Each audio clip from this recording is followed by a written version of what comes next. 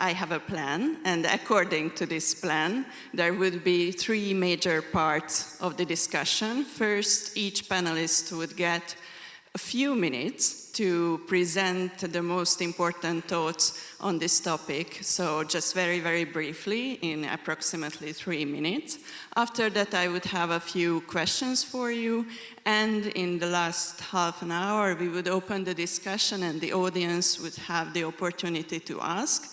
This is the plan, and we will see what happens. So first, I would like to ask Robert Costro to present his most important ideas. The floor is yours.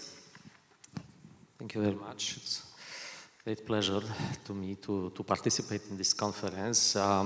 We find ourselves in the museum, which is still not completed because we are working on the permanent exhibition. But one of the main topics or actually the main topics of our permanent exhibition will be freedom, which is very much connected with the topic and with the theme of the symposium.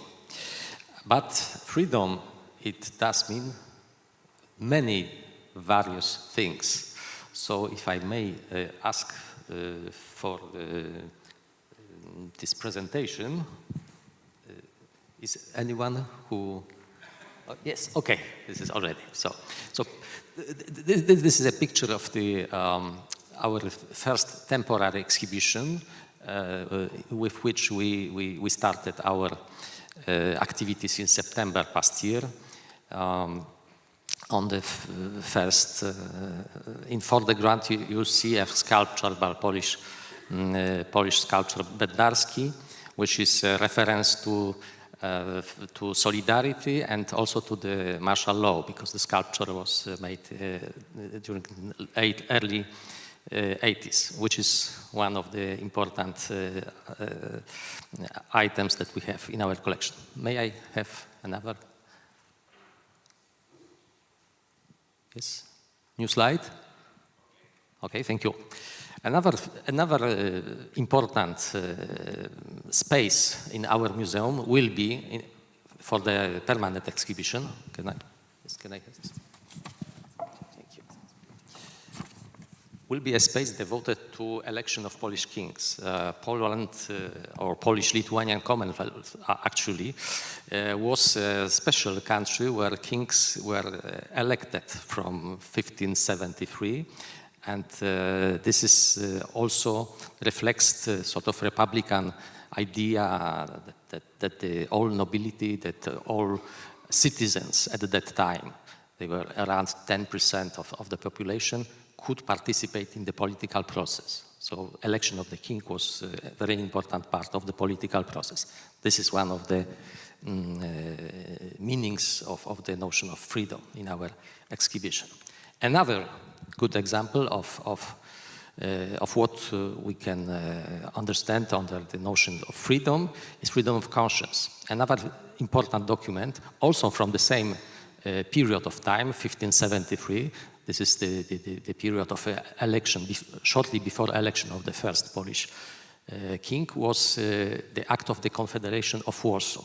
Confederation of Warsaw was a tolerance act because we had at that time very many denominations, many religions in Poland. So the participant of Sejm, of the nobility, agreed that nobody will be forced to change his confession. It was important because the future king should be French, and at the same time, as you probably know, there was the famous Bartholomew's Night in Paris, when the Protestants were killed by Catholics.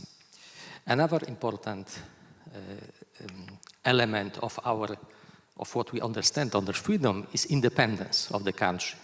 So I have here two items. One is uniform from the period of the Duchy of Warsaw, created by Napoleon Bonaparte. It was part of Polish struggle for independence in the 19th century. And another example is underground publication from 1942. Actually, this is poetry by Krzysztof Kamil Baczyński, excellent poet who unfortunately died during the Warsaw Rising 1944. And I'm close to the end. Another example of what we can understand under freedom is political freedom, freedom of speech. And this is very important, especially for my generation, which participated in the opposition. And we have many items connected with this, but very important to us is the gate of the Gdańsk shipyard, where there were the strikes in 1980, in August 1980, which led to create solidarity movement. And another important artifact to us is the monument of Felix Dzierżyński, which actually was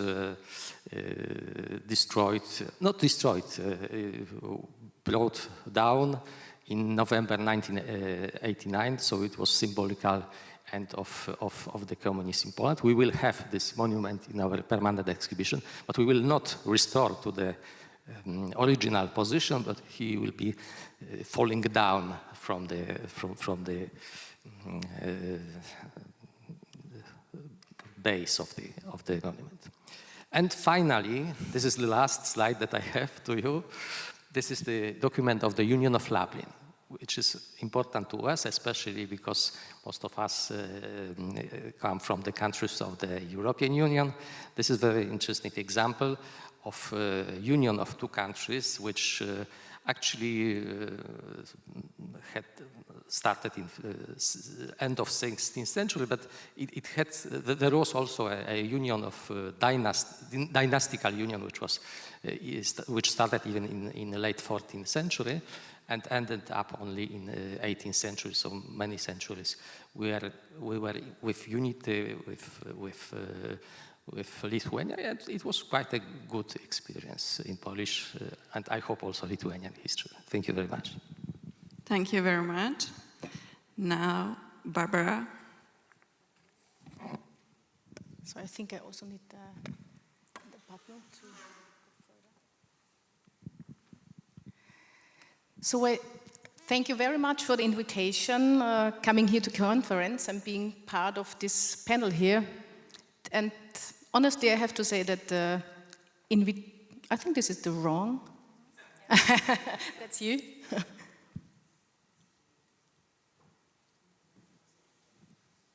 Please, can you switch to my presentation? There are only 4 slides.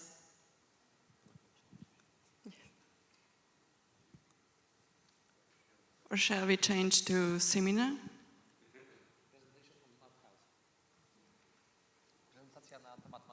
Glück.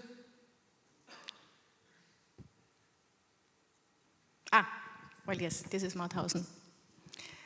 And honestly, I have to say that the invitation was also an opportunity for me for a personal thinking about freedom related to Mauthausen. I picked out 3 thoughts I would like to share with you. The first is this iconic symbol of freedom. When we talk about liberation of Mauthausen, we see this picture, we have this picture in our mind. So actually this picture was taken 2 days after the liberation, because when they realized what really happened on May 5th, they did a kind of staging to take the picture of the liberation. And this picture is the symbol of the liberation of Mauthausen and Gusen and more than 40 subcamps, where 190,000 people were deported and brutally forced to slavery work, and half of them were murdered. And this picture still today plays a role in many different narratives. And we will talk about these narratives. And this is also a symbol where Mauthausen unites all these different memories. And so I would like to say, for me, this picture is a symbol of somehow a united narrative of Mauthausen. Second, I would like to talk about the expressions of freedom in our exhibitions. Here, freedom is essentially conceptualized as a freedom from captivity, a freedom from slavery, and a freedom from violence. And on a micro level, however, freedom is conceived of as a space which had to be fought for and conquered by prisoners on an everyday level. When we think of any creation of art in the camp, drawings, music, poetry, this is expression of individual freedom. This is individual freedom. Or when we think of collective efforts, creating spaces of freedom, acts of solidarity, building structures of resistance among different prisoner groups. And I have here some examples of individual objects telling many different stories of individual feelings of freedom.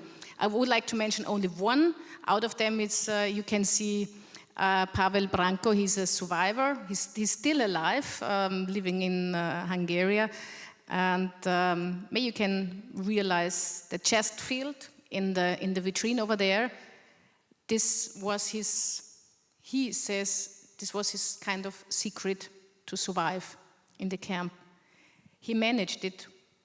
We don't know how. He managed it to build, not the chest field, to build the chest figures during his time in the camp to play from time to time with another prisoner. And for him, it was his secret to survive. And after the liberation, he went back home to Hungary, and then he came back to donate the chest field to us, to the memorial. And he said, so please tell my story. And this is his individual sign of freedom. And this, I think this is how we have to build up and to show all the items in our exhibitions, to give them their place to tell the story.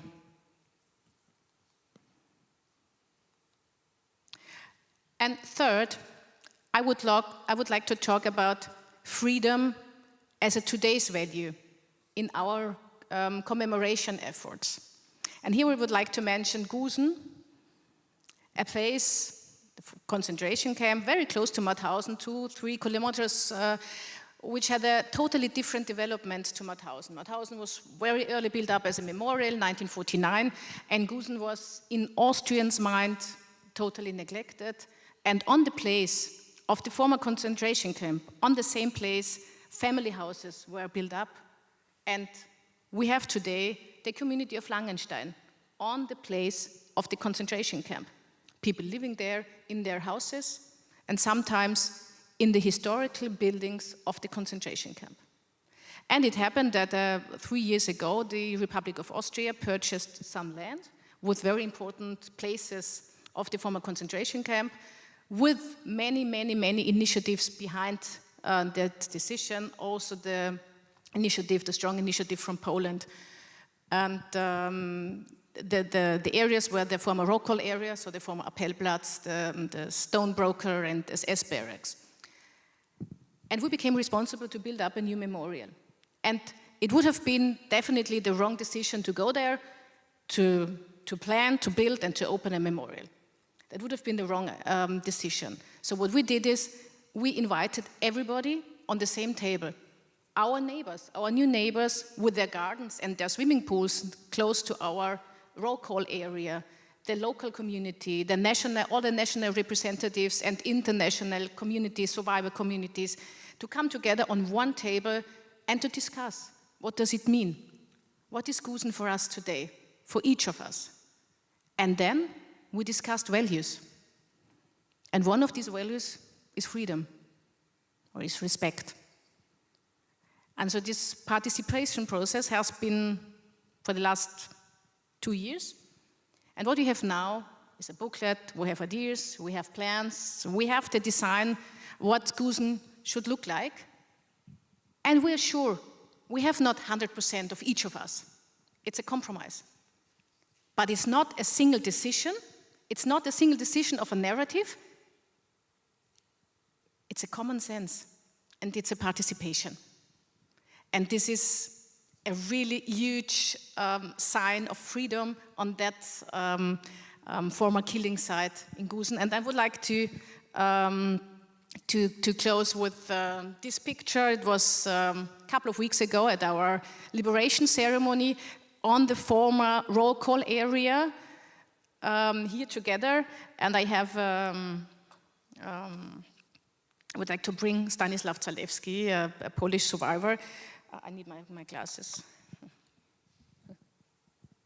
And he mentioned a really strong sentence I would like to share with you, and then I'm finished. And Stanislav Zalewski said, "I hope that this memorial will hold strong against the winds of history, namely to socio-political changes that are taking place all over the world, and that all present and future nations and generations may understand this place." Thank you. Thank you very much. Simina, you're next. Okay, this is working. Good morning, everyone, and thank you to the organizers for having the House of European History here. I'm in the curators team of the House of European History. I will try to be very brief. The echo is a bit disturbing, I must say. I don't know how you hear it, but I will show you a very short film, a 90 seconds presentation of our museum, because as we are a quite young museum, we opened in 2017. I don't think many of you had a chance to see it. So I'll show you a short video and then just a few words about how we conceptualize this actually grand narrative of European history. So I think for us the topic of are we still able to tell grand narratives in museum is very, very topical, and we are dealing with it in, I think, interesting ways. And the topic of freedom, of course, as we are a museum of mainly 20th century European history, it's also an important topic for us. So let's see if I can do it from here. If not... Here is the seat of empires, the birthplace and the grave of civilizations.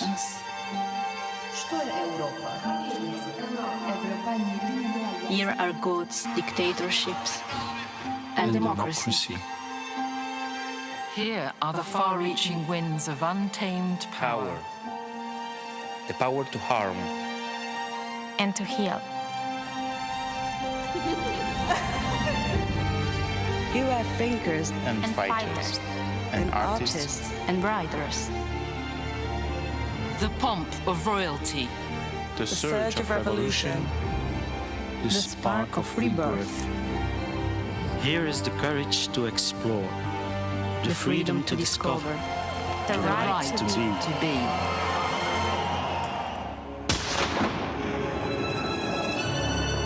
Here is the apocalypse of war. And the birthsong of peace. Here are memories that can never fade.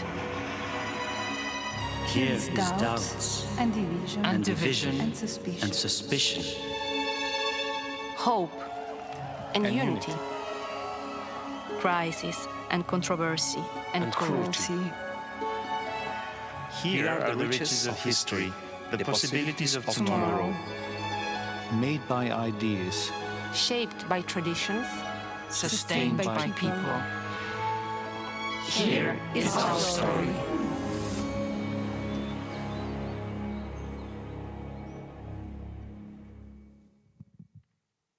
Thank you. Next slide. I think I can do it.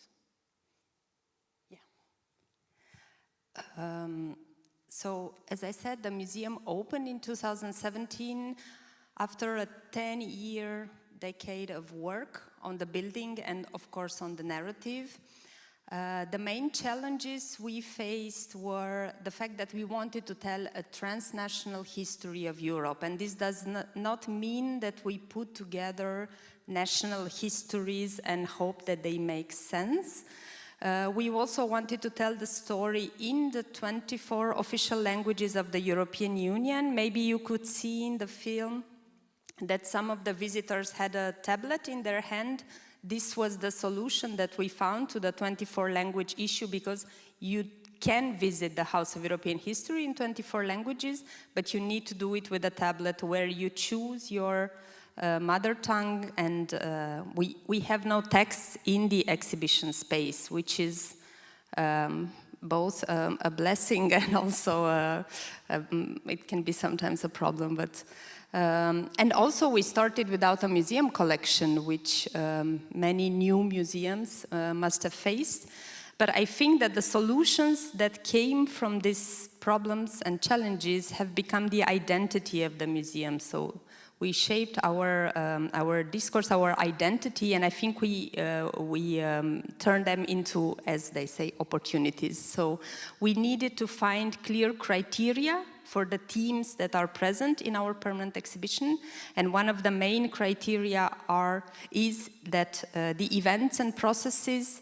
So we present events and processes which have originated in Europe, which have expanded over the continent, and which are still relevant today. As I say, we mainly focused on the 20th century with, let's say, roots in the 19th, and in temporary exhibitions we can go much further back in time.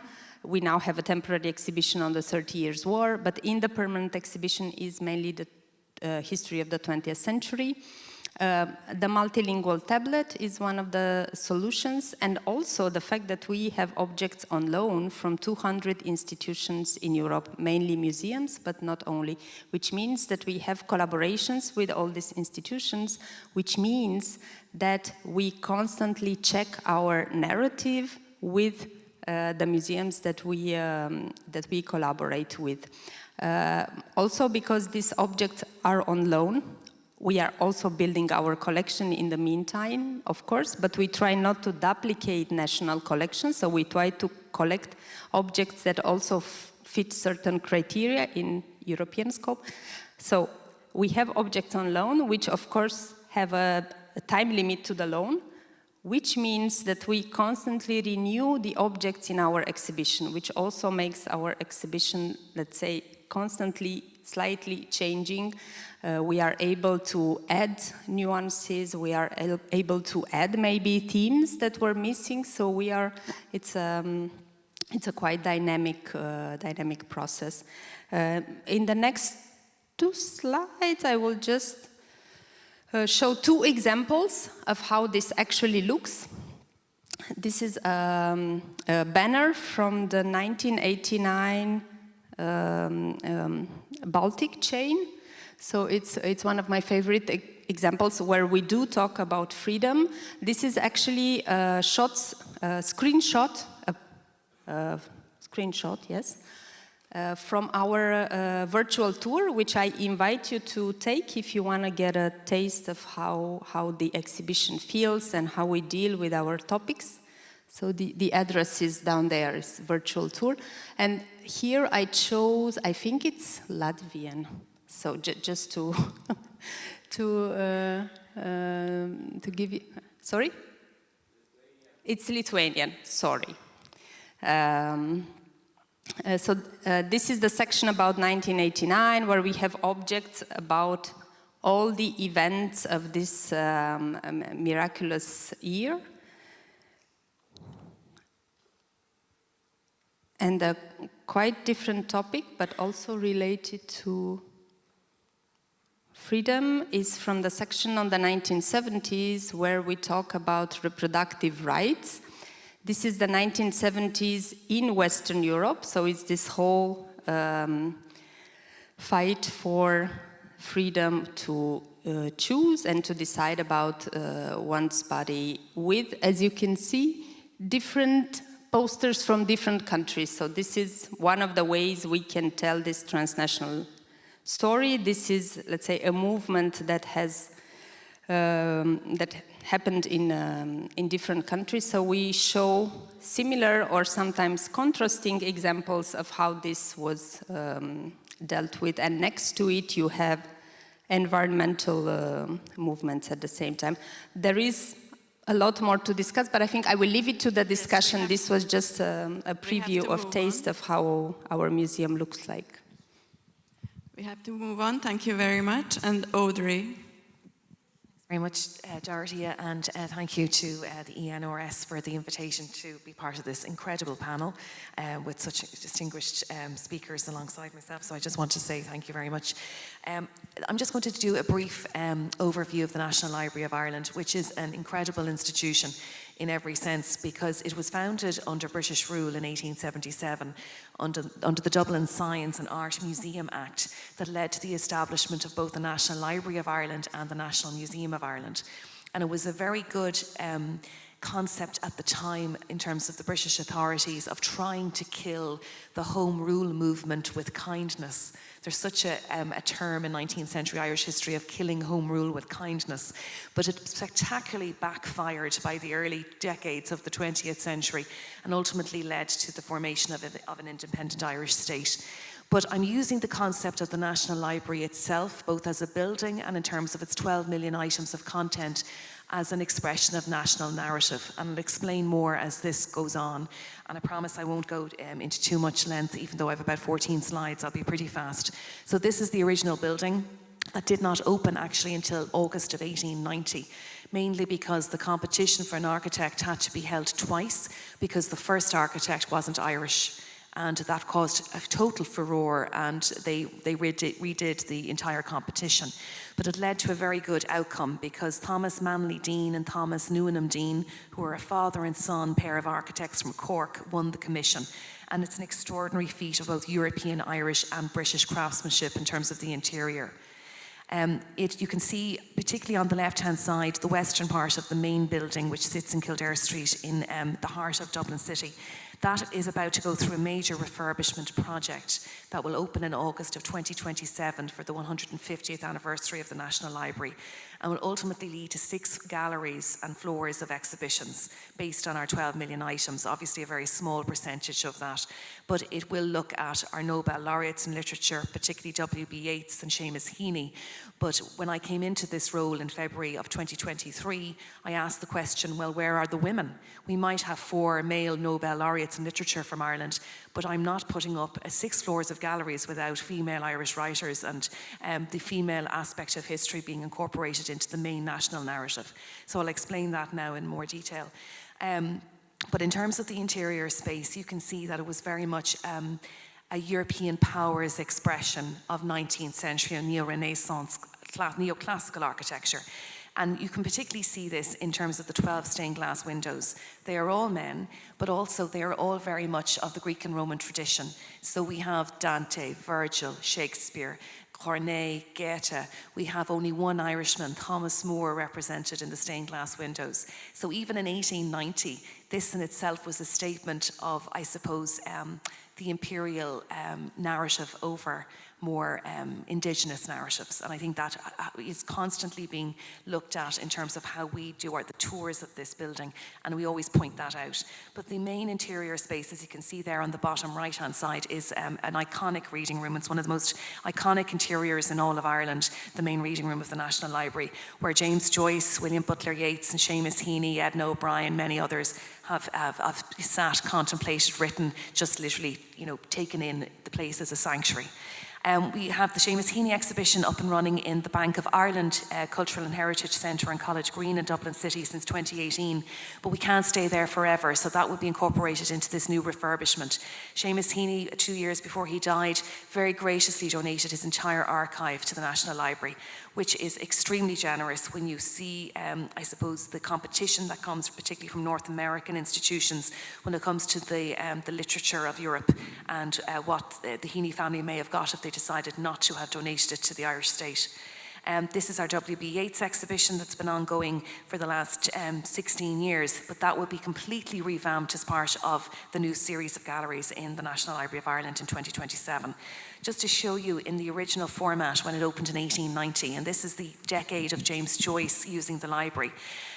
There was a prerequisite that the women, and you can see them there in the middle, would use the ladies' reading room, which is now our microfilm reading room. But thanks to the wonders of photographic documentation, we know that they very much ignored that stipulation and very much went into the main reading room and sat amongst their fellow students at the time, usually from the University College Dublin. Now, the National Library of Ireland has very clear statutory obligations. It has to conserve, it has to restore, it has to maintain and enlarge. And like many national libraries and indeed university libraries across the European Union, we have a thing called legal deposit, where we must acquire everything that's published in the state or everything about the state elsewhere, both digitally and in the physical format, and also in terms of web archiving. There's a prerequisite, for instance, of all national libraries to look at their various different countries' domain and keep that as a record. So that has to be interpreted as well by way of exhibition. And just to say again, we had been set up initially in terms of the foundation of our collections going way back to the 18th century through the Royal Dublin Society, which again was very much the ascendancy class in Ireland of the 18th and 19th centuries. But again, incredible work was done, and in the early years between 1877 and 1890, before we had a building, this collection formed by the Royal Dublin Society was actually held in what was Leinster House, which has since become the Irish Parliament. And what was now the Senate or Seanad Chamber, the Senate Chamber, was actually the original National Library of Ireland. So the history of this cultural institution is very much bound up with the history of democracy in Ireland as well. But just to show you that most of these incredible texts from the 18th, 19th, and even going back to the 16th centuries were very much non-Irish based. So much so that this particular space in the library for rare antiquarian books is still referred to as the art room. And there's only one Irish book in the entire canon of that room, which shows you how the collections development policy changed course also between, let's say, 1877 and up to around 1905.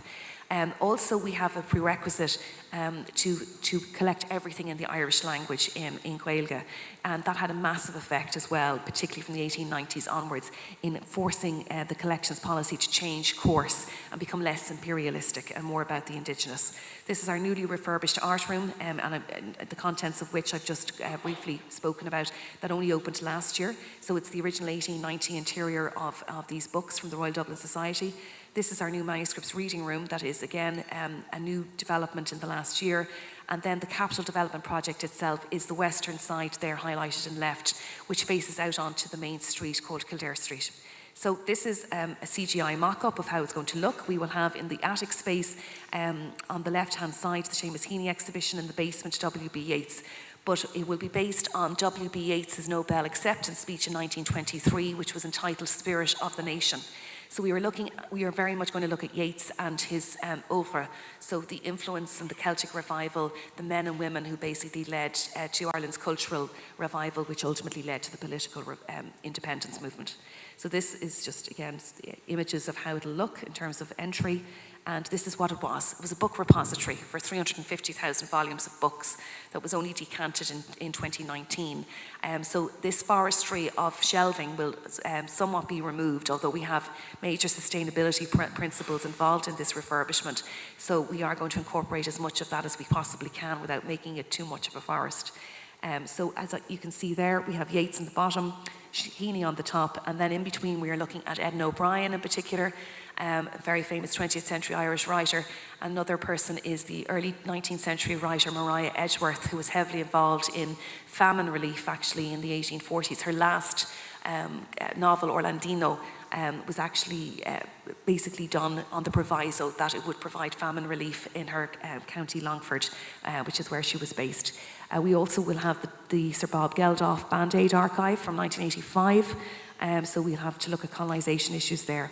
So this is just a summation of the Spirit of the Nation exhibition, which will be in the first level based on W.B. Yeats's acceptance speech. And this is again a mock-up of what the Seamus Heaney exhibition will look like on the top floor. And again, just to look at the influences in all of their works in terms of the vernacular, particularly in Seamus Heaney's work, the folk tradition, the fact that he was born in Derry, which is technically Northern Ireland, but became this statesman for the whole island of Ireland, and particularly his importance during the peace process. That will all be looked at. And again, looking at just drop-in zones, making it a much more appealing place for people just to hang out. And again, just to show you that our mission is to collect, protect and make available the recorded memory of Ireland, whether it would be a 500-year-old manuscript or a 5-year-old USB key. And that is the way to describe any national library throughout the entire continent of Europe. And just very quickly to show you some of our social media, which again has a national narrative. And a lot of this is dictated by, I suppose, the public.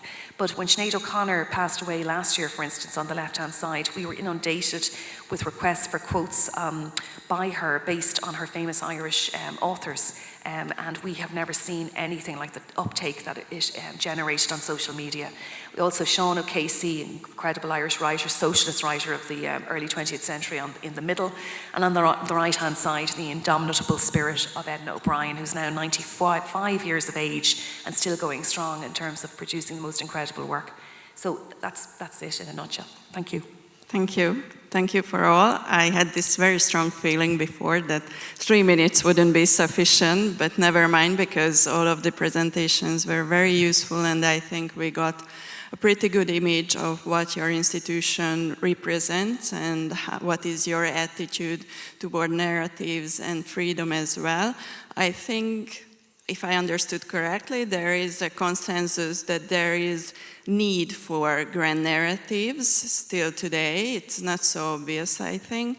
And another consensual point, I guess that freedom is crucial somehow, in some way, in that narrative.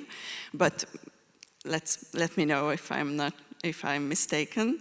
But there are so many specificities of your institution, so many differences, different challenges that you face.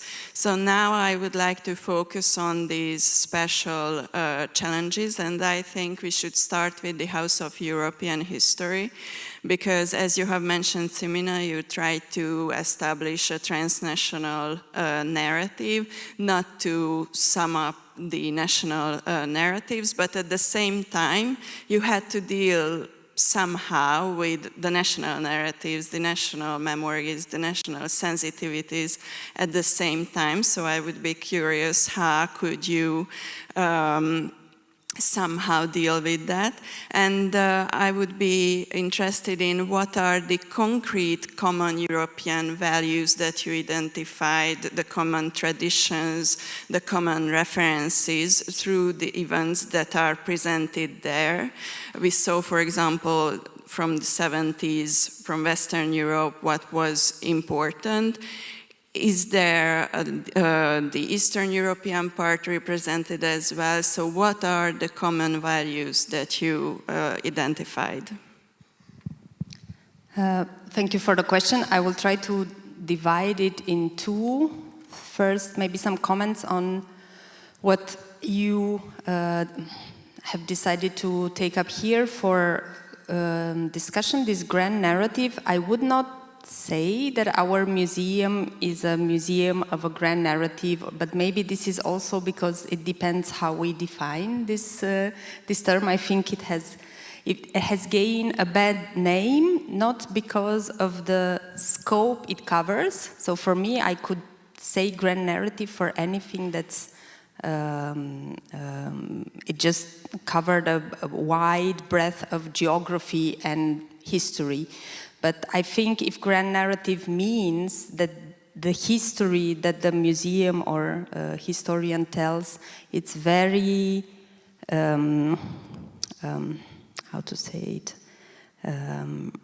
it's directing too much the interpretation of the visitor, then this is not what we are doing. So if grand narrative is telling the visitor what they need to think about their national or European or even regional, I don't know, history, then this is not what we are doing. On the contrary, we are trying to develop critical thinking and to put different, even let's say former grand narratives side by side to show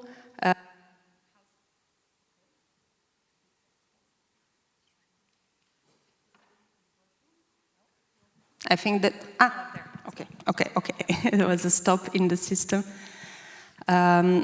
We use this term of multi-perspectivity. It sounds fancy, but actually what we try to do is to show sometimes one historical event from the different perspectives that it was looked at by different communities and in different times. And I will just give an example, so to make it clearer. And the example is the Shoah. We have a room which is called the Memory of the Shoah. So we deal with the Shoah, of course, in its historical context, when it happened during the Second World War. But in the section dedicated to the 50s and 60s, we have a separate room which is called the Memory of the Shoah, in which we look at how different countries, also at different times, have dealt with this historical trauma. And we have 6 countries that we look at, 3 from Eastern Europe and 3 from Western Europe, because that's also a big difference. And we show the different degrees of denial, let's say at first, and how it was justified, and also how in Eastern Europe all this narrative of the anti-fascist fight took over whatever you could say about the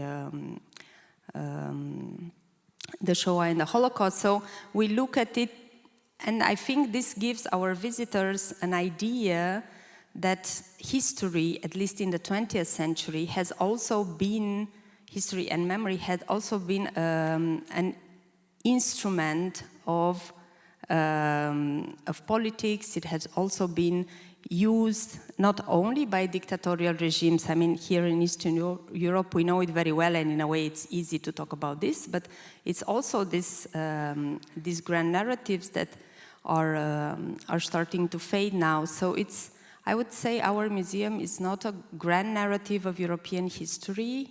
We try to be honest about what European history is, and I think you saw in the movie that we use a lot of words that contrast each other. So I'm not sure if the sound was good enough so you could hear also the comment, but we talk about trauma, we talk about war, we talk about atrocities, we talk about untamed power. This is about 19th century and colonialism, but also how we were able, we as Europeans, how we were able to overcome it. There was a second part to the question, which was about the values.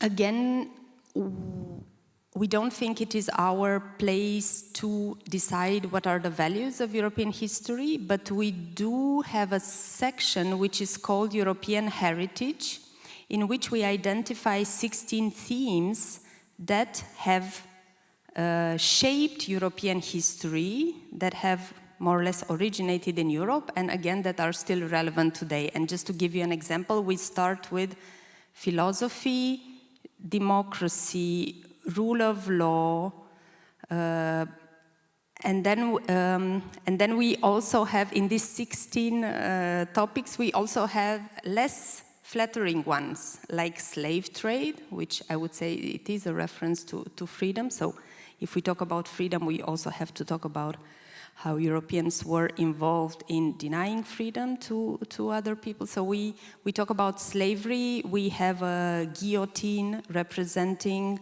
not only revolution, but also state violence.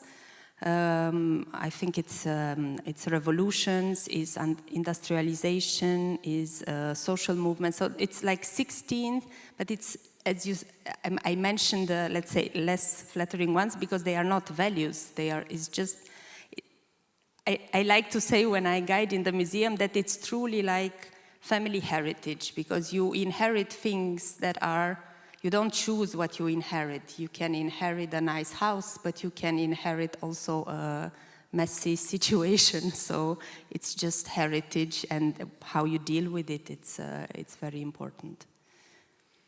Thank you. That's an interesting approach. I think we should continue with the Polish History Museum. We cannot see the exhibition yet, but I know that the concept and the structure is already done. So I was wondering, how did you choose the dominant narrative among the several competing narratives on Polish national history? And the question is a bit the opposite of the House of European History. So how a national history can be universal, or should it be universal at all, or it's not the goal? Thank you. I think, first of all, that it is not like this, that we have historical knowledge and then we think what should be our narrative. That the narrative, especially national narrative, is to some extent shaped by tradition. So it's, this is a very important thing. So if we, for instance, in 3 weeks, we will open a big exhibition on shaping Polish historical narrative, starting from medieval times until 21st century. So this is an important thing. Secondly, we of course are not passive in this attitude toward tradition. First thing, because in museum we are professionals, we are also historians, so we have to make certain sort of critical approach to this narrative. So say, oh, this is not true. So we should not use this or that topic or present it in this way as it was traditionally presented. So this is one thing. And secondly, positive approach, positive changes. We should bring something new, because we are a new generation and we have our topics. So history telling is not only referring what is in old books or what is meant by historical, in present historical research, but also deciding what is important to us. And if we are in a democratic society, if we are part of the European Union, if we have or try to have friendly relations with neighboring countries, we also shape our narrative to some extent with the view of these facts. So if I presented here a couple of things, for instance, Confederation of Warsaw or Union of Lublin document or the strike in Gdańsk shipyard, it is important. These are important elements, and these are important elements both to us, to Poles, because we remember those things, we have these things in our textbooks, but I think it also has some meaning for a foreigner who come to Poland and will be interested in Polish history. So national elements of national history can be universal. It's not that you choose either national or universal values. And values, it is very important. So it's like in the family. You tell some stories. For instance, when I was growing up, my mother brought me to the cemetery where lies my grandfather, who was in the concentration camp in Stutthof. And so this was the story that I grew up as a child. And this the same is for the national history, that if you have the stories, you also learn certain values. So values like freedom, like responsibility, like tolerance, can be taught by teaching history, by telling stories. And what is very important, that those stories also form a sort of set of symbols we use in public life. One of the things that we always debate in the European Union, that we don't have European public opinion. Yes, we don't have, because we don't have many common stories to tell. Or if we have even common stories, we have problems with agreeing how to interpret these stories. And so I still see deep sense in keeping national narratives, although also in revising national narratives, because this is the space where we debate about politics, about values, and it can be not replaced simply by any sort of artificially created set of values. This is interesting. If we see euro banknotes, you don't see historical figures, you don't see historical moments, you see also the architecture, because this is the least common denominator of our values. I don't know if it is good or bad. We can discuss about it, but it's a fact. So in order to keep democracy running, we still need to tell stories, and we still need to convey certain values to another generation. So we still need tell, but also revise narratives. Thank you very much. Audrey, in your case, I think it is obvious, and there is no doubt that a national library has a crucial role in preserving national heritage and national values. But at the same time, it's a question how it can affect narratives, if it can at all, and what role does it play in national identity in terms of the wider public, and is it somehow fitting into a broader context, a European context? What's your thought about it? Then? I certainly think, I don't know whether this is working. No. Maybe they'll get me online. No, we should switch it. I'll try the other one. Is that working? Oh yeah, perfect, thank you. That's a great question, because I think it's everything. I think it's the local, the national, and the pan-national within the European, and indeed in the Irish context, no less so than in the other representative nations here on stage, there's the diaspora, because every European nation, more or less, has a diaspora. Certainly the Irish do, the Polish do, and we're very conscious of that within the national narrative of the national cultural institutions, I believe, in Ireland, because we would probably not have attained independence without that diaspora. So if you don't include all three of those subsets, you're in trouble.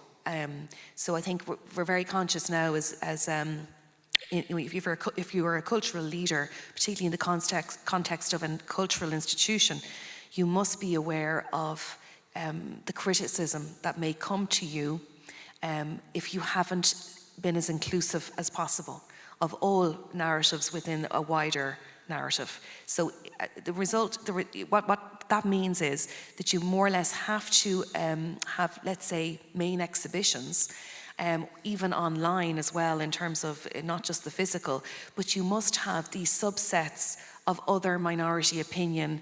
And I would use that word very lightly. I have a problem with the term minority because it's still of your country. Therefore, it is just as valid as something that might have been the more traditional majority opinion.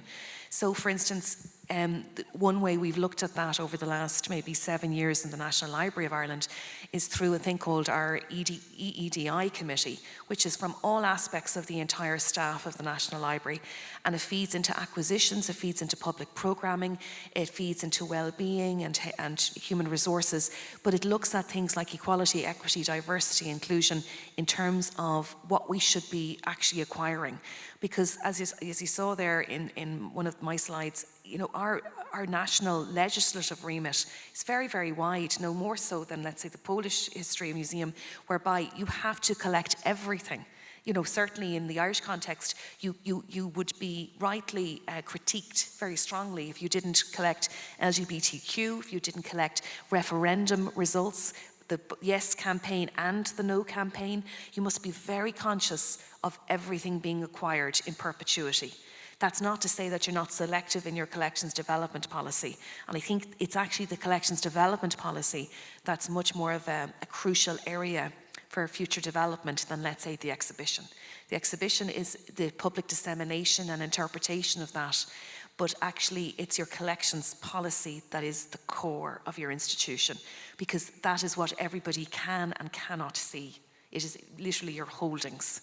And obviously, you know, with the House of European History and building on from scratch, you know, that was fascinating to listen to, and how, you know, you're building a collection over that period of time from a baseline. That's, you know, that's basically what a lot of these other national museums were doing in the 18th and 19th centuries. It's just a kind of late 20th century interpretation of that.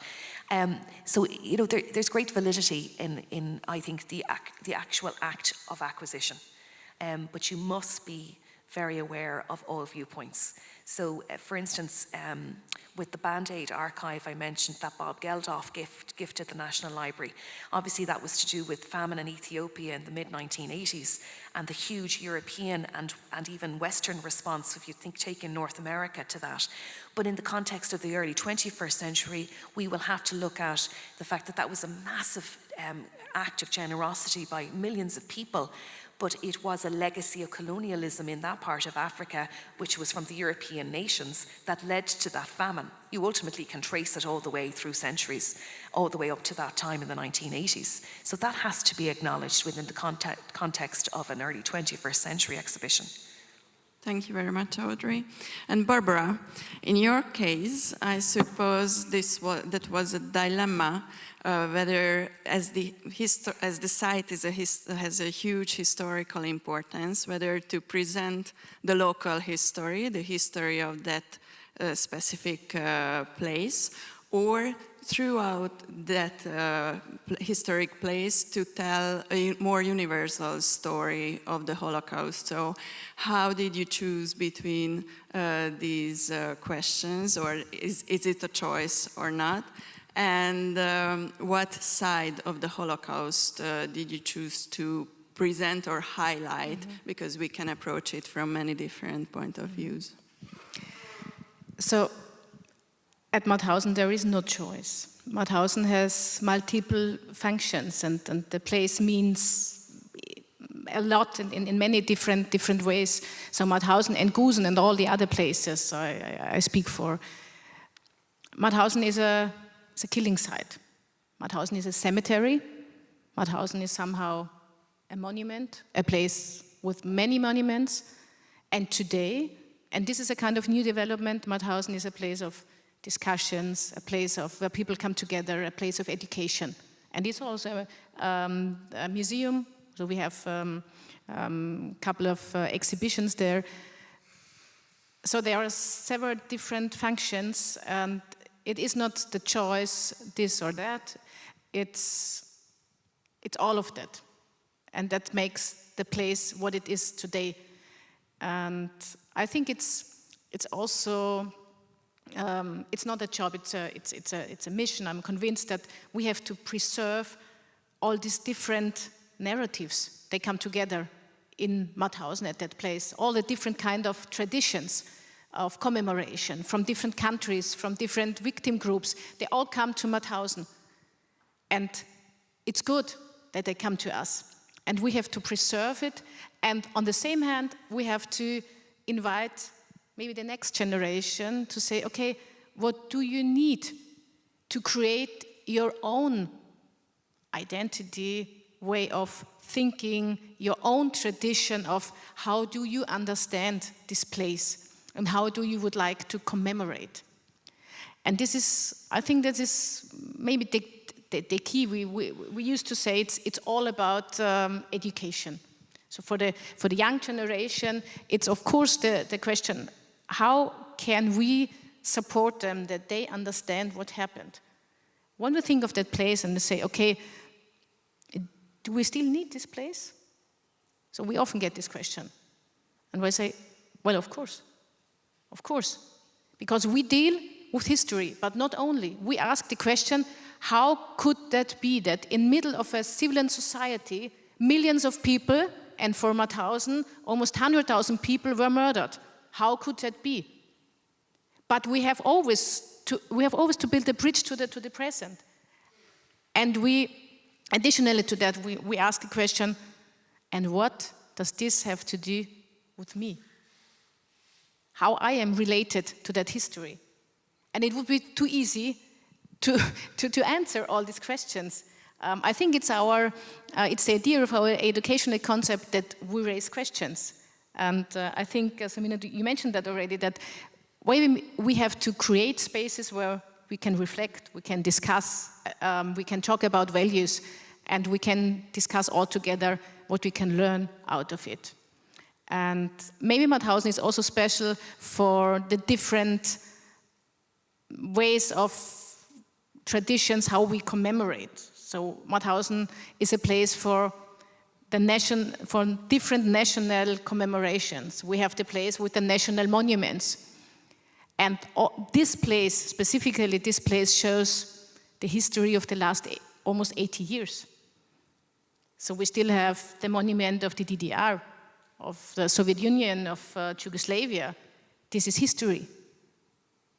And we see people and groups of different nations coming to our memorial, and we help them to commemorate today. And this somehow that we create day by day the new memorial. It's not that we finish it. It's always an ongoing process of developing the tradition of commemoration. Then we have the collective commemoration. We have different victim groups where we can commemorate. And we have the individual part. And this gets more and more important because of our research, ongoing research. It is today possible to commemorate for individuals. We have the names, we have the stories behind the main history. And I think that is also a key when you ask what we specific talk about. I think with a single life story, you can reach a lot. When you talk about an object and the story behind it, when you talk about a family, the fate of a family, what happened with the family, and what do you know today?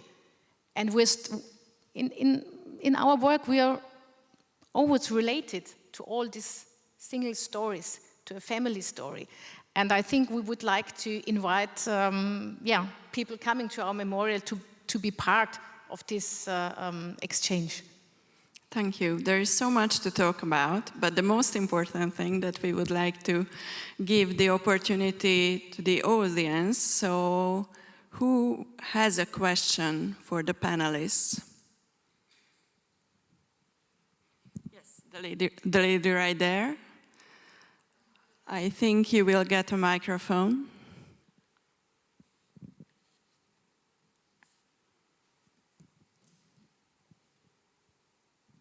Thank you. My name is Heta Hedman. I'm from Historians Without Borders. Thank you for very interesting presentations and discussions. What I'm thinking about is that hopefully, all of your museums and memorials have very diverse visitors who have very different narratives, conceptualizations of freedom, etc. So how do you negotiate these on a daily basis? For example, at guided tours, how do you communicate, and where are the limits? Of course, because you have to keep the historical facts. So this is one question that I would be interested to hear more about. Thank you. Thank you for the question. I think it is a common dilemma for all of you. So very briefly, Audrey. It's a great question. We certainly would be very much about presenting everything that happened, whether it be the contents of the material itself in terms of the story of Ireland or the building. The building has become very interesting in recent years because we have, let's say, the 4 continents as opposed to the 6 represented in terms of the plasterwork, particularly North America and Africa, in a very 1890 way as opposed to 2024. So we would point that out rather than just skim past it. and ignore it. And also we are very conscious of autism in particular at the moment, and we're looking at specific training in the area to try and bring in people with neurodiversity into the National Library in much more of a strategic way than before. Thank you. Simina? Thank you for the question. I think there are many ways to answer this, but I would just choose to focus on the topic of museum education, because I think that's where you were pointing out. We didn't talk about that. And I think for our museum, which is very dense in its permanent exhibition, the educational programs are actually the ways in which we can talk about topics such as freedom, which are not directly let's say, highlighted in the permanent exhibition, so we don't have a room or a floor dedicated to freedom. But for example, next year we will have the whole events of the year under this topic of freedom related to the 80th anniversary of the end of the Second World War. So in a way, this allows us, with our educators, to look at our permanent exhibition in from a certain perspective, and to discuss it with our visitors, because as I understand you do this at Mauthausen, and we do it too. We really want to be a safe space for discussion about difficult topics, because European history, it is has many difficult topics, especially in the 20th century. So we want to discuss those, and okay, I wanted to, okay. Then let's move on to Barbara. I will remember the, okay, please. Is it on? Yeah. Thank you for the very interesting question, which we've been dealing, or maybe we're still dealing with that, the question of limit. This is very, very important for us, because I think in our specific case, we made it maybe too comfortable for ourselves for the last many years to say that the place itself is our limit. And yeah, we sit here and wait for people coming to our memorial, and then we talk to the people at our memorial. That's too simple. And we realized and we understood that we have to get out of our places. We have to go directly to the people, to their reality. And only one example that we realized, you showed the slide of social media work. So in our case, we understand social media somehow not only as a way of communication, but also as a tool of education. We decided 2 years ago to go on TikTok. That seems really simple, but we were totally against TikTok. And then we were invited by a group of memorials in Europe to say, let's try it, only to think about it. To think about what does it mean to open, to open our ideas to not only to the people coming to the memorial, to open our ideas to everybody and our content. And it took us 6 months for preparation to find our own way and our own way of creating these videos and the content behind that to go on TikTok. And so we did it 2 years ago. And what we realized is how many people we can reach with that. And we get the feedback from educators, from students to say, is it okay that we can use your TikTok video for a preparation before we can come to your place? So then we realized this is a part of our education, because we see the visit of our memorial is only one part out of 3. It's first, in the best case, you have the preparation, then you have the visit itself, and then you have the time for the reflection. And of course, you can do everything at our place, but we engage and we support all the institutions that they are partners, they become partners, and they can do the preparation at their time. And so TikTok becomes a functional kind of preparation with that. And when you go there and you see the videos, I mentioned one video out of all these we have a video which was seen by more than 800,000 people. So this is more than we have visitors a year. So this is a huge, and still an ongoing question about the limit, so I'm sorry it was too long. Not at all. And finally, Robert.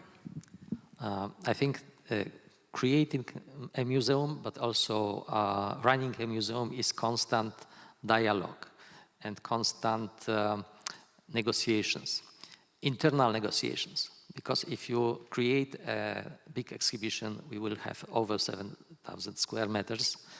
You need to negotiate within your team because people have different points of view. They belong to different generations. They have different political sensitivities. So this is first level of negotiation that you have.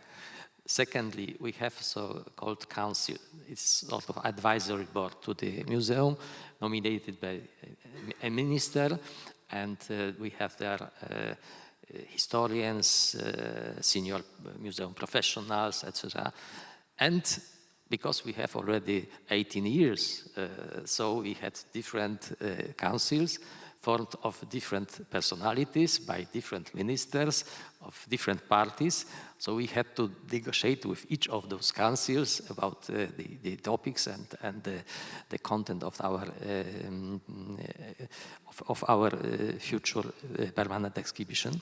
And finally, from the very beginning, we took decision that we should not wait for money and then for opportunity to create a nice building, spectacular building, but we started with making projects,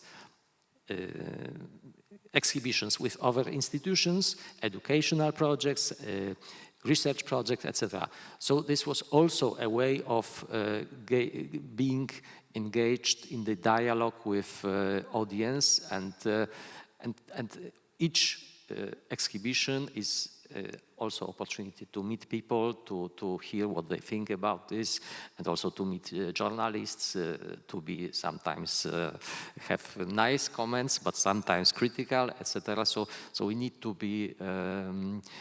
be responsive, and also we need simply to watch media, to read books, etc. to know what is going on. It's one of the difficulties in a big museum that before. If you start at some point and before you finish the work, it takes sometimes several years.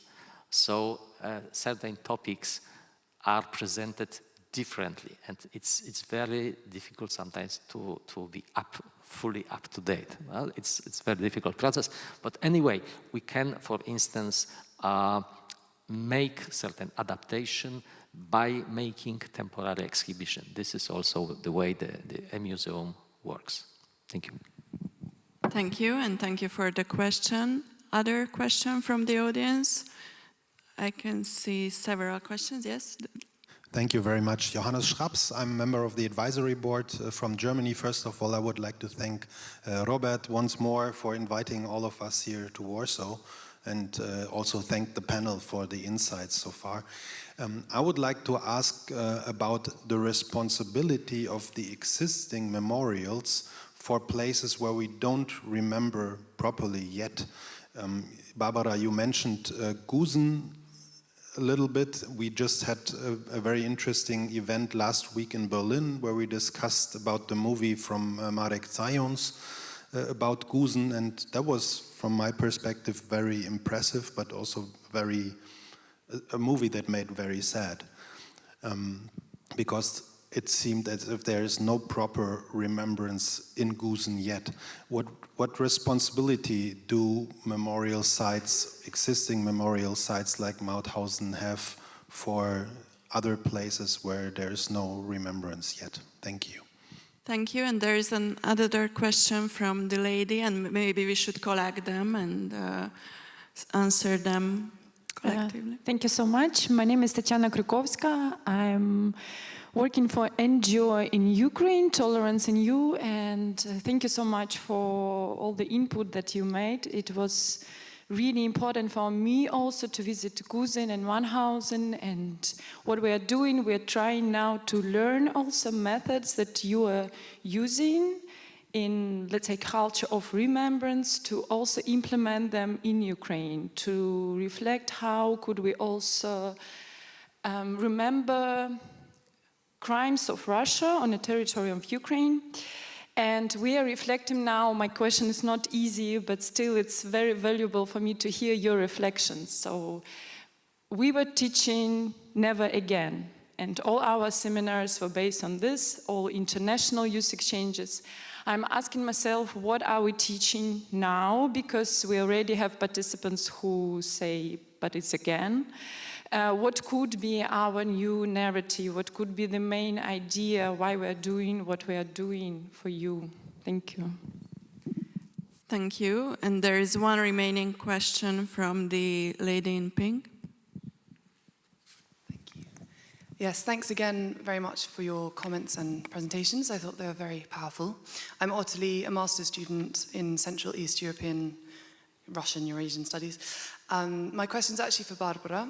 I am very interested in your project in Langenstein. I'm sorry for my German, don't know it yet. And how the residents participated and how they responded to your project. Because, of course, you had participation, but were there any, resentment or apathy towards the project?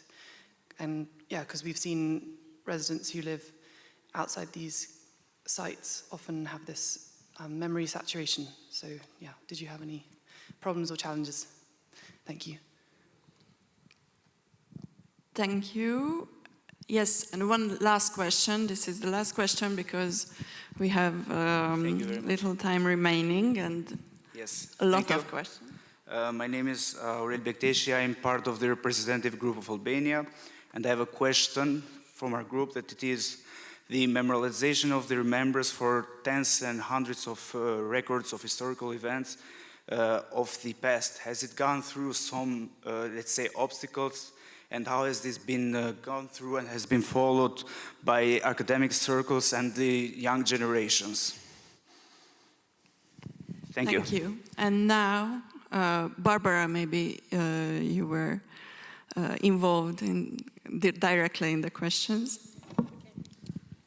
They're all good questions.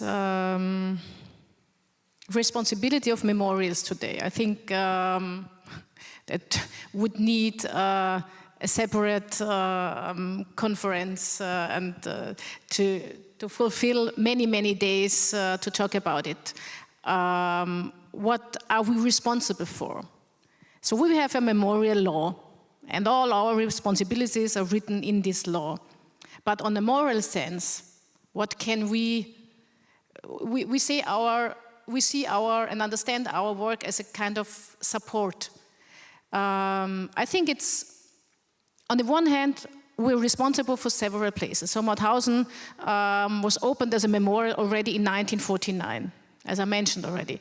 So Gusen is a totally different development, and I would say it was the initiative of the survivors in the 1960s to save, to preserve the former crematorium and to create a memorial. They spent their own money to create a memorial in Gusen. On the other place, Mauthausen was already a state memorial. And it was in 1997 that the Republic of Austria became responsible for the memorial in Gusen. So we have already a memorial in Gusen, and now is the process to create a bigger memorial with the new properties which were purchased from the Republic of Austria. And this we created as a participation process. Then we are also responsible for some other places, it's historical reasons. It would be too long to explain that. It's the former concentration, the sub-camp in Ebensee and in Melk. But there were more and more places. And they were totally neglected and I think I would say in the Austrian remembrance way of the last almost 80 years. And I think it would be the wrong way to go to every single place and say, okay, now we're here. We have the money, we have the responsibility, we create on every single place a new memorial. I think, so we are convinced that we would like to support the region, the village, the local initiatives to say, what do you need to understand? What do you need to understand what happened in your place, in your village, in your region? How can we support you with our educational approach, with our research, with our knowledge of how can we remember on a place or on places where you have really nothing. You have no place, you have no historical site, you have nothing. And we created also a kind of participation process we created a common sign to put on every single place as a kind of symbol. This place belongs to Mauthausen. And again, it's not our way to go there and say, okay, now here's the sign, and here was the subcamp of Mauthausen. So we wait till people come to us, because then we know they are ready to talk about it. They are ready to face their own history in their street, in their village, in their region. And then it becomes bigger and bigger, like a movement, and then you have the school with projects, and then they come to Mauthausen. We opened this, we installed this sign in a small village close to Vienna, in Hirtenberg. There was nothing. No one was interested in the fact that there was a subcamp of Mauthausen. Now there is a huge project in school, and they come to Mauthausen, and they're in a cooperation with us, and it gets bigger and bigger and become more and more important. And now they are already thinking of building up an exhibition and so on. And this is a really powerful movement in this little village. And we hope that we can support, with this example, support many, many other places to develop their own memorial. And this is a kind of they create a new tradition, a new way of commemoration. And I think this is the key. And then we are proud being responsible, being part of this process. Thank I you, hope this answers. I'm sorry, never again. I think we use this maybe as an excuse that we talk about never again and never again. But when we do nothing, it's never again doesn't exist. So we see this everywhere in Europe, also in Austria. I underline education is the key, that we can start thinking of speaking it loud, never again. And the participation process, it would be, again, a long story. Maybe I will give the opportunity for Robert to answer those questions, okay? Robert? Okay. I think this is what is in my mind very important to this question about Ukraine is that the war started with very important input of certain historical vision by Russia. And it's very important that Putin, a couple of months before the invasion, Russian invasion, published an article about historical unity of Russian and Ukrainian nation. We see how looks the unity and this fraternal attitude of Russia towards Ukraine. But it's deeper. Russia never underwent taking a serious account with communism. And this is, in my opinion, a very deep thing. So if the history should not repeat itself, perhaps it is important that we have open democratic debate, and that we openly also debate about totalitarian crimes, etc. And if in Russia, still today, people like Stalin are venerated as grand heroes, if Russia denies cutting crime, etc. So it's nothing strange that they also have history understand as a sort of weapon, an element of aggression against the other nation. There's a very symbolic fact that chairman of the Russian Society for History is Naryshkin, is head of the special services in Russia. It's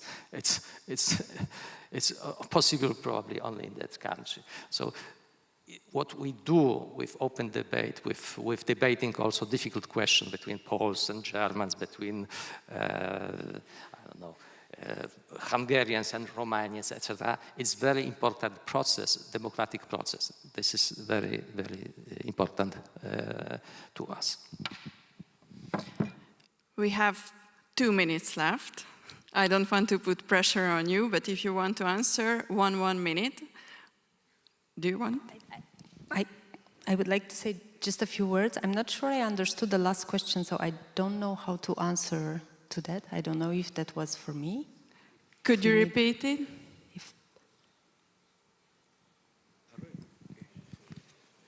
Sorry? Sorry if it wasn't very understandable, but just let me read it again. So the question is, the remembrance materialization, the process that you're undertaking, for countless 100,000 events that have happened, has it gone through obstacles from many different parts of politics, society, and state? And how has this gone through and has been expected or welcomed by academic circles and by the younger generations? So this is the question, the feedback.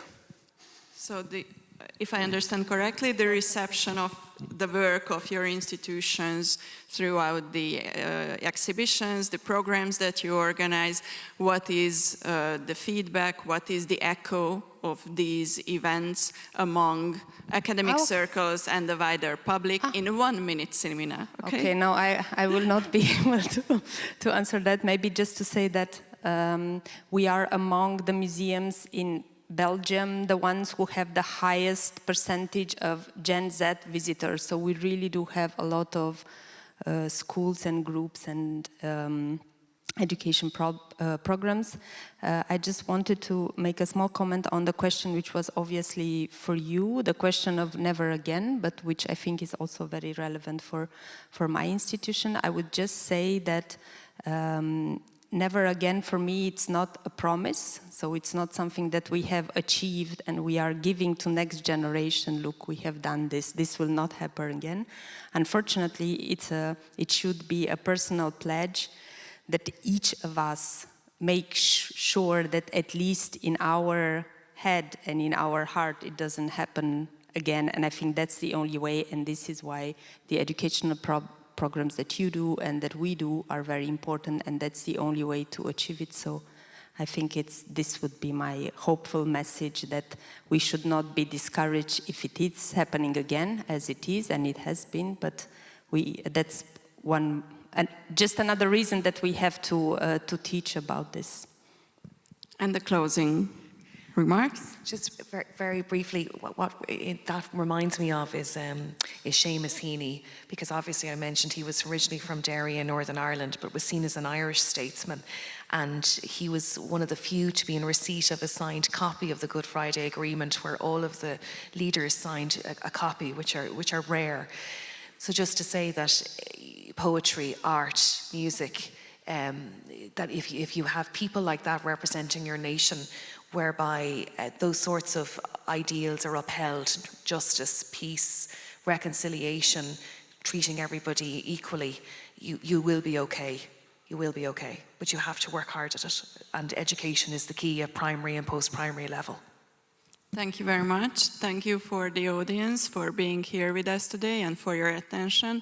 And thank you for the participants. It was a pleasure meeting you and talking to you, and I think it was a very fruitful discussion. So thank you very much. And now it's break time.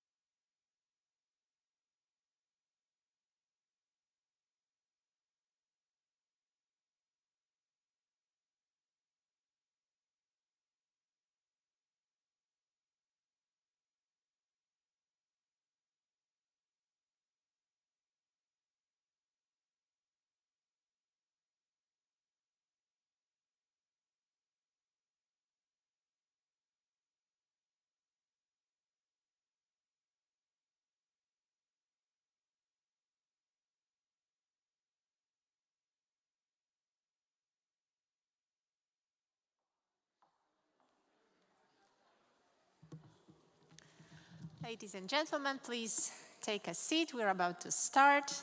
Case studies. For anyone who needs translation, please make sure you have the headphone set. It's available above, because there will be parts in Polish, for example. Okay, I think we are ready to start. Case studies. We will discuss symbols of regained versus lost freedom. And it is my pleasure to invite Mrs. Anna Bernhardt from Kultura Paryska, Maison Lafitte.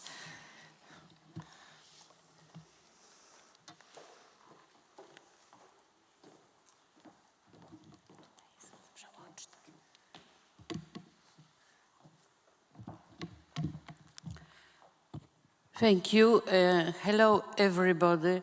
I'm sorry, I will speak Polish, and it will be better for you with good translator.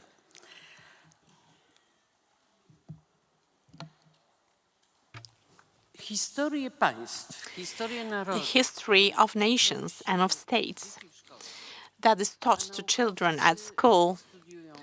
And members of academia, scientists, they study at universities and they produce their dissertations. It's the knowledge about the future which has been present for the people who created them, which affects and shapes the future. Today, I'd like to tell you a story about wonderful places and people. A handful of people. People who had to live at a very difficult time, who survived through atrocities, and who, with no vision, only with a pen in their hand or with a typewriter, contributed to the shape of today's Poland and entire Eastern Europe, and which should be stressed here. They were active out of this country. So a few words about these people. People who contributed to the culture of Paris and how we try to preserve their story and make it shape the reality. They met on the trail of Anders' army with allied forces who fought the Nazi Germany. Jerzy Giedroyć.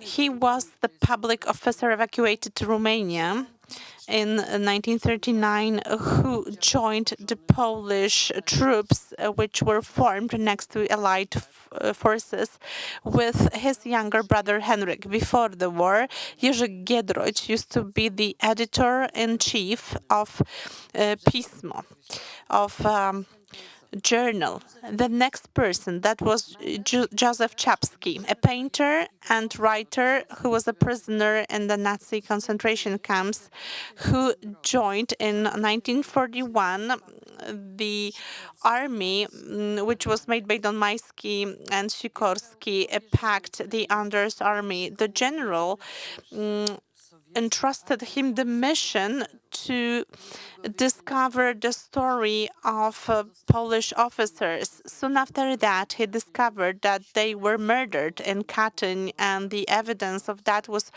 prepared and published in Joseph Czapski's books. Sofia and Zygmunt Herz, they were during their honeymoon trip when Zygmunt was subscribed to the Polish army. They were arrested in Lviv in the 1930 by the Russians, and they were sent to the Marian Republic, Soviet Republic. Based on Majski-Sikorski Pact, they joined the Anders army. Gustav Herling-Grudziński, under a false accusation. He was sent in 1940 to years of Gulag in Russia, which what he presented in his book *The Other World*. He joined the Anders Army and actively fought in many battles, including Monte Cassino battle, that with the anniversary of which we're just celebrating. The Yalta Pact, an agreement, decided on the fate of the Republic of Poland. It submitted Poland to the communist regime and to the rule of Stalin. The militarized soldiers of the Anders army had two choices: go back to Poland and be subjugated and submitted to repression in Poland, and to stay as foreigners in the Western world, not accepted but free and not limited by any censorship. Our heroes decided to stay abroad and to continue their fight with their publications. That's how in 1946 the Literary Institute was established in Rome and then moved to France. The Hertz family and Herling-Grudziński and the other, they were based in Maison Lafitte in Paris. They left 637 editions of the Culture German, 171 historical manuals, and over 400 titles of book. Jerzy Giedroyć was very concise in telling why he did it. Our task was to stir discussion and reflection, and this is what they do through their historical booklets and through the culture journal. So apart from information and all dissertations on the current situation in Poland and the discussion that took part and that gave rise to many conflicts and disputes about the future shape of Poland, about the role of Poland in Europe and in the world. The ideas were born in this house where they co-created and they cohabited since 1954. This is exactly this house which has been remained unchanged and where their people are still working. It needs to be stressed the particular role of Jerzy Giedroyć and the main editor of the Culture Journal, Juliusz Mieroszewski, with respect of independence of Poland, Ukraine, and Belarus, the Soviet Republic. This is in the Culture Journal where the ULB doctrine was born: Ukraine, Lithuania, and Belarus, as the foundation of the Eastern policy. Today, that seems something really obvious, but and evident, especially in Poland. But in mid-20th century, at the time of Stalin rule, to spread such a message was considered by many as a lunatic talk. So by no means Mieroszewski and Giedroyć gave rise to solidarity movement, which is presented today by the Polish people and which is put as an example to the Ukrainians fighting for their independence now.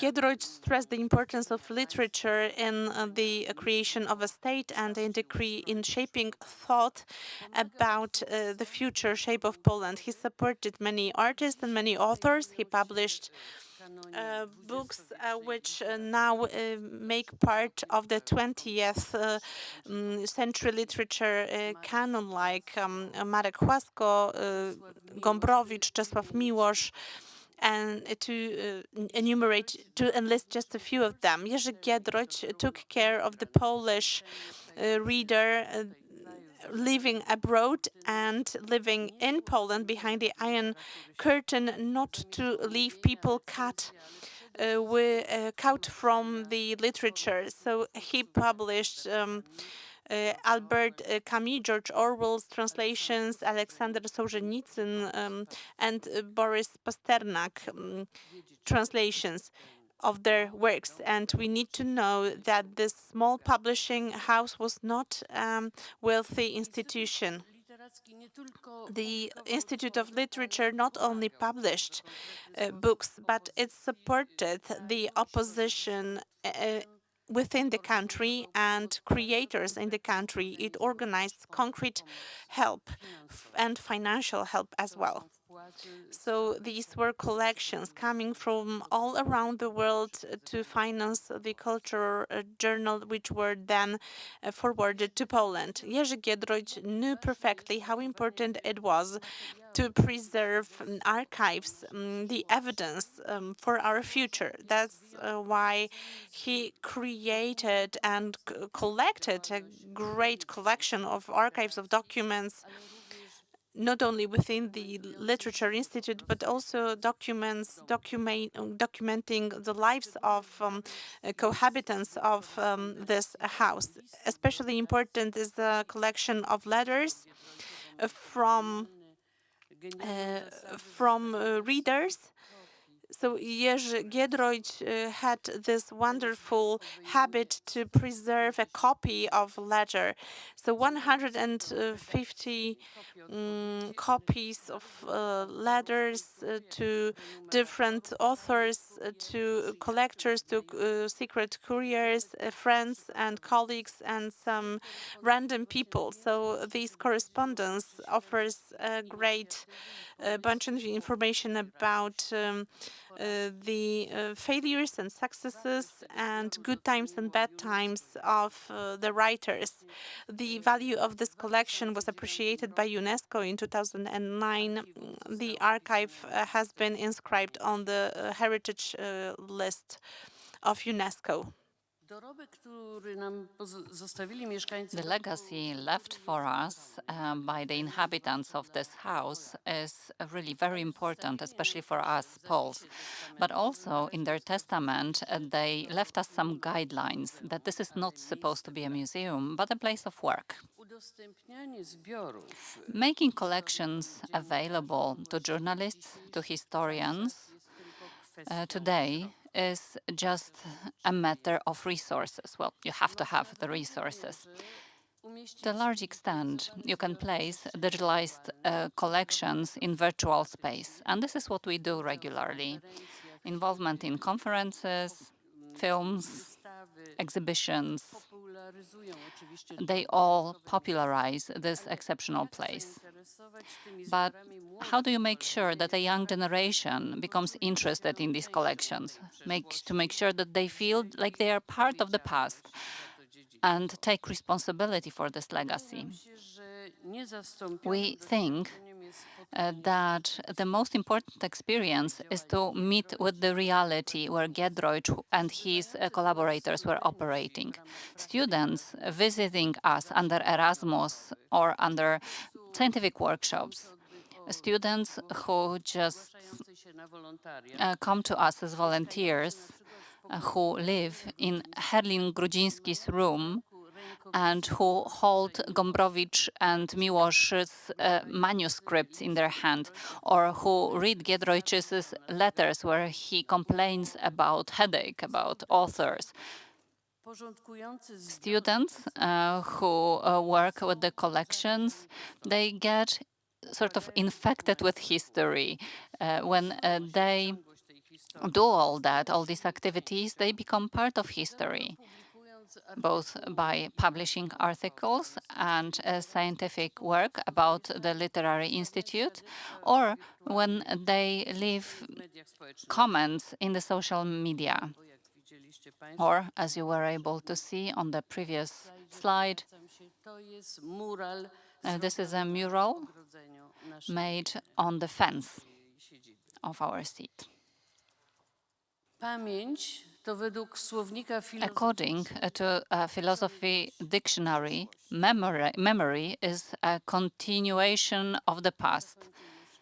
And yes, on my finishing note, this is the last sentence, but we are at the Museum of Polish History, and let me quote Marshal Piłsudski, whom Jerzy Giedroyć quoted a lot. Whoever does not respect and appreciate their past is not worthy of respect of the present, and nor does he have the right to the future. Thank you.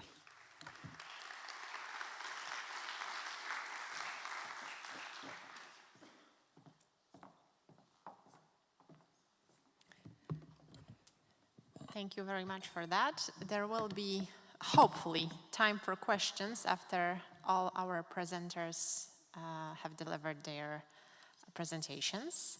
And now it is my honor to invite on stage Maria Aksinte from Pitești Memorial Foundation, who will talk about Museum of Communism for Children.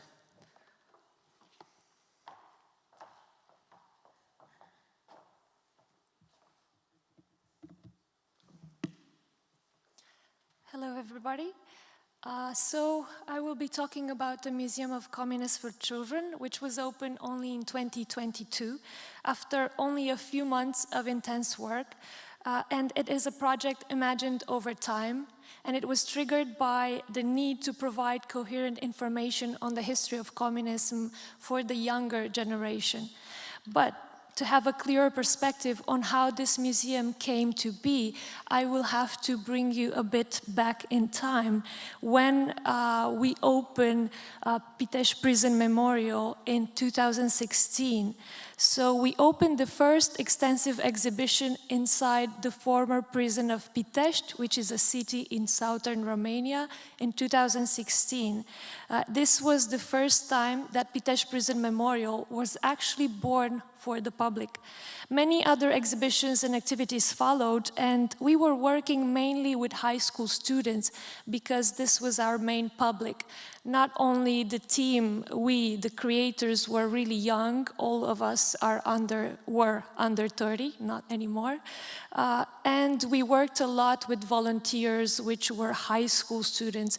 So we did feel the need to address this public in particular. So we created a lot of content for a younger public. However, we decided to impose a minimum age to our visitors, which is 12 years old. And that was because the information in the museum focuses on Pitești phenomenon or Pitești experiment, which was an extremely violent action undertaken by the communist regime against anti-communist students.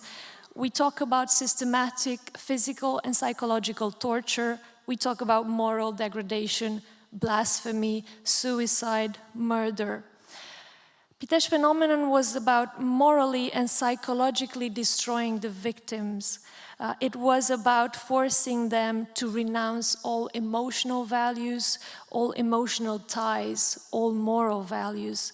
And in the end, pushing the victims into becoming aggressors of their own colleagues and friends.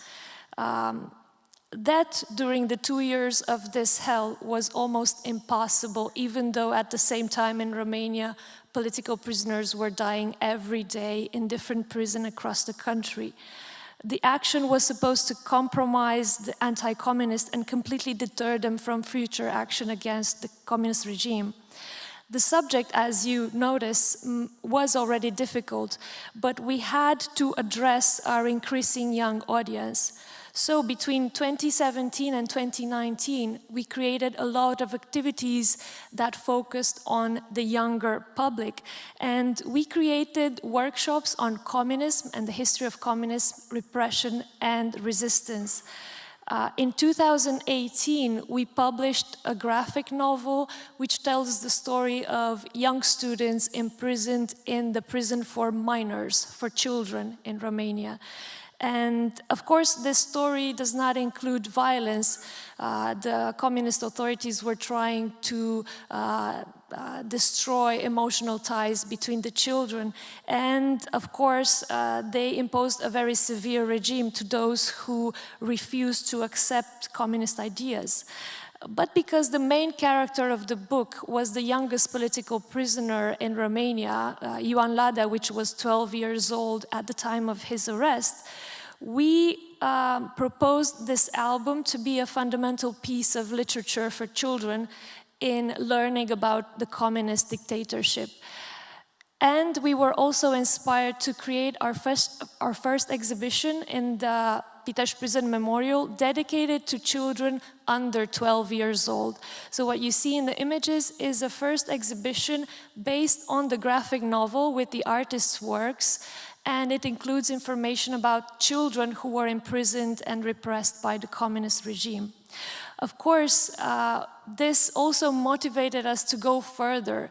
We realized children need more information. They were curious, and we have to try to talk to them about the past of their grandparents. So in 2022, we started working on a new project, a very daring project, the Museum of Communists for Children. And so this exhibition was prepared in only 4 months. We had a budget of less than 20,000 euros, and it is still a small museum. We hope to enlarge it in the future. But the team was quite small, but very professional. We brought together museologists, museum educators, historians, children, high school students, but also secondary school students and teachers. And we opened this exhibition on the 23rd of August, 2022. More than 400 people joined, and amongst them was also a survivor of Pitești prison, not a survivor of Pitești phenomenon, but he talked to the kids about his experience in this prison, and this happened when he was just a student in 1952. During the opening, we also launched a workbook and a textbook. The workbook is a kind of a personalized journal that helps children go through this experience, because we imagine it's not easy for them. And the textbook was also guided by the curriculum at school. So we tried to make all the materials relevant and kind of touch upon what children learn in school already. Starting from next year, the history of communism was introduced as a mandatory subject in school, in high schools. So it seems like it will be even more useful in the future. Guided tours have become the main way of interacting with the museum's public after the opening, precisely because they offer us the opportunity to always be in touch with the children's needs and curiosities, presenting the information in a format that is as age appropriate as possible. Also, this allows us for dialogue, continuous dialogue with the children, and we also can talk about all the words that they don't know in the museum, like propaganda, democracy and dictatorship, also about the different regimes that happened in communist Romania. The tour is complemented by workshops, of course. We tried, for example, to invite the students to vote for their preferred method of learning in the beginning of the workshop. And they choose between classical methods used at school or interactive methods. Of course, they use the interactive methods, but we rigged the votes like the communists did, and so children get very upset that we didn't follow their votes, and this is how they are introduced to the way communists took power in Romania.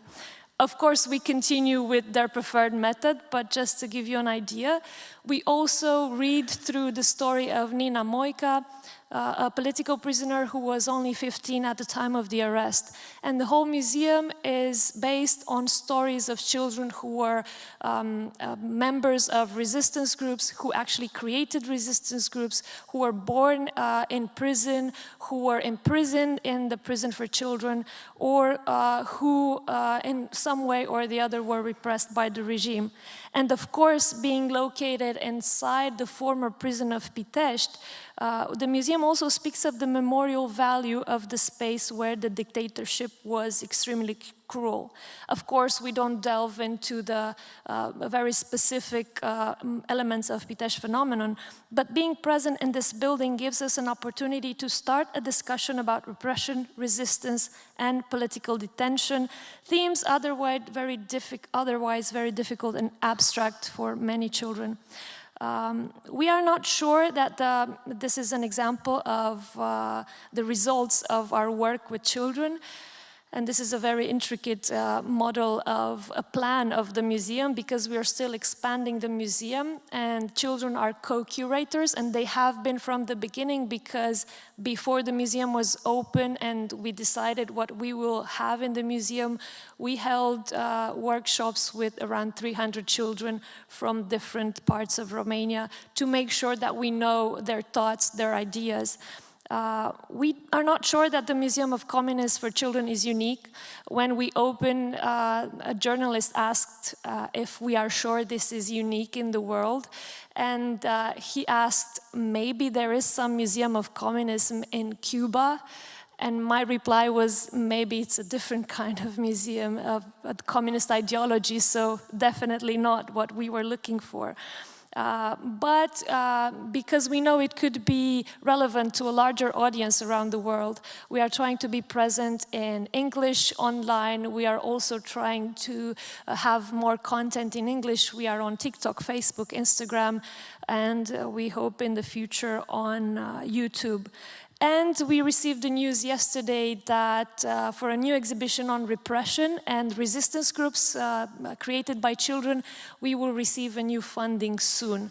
Not a lot of money, but it will help us develop the museum further. Thank you.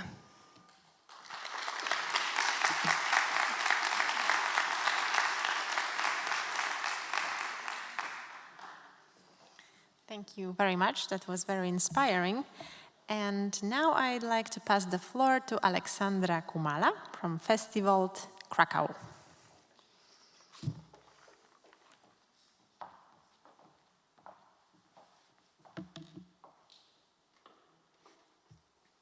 Hello, everyone. It's such a pleasure to be here. I would like today to introduce you to Difficult Heritage Remembrance Framework. But before I do, I would like to talk a little bit about the people behind it. And we are the Engaged Memory Consortium. And it was formed in 2020 by 3 Polish Jewish organizations based here in Poland. The first one being Festival, that I'm representing, and based in Krakow, and the second one being Zapomniane Foundation, Fundacja Zapomniane in Polish, from here, from Warsaw, and the third one being the Urban Memory Foundation from Wrocław.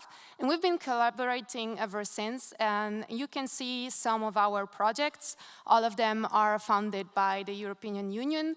And as you can see, we're working a lot with difficult heritage, difficult pasts, and also with kind of engaging people into remembering in a participatory way. And here I won't be going into much detail in the slide, but I just wanted to show you like the timeline of our activity. As you can see, we were starting kind of as a small unit, and we are kind of expanding through time and having bigger projects, bigger fundings, and doing things on a bigger scale. And the Difficult Heritage Remembrance Framework that I want to talk about a little bit more is an effect of the NEDIPA project, meaning negotiating difficult pasts. And it's like a living open resource that was made using our using the examples of the things that we made, of the activities that we took up, and of the people we've met, and the sites we managed to commemorate. But the idea is that it's not a closed document. We want it to be open for people to add to that, their experiences, their examples, so it's kind of like available for everyone, for different stakeholders, for activists, for local people who want to engage in commemorating their local history or the history of the local community, or of the multicultural history of the region. So they all can use it freely. It's available online, and it's accessible in Polish and in English. So I guess that's a really big advantage of this project, that it's accessible for many people. And what we were thinking about while creating it is that we didn't want it to be only the examples. We wanted it also to have like a toolbox for people to use. So we were discussing their like useful methodologies or useful, like the framing that can be useful for people. For example, what is a difficult heritage? If someone wants to know it in order to work with it, then we provide the definitions. And it's also full of guidelines. For example, if you want to work with Jewish cemetery, what do you do? Who do you contact?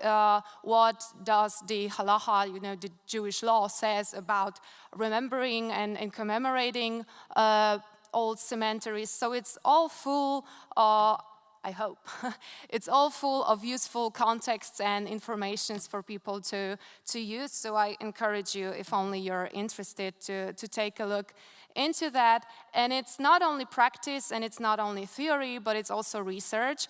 As you can see here, we were also talking to people and kind of trying to find out how do they envision commemorating, for example, local non-memory site or local Jewish cemetery. How do they want it to be commemorated? So we really wanted all of our projects to be participatory and not just like going there and telling people, okay, so here's what we're gonna do. We're gonna put a memorial here or something. No, for us, that's not the way to do it. So we were kind of in dialogue with the local institutions and activists and organizations, and also with local inhabitants, in order to engage them all in this process, sometimes challenging, as you can probably imagine, of commemorating and of remembering. And we thought that it would be useful to use, for example, the in-depth interviews that we made, and to include it into this ebook for people also to gain knowledge about what do ordinary people think about such activities and how to work with them. So as I said, all of this is accessible online. You can visit the site NDIPA.eu, and there you can download the Difficult Heritage Remembrance Framework for free. As I said, it's both in Polish and in English. There's also a NDIPA multimedia library created by us, so we wanted also to give like a living resource for people to use and to adapt to. So if only you have some examples or case studies or just like reflections that you want to share with people, you can always contact us, and we want to update this file and this site as soon as possible. And coming to the case study, this one is really close to my heart because Chrzanów is my hometown, and it's located between Kraków and Oświęcim. And I wanted to discuss this specific example with you because the ebook I was talking about is full of different examples, but this one is special because on the photo in the background you can see the great synagogue of Chrzanów being demolished, and it happened as late as in the 70s. It was the communist government decision to demolish it. The local authorities wanted to establish a museum there or a library, but it was destroyed. And before the war, the Jewish community of Chrzanów was like 50% of its inhabitants. So as you can imagine, such a demolition was pretty symbolic and hard for us to think about and to think about how to commemorate it. And what we think, what we were thinking about doing was not establishing a monument or another memory board. We were thinking about green commemorations, which is a way of commemorating that we are discussing in this ebook that I've mentioned. And it's about using the plants or using the nature as an ally in the process of commemorating. And the idea was that the three artists, two of them being from Chrzanów, Katarzyna and Marta Sala, they are sisters, and the third one being Robert Jerachmiel Schneiderman, whose family flew from Poland around the war. So their idea was to plant a tree, a willow tree, in the place of the synagogue, because there was a synagogue and it was demolished, and then there was a willow tree and it was cut like in 2017 or ish. So they thought that maybe instead of putting a memory board there or a monument, it will be like a nice gesture to put a tree there. And they did. And because the place where the synagogue stood was before the war called the Esther Square, they named the willow, named the willow also Esther, so it's Esther's willow. And it was pretty amazing to witness how people engaged in this happening event, because it was open, of course, to the inhabitants of Chrzanów, and it was done in collaboration with the local institutions, local museum, and the local authorities. And the idea was that there was a procession, you can see them walking, and they were walking from the train station in Chrzanów to the city center, and it was the exact reverse of the way that the Chrzanów Jews were taking when they were transported from the ghetto to Auschwitz concentration camp. And so it was kind of symbolic, and it was also very participatory, because as you can see, people were gathering there, we were planting the tree, and there was a concert of a Slovak band, Mojsha Band. So we wanted for people to be like a happy and symbolic event, but not only about mooring. And I guess we succeed, because people are really, like the inhabitants of Chrzanów are really taking care of the tree and, you know, planting it or watering it and really taking care of it. So this like living green monument really did a great job here. And just like to end up with this, there's also an ebook about the green commemoration that I was quite chaotically talking about, and it's also available on the NEDIPA website, and it's also in Polish and in English, so if only you're interested, be our guest. Thank you.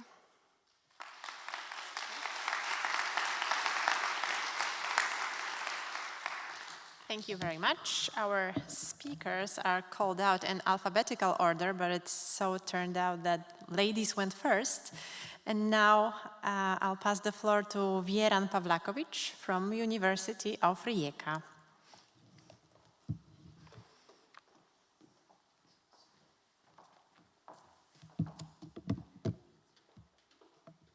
Thank you. Good morning, everybody. Thank you for the invitation. It's always great to be here at an event organized by ENRS.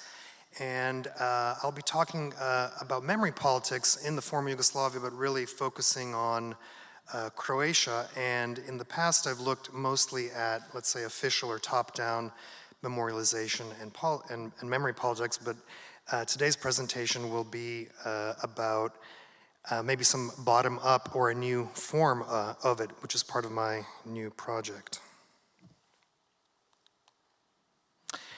So it's been 30 years since the wars, and for Croatia, the Croatian War of Liberation, or the Homeland War, as it's called, there definitely is a lot of thoughts and emphasis also on freedom. I mean, it's definitely part of the narrative.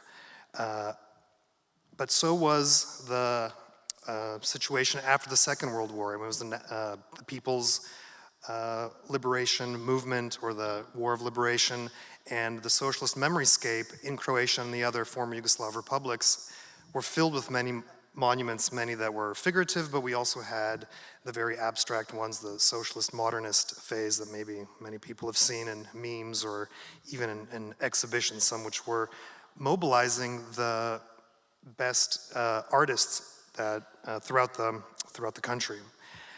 And in the 1990s, a lot of these were destroyed, vandalized, removed, modified, and so on. And here are just these, again, the same two examples from the previous slide, the one in Srb and in Kamenska. And also in the title of my talk, I mentioned from vandalism to these murals. And so we can see that in this case, graffiti was used to destroy or mark or delegitimate some of these monuments that were located, again, throughout Croatia, but in other countries as well. And since the 1990s, there have been efforts to rebuild some of these as parts of coalition governments or dealing with the past, let's say, or even reconciliation, which is a very loaded term.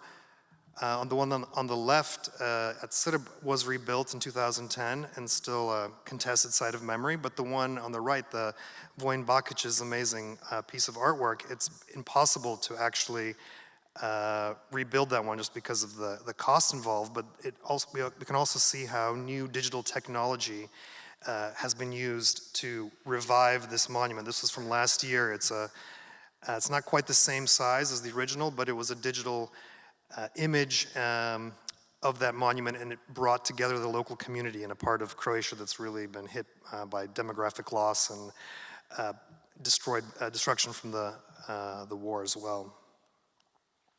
In addition to this destroyed/rebuilt memoryscape, we have the new memoryscape related to the war of the 1990s. We can also discuss aesthetics, whether it's of the same caliber or not, but definitely a very thick memoryscape. Sometimes these monuments living next to each other, sometimes on the site of a destroyed monument.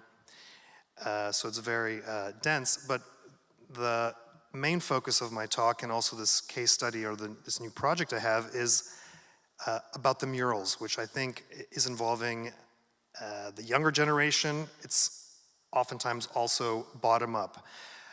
And in my opinion, although there are many obviously patriotic images, there's also ones reflecting things such as the genocide in Srebrenica. Actually interesting, it's the one that's in English. But unfortunately also a militarization of the past and also celebration or glorification of war criminals. And in this case, we have Ratko Mladic, but it's not just what's going on in Serbia. And the one in the bottom left, we can see a lot of veterans mobilized to defend what is considered to be a controversial mural with symbols and messages which perhaps aren't appropriate for an open city such as Zadar, where that was taken, which is based on tourism. So this is my newest project. It's called Mempop, and we're looking at the mnemonic culture. So moving from those official memory politics of the monuments and the commemorations to looking at other forms. And I'm focusing on the murals, but colleagues in the project are looking at film festivals and also popular music, some of which is nostalgic and other aspects which is controversial or criticizing the past. And in Croatia and also the other parts of the former Yugoslavia, definitely popular culture is present and maybe even obsessed by the war in the past, whether it's in film, whether it's in video games about the battle for Vukovar, or you can also get rakia in a memorial flask, as you can see there, music and so on. So it's definitely present, and now it's how is the younger generation going to think about these things? Is it exclusively through violence and war and battle, or as the title of this symposium, thinking about freedom? And these murals don't function just as street art or graffiti. So it's come a long way from the vandalism. These are official sites of memory that are even being blessed by priests. You can see in the bottom left-hand corner. So these function as sacred spaces that people come and light candles to. They're, in effect, replacing the classic, whoa. This is, well, they're replacing the classic monumental forms, and they're actually quite impressive and sophisticated. These aren't just football groups doing graffitis, but actually really impressive memorialization. But as I mentioned, there's also war criminals being glorified. This is in Karlovac in Croatia on there. And I included some from Poland because Poland is also one of my case studies, and we can see what's interesting about the Polish case. There's a lot of top-down and institutionally supported muralization. Perhaps many of you have seen some of these around Warsaw and elsewhere. But I think there is a positive potential for murals in art, and also recovering memory that has been obliterated. I grew up in Arizona, and there's a long history of violence and forgetting and oblivion, whether it's the indigenous peoples or the Hispanic legacy, and murals can sometimes be used to recover these. In this case, using the font of the University of Arizona, remembering and reminding people of the indigenous people that once used to live there. And just as murals can be mobilized and street art mobilized for contemporary events, very quick responses, in this case the war in Ukraine, they're also ephemeral and they can disappear very quickly. So it's an interesting subject matter. I mean, monuments can also be erased, but not as quickly as the murals themselves. And just some more examples from the US where talking about immigration or other protests. So how, as a scholar, we study these things and think about them, but also taking on the role as an activist. And as the final slide, I wanted to show maybe a positive image, and this was a project with project money at my university. And this is how we're thinking about freedom, breaking down the walls and looking to the future and involving students in it. So not just a muralization of the war, but also a muralization of looking to the future. Thank you.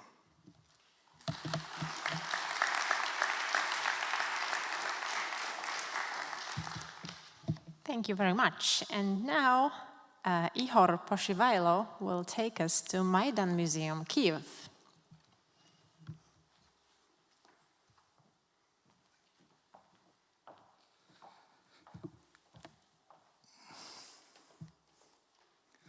Hello, everyone. Thank you so much for hosting me here. It's a great pleasure and honor to join such important, so relevant to Ukraine, and so impressive conference.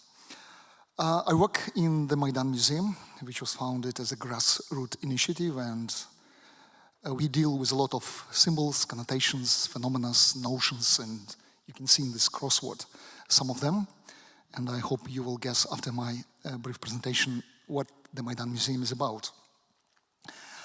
It's quite symbolic that the most well-known proponent of social justice, freedom, human rights, Nelson Mandela entered his earthly life exactly the same time when in Kyiv, Kyiv's capital, the Euromaidan was expanding its first barricades in 2013. And it was really very important for Ukraine's choice of freedom. And we understand that this war, the current war, is also a kind of a response to the Euromaidan events from Russian side. And the Kremlin regime clearly declared, and it was mentioned today in the morning session during so-called Putin's revelations about history, that it was revenge for Euromaidan events and for Ukrainian nation choice towards freedom and towards joining the democratic European family. It was mentioned by foreign researchers that the new nation was born in Ukraine during Euromaidan or Maidan, a revolution intrinsic towards freedom, liberty, social justice, and human rights. And to document that events in 2013, 2014, a number of public initiatives like representing self-defense of Maidan, several museums.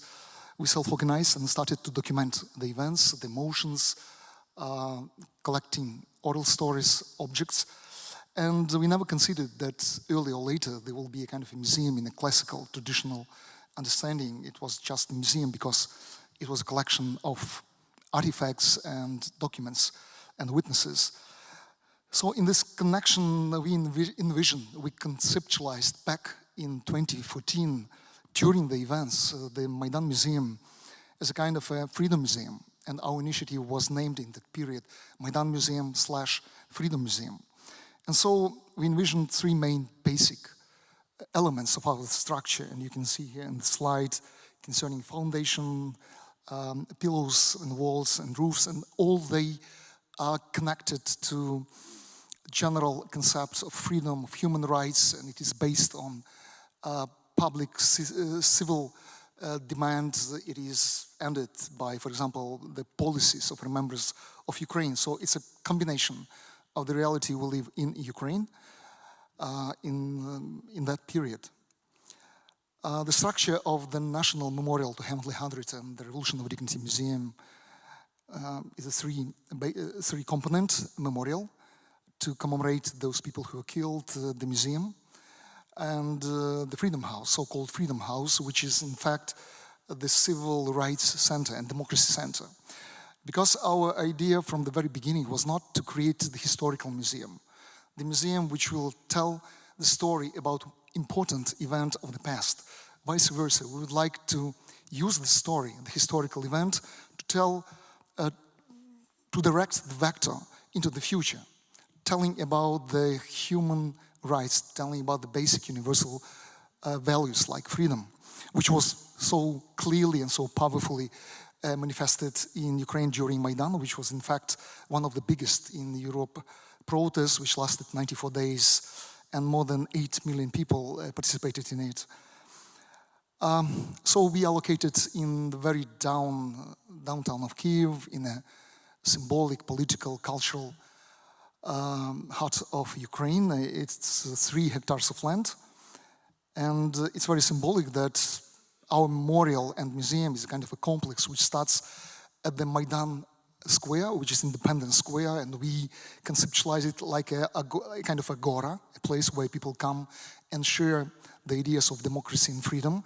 And it was really during our Maidans, I mean the biggest protest during regaining our independence since 1991, and coming over the authentic place, memorial place, where the biggest number of people were shot down by riot police on February 2014, to this place, to the site where the museum should be constructed. So we have kind of a Parthenon, the Temple of Freedom, and we have this agora. So it's also like symbolic combination which is based on notions of freedom and independence.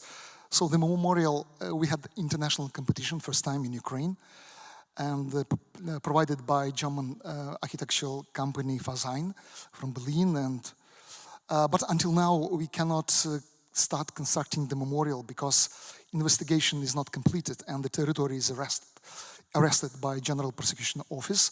But the memorial is envisioned not only as a trauma space, but as a space to provide multi-layered narratives and to engage and to be the place not only for families of the killed or wounded people or activists, friends, but to be the place important for the future generations, for children. And it's not easy.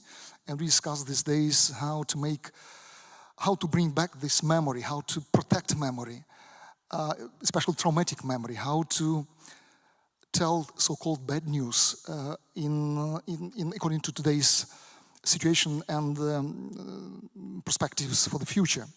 So in this connection, we have several parts, and one of the parts is not only about commemoration, it's an alley of trees, and in the previous presentation, it was greatly mentioned how to use nature and trees as a part of memory. So it's about life, not about death, but about life. So the museum itself, the building itself, is also was found out due to the results of international competition. Another German company from Berlin won, Gleichus plus Gleichus, and you can see 6 stories building, 27 square meters. of the space. And what is interesting that this is a space, the draft of our space program, and only 31% of the whole space, total space, we plan to give for exhibitions. The rest of the space will be for some activities. It will be a Freedom House, it will be Children's Museum, it will be studios, different experimental spaces, and also space for public activists, because we envision that this museum should be kind of a prototype of Maidan, where people came together when they expresses fantastic ideas and manifestations of democracy, of solidarity, of communication between each other. And also the problem is, and the challenge, the biggest challenge is how to turn the Maidan Museum into a multidisciplinary platform for dialogue, for reconciliation, because at the moment we have this period when the communication memory, the memory which we keep as a subject of history, and it will be kept at least for 3-5 generations, and later it will be turned into so-called cultural memory. And the only one narrative will be created, but it's later, maybe in a historical distance of 50 years. So how to approach these issues today? How to talk sometimes difficult issues, how to present the story not in the black and white colors. So it's a big challenge. And due to these challenges, we organize a lot of classical events, like our collection is the most representative in Ukraine. It's quite representative, and we organize exhibitions not only in Ukraine but abroad, and in the House of European History. We were happy to have participate in 2 first exhibitions. But after 22, our collection changed, because it's also a manifestation of our civil responsibility as a museum, as institutions. We don't want to be in the past. We would like to correspond to the reality, to the situation, to the most public needs. And we launched expeditions, and we document at this moment the manifestations of civil resistance and the fight against the Russian aggressor today. And so we have a lot of objects in our collection now. Activities quite classical, but behind this we have exhibitions, not having permanent spaces. We have a lot of platforms in Ukraine and outside, and you can see one of our latest exhibition about identity war, the power of cultural resistance, which was showed in Ukraine and in Oslo. And also we have a lot of traveling exhibitions, and one of them, Destroy Temples of Ukraine, is about attack on religious freedom. It was unveiled in one of the main Ukrainian UNESCO sites, Kyiv-Pechersk Lavra, after so-called derussification of this site, and it was presented in front of the US Capitol in Washington, D.C. It was shown in Canada. Right now this exhibition travels in Canada, so for us it's very important. And the protest, the architecture of protest exhibition, we also participated in Frankfurt recently.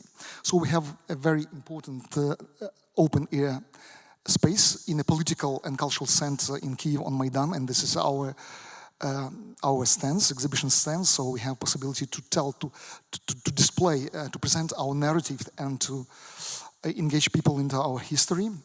A lot of commemoration spaces over these 3 hectares of land in Kyiv's downtown. And finalizing, of course we launched a lot of educational programs, because children and people is our target audience. A few years ago we had a very resonant post in social media when one schoolboy post in social media addressed to adults. He said, okay, adults, why do not you talk with us about Maidan? Because it is important, it's about future, it's about our future. But you protected us during the events, you do not took us to the events, but why do not you speak about? So we responded, and we launched the graphic story, published, and we launched a lot of also educational events. And you can see we have exhibition and information center in the formerly burned trade union building, which is now reconstructed, and we have there. Also we founded the Protest Art Gallery, also as a very important asset to experiment and to tell and to conceptualize a concept of freedom. And when the war started, our museum co-founded the Heritage Emergency Response Initiative, also as a manifestation of a museum mission in today's world. So we launched a lot of field work, and we established a lot of partnerships at the moment, and finally, so Maidan Museum is about freedom. Thank you so much.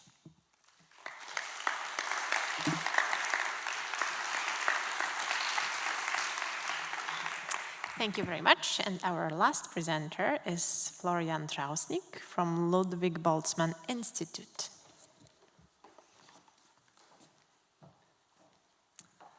Thank you. Okay, there we go. In early 1942, you see the energetic faces of two young, unlikely American soldiers sitting in front of a mountain lodge in the upper northwest, somewhere in the mountains of the US. The man on the left-hand side, Peter Nassau from Vienna, a refugee. He managed to escape in 1938, the Anschluss to the German Reich, surviving as a Jew, made it to the US, joined and volunteered for the so-called, was later called the 10th US Mountain Division. On the right-hand side, you see Otto Korban from Graz. He was also an immigrant to the US. They were not just unlikely soldiers, refugees who ended up in the other military, not the German one, who fought later against the Wehrmacht. They were also athletes, skiers, young, energetic men. And when they arrived in the US, they saw also what we call agency. Yeah? They saw the chance to make an impact in the war. So they might have become heroes later, but I'm very sensitive with this term. They were also, they wanted to maybe ski also during war. So it was a little bit also of self-realization. The US knew that they would face the German Wehrmacht. Germany first was the doctrine even before Pearl Harbor. And Europe is full of mountains. The US also, if Germany would invade, is also mountainous, the Rocky Mountains, the Appalachians. And they saw also how the Finns battled against the Soviets very successfully with ski troops. So the US built up an entirely new unit. And they did not have the knowledge, the skiing knowledge, the alpinistic knowledge. So there was a small but highly influential wave of about 100 Austrians serving in that division, showing and teaching them how to climb, how to ski, how to fight in the mountains. And as it is the American style of doing these things, so they put it up from the scratch, and then on an industrial scale, they built very quickly this mountain troop to face the Wehrmacht in their own continent. Yes. Here you'll see an elite troop of ski trainers. And I'll give you another case, bottom on the right side, smiling with the Herbert Schneider. He is not from Vienna, not a Jew. He is a Catholic ski star, so to speak, from Tyrol, from the place where Austria's heart of skiing culture is. And his father was a ski hero also in World War I and a ski teacher. And he was an opponent of the Nazi regime and had to flee with his son. They built up an entire ski resort in the US, and he also volunteered to fight against the German Wehrmacht and to become a mountain soldier. So what we have here is a cultural transfer. Yeah? They can make an impact, they can realize themselves as skiers, and they can contribute to the liberation of their continent. His father, as I mentioned, a senior ski hero, said in the press, 1933 in September, October, auf Wiedersehen in einem freien Österreich. So let's see us again in a free, reconstituted Austria. That was a mere wish at that time. So in this, a little bit later, his son trained here, for instance, talking about geography, This is a 4,000-meter volcano in the northwest of the US, the Mount Rainier. So at 3,000 and 4,000 meters, they showed the Americans how to climb, how to fight. And they trained nearly for 3 years. And the call to the battlefield was pretty late. And in early 1945, some 50 of these 100 Austrians who helped build up this mountain division arrived at the battlefield of their former continent, so very close to Austria, where they had to flee. And when we talk about our two guys, Nassau on the left, he was a very aggressive, risky so-called first scout who nearly got killed in battle because he was always the first to do some intelligence and reconnaissance. And he used also his language skills to trick the Germans. And Schneider, the one at the bottom right, he was also quick thinking. Once during night he was approached by a German enemy, and he just answered in Tyrolean dialect. So he tricked him and he could retreat. So both could have been killed easily. It was a very bloody battle. Italy was not the decisive theater of war. It was D-Day in Normandy and in the east, the Soviets. So still 1,000 people of this 14,000-man division were killed. And of our Austrians, also 4 have been killed. And the third of the around 50 fighting Austrians in this American unit were wounded in action. So it was quite a bloody contribution to the liberation. We have an ongoing pop-up travel exhibition. If you're interested, I brought a few copies, and we are also in English, so we can also, if you want to host this or see this exhibition, it's possible to show it in the international context. Okay, we're approaching our last. Yes. Of course, I critically mentioned that there's a little bit of myth-making, heroism. During the war, it turned out that although the motifs at the beginning of these people were not that clear, so Schneider, the Tyrolean, was clearly a volunteer, but not all of them were volunteers or anti-fascists from the very start. So like people are, they are full of ambivalences, and some wanted to ski even in war. But what we can, when we think about the end, what did they contribute? Yeah? They nearly got killed, few of them got killed. They took part in the liberation, and this is quite, it can be also a little bit of a myth. That's the very home of Hannes Schneider, of the soldier you see at the doorstep.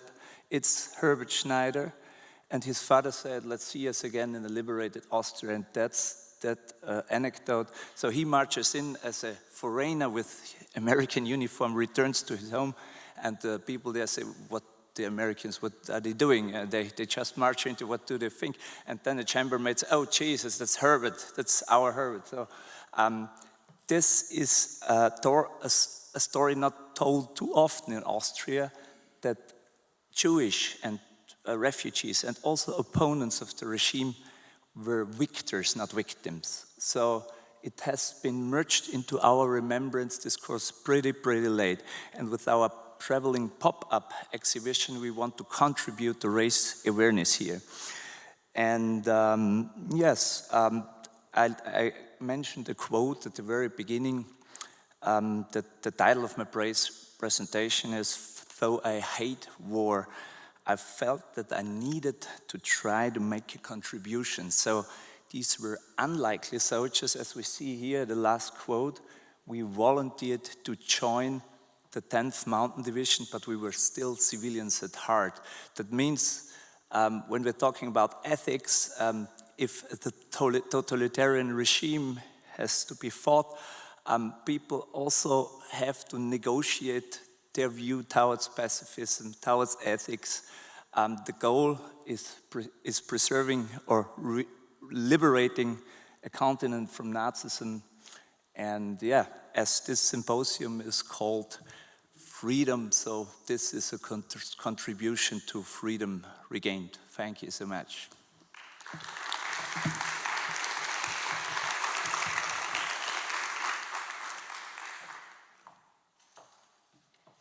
Thank you very much to all the presenters. And this is now the time. We have been waiting for the time to, for you, ladies and gentlemen, to ask questions to our presenters. We are happy to hand in a microphone, and all our speakers are there to address your concerns.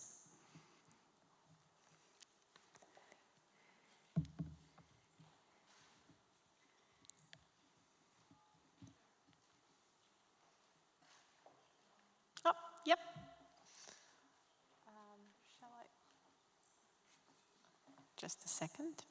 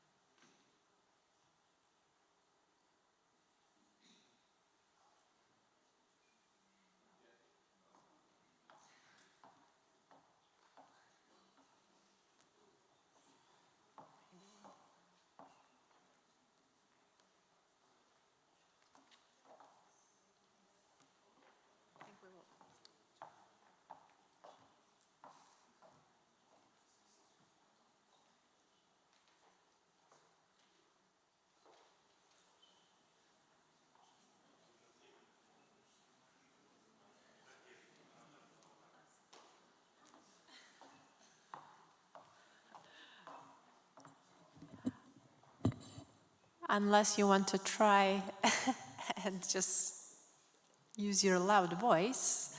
I'm sorry, we are just facing. Yes.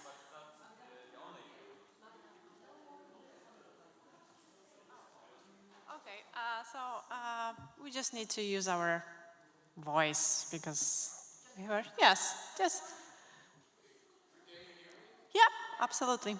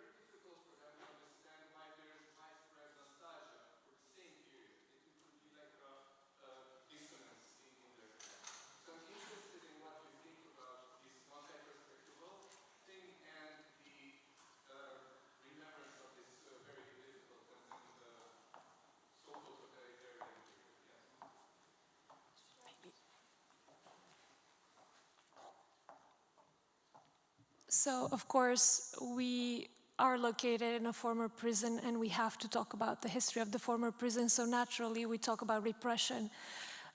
With the nostalgia part, it's very difficult not to explain nostalgia when you talk about repression, because when we talk about repression, we talk about repressed memory as well.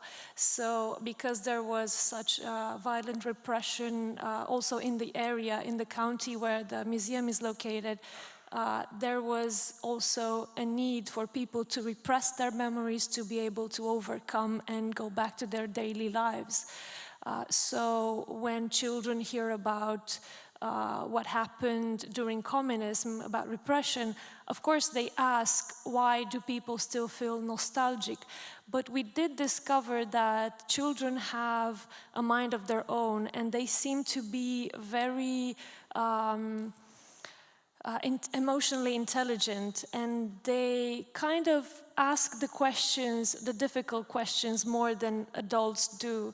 So in a way, they answer their own questions with regards to nostalgia. We don't have to answer them. And in Romania, it's very difficult to talk about communism because it's still very present in our daily lives. So I would say that, of course, we have multiple perspectives, but we don't have a perspective yet. We need to keep talking about it to actually put it on the table for the public. We don't really have that much discussion on communism in Romania. We only have 2 former prisons that became museums, and they are both private. The state does not invest. It started investing very late and not that substantially. So I would say communism is not really a major theme as research in Romania. But we do use multiple perspectives because fortunately we have the files of the former secret police that are now for public research. We also have a lot of interviews with people. We also have researchers and educators who have really concerned themselves in their studies with how we talk to the public about this. So I would say that we do have multiple perspectives. Of course, in a presentation of 10 minutes, it's not possible to actually talk about all the perspectives that we are using. But this museum also doesn't just speak about repression.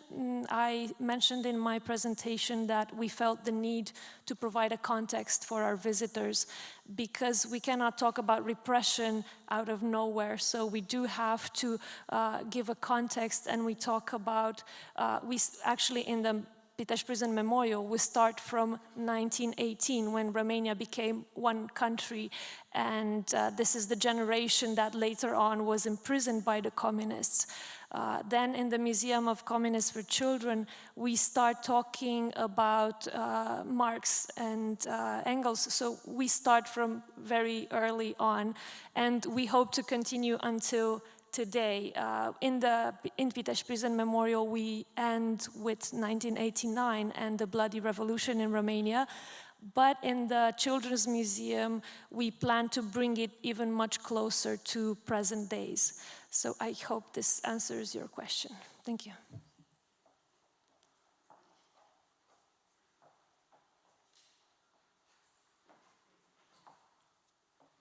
Are there any more questions?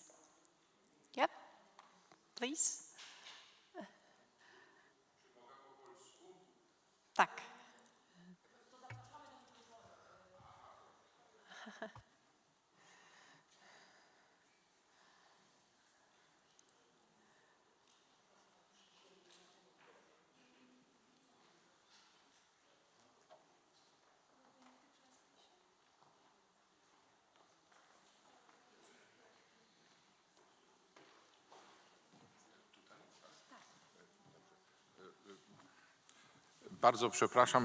Well, apologies. My question is going to be short, and the pathway to the mic was long. Yes, first of all, I would like to thank Madame Bernhardt for her presentation about Maison Lafitte. I don't know whether you realize, ladies and gentlemen, and I apologize for saying this, that half of Polish political culture, modern political culture, has its roots right there. I'd say better half of the Polish political culture has its roots right there. So my question applies or concerns the financing of your memorial.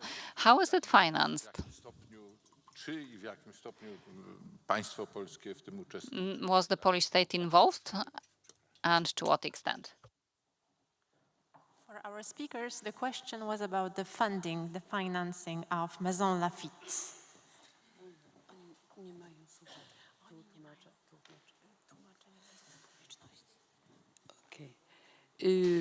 Pytanie jest zawsze delikatne, oczywiście o Of course, it's a sensitive issue to talk about money.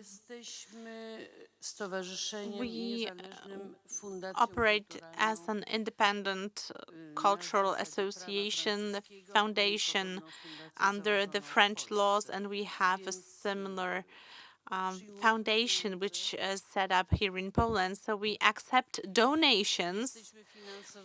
We are financed within programs by ministries in different forms.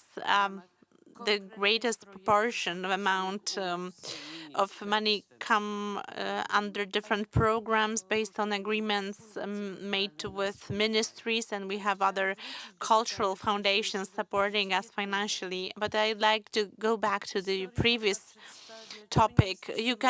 We are not a museum. We have an archive. We are the place where history was made, and in our narrative, as we present and as we brag about the place, because we think it's worth that, we share the story of a handful of people in a foreign country without any language and without any support in difficult financial conditions. They could make choices and they could pursue their choices and their objectives, which were important to them. And today's Poland is a result from their work. And so that means that you can present history and you can cope with the circumstances in any situation, no matter how difficult it is. You need just to be consistent and to follow your imperative of freedom that you have internally, that we all share at any age. Because we have technical issues. Maison Lafitte is funded mainly thanks to donations, and this is exactly picturing how years ago a small group of people with no resources, no money, no funding, no support was able to guard culture, Polish culture. So we can compare that to the present functioning of Maison Lafitte. Any more questions? I think we are running out of time anyway, but just one last chance.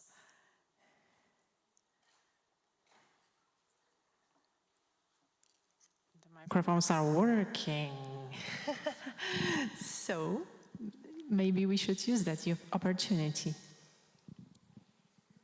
So maybe I will have one last question to Ihor. What are your development plans? Do you plan to focus on international audience or local audience? Do you think what the museum wants to show is of more relevance to locals or the European audience? It should be working now.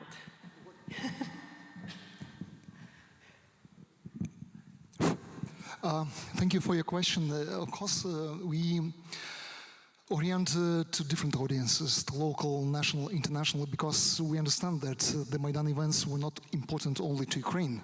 Even to Timothy Snyder, Euromaidan make relevant and actualized the principles of European Union, which in many situations are being neglected. So in this situation, we would like our story to be important for the rest of the European countries, and therefore our exhibitions, our educational programs are focused on international audiences. And what is interesting that according to our audiences research, we have this information center in the very center of Kiev. On Maidan, more than 50% of visitors are foreigners, and a special category of these people are young people from Hong Kong, from Belarus, who came in mostly anonymous, and they tried to learn the story of Ukrainians fighting for freedom. And our experience is quite important to them. And in this connection, we understand that we should not only close the story inside Ukraine, but the other important issue that a lot of I would say, museums which are connected to memory or to conflicted history right now, they are redeveloping or regaining their identities because of this war. And before the large-scale aggression, Ukrainian government launched at least supervised 3 main projects, museum projects, which were connected to memory. The Holodomor Museum complex, Baba Yar, connected to Holocaust, and the Maidan Museum. And in this connection, we've heard a lot of some scandals, some different points of view, different approaches as how to present the conflicted story to multiply the audiences and how to make it relevant to the future generations. But at this moment, even the Second World War Museum is also very active. And a lot of museums connected to memory, to history, right now regaining their own identity and change their programs, their audiences, and their visions for the future. And a quick comment to the previous answer. In Ukraine, this education for children and this nostalgia for the past, we had some exhibitions in Ukraine provided by historical museums which were connected to Soviet past. And what is interesting that in some parts of audiences, these exhibitions which were really developed and designed to blame the communist regime, they gained some nostalgia, especially older people. And it was a paradox, and it was a big debate how to better provide narrative and how not to develop this kind of nostalgia, but empathy towards the. But concerning that question, how to develop narratives, how to educate children, as Robert Kostro said in the previous session, personal stories play a special role because institutions develop their own narratives. The governments impose sometimes to historical and memory institutions their own political main narrative. But there are individual stories. And in Ukraine, for example, a lot of personal stories were imprisoned or just there was amnesia imposed by Soviet regime. Right now we are regaining the story.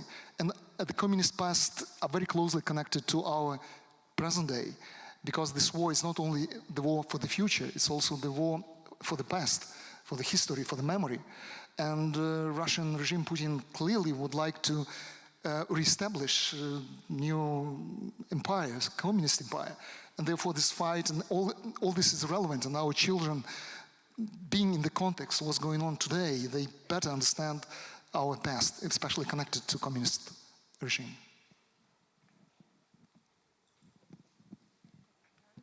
Thank you very much.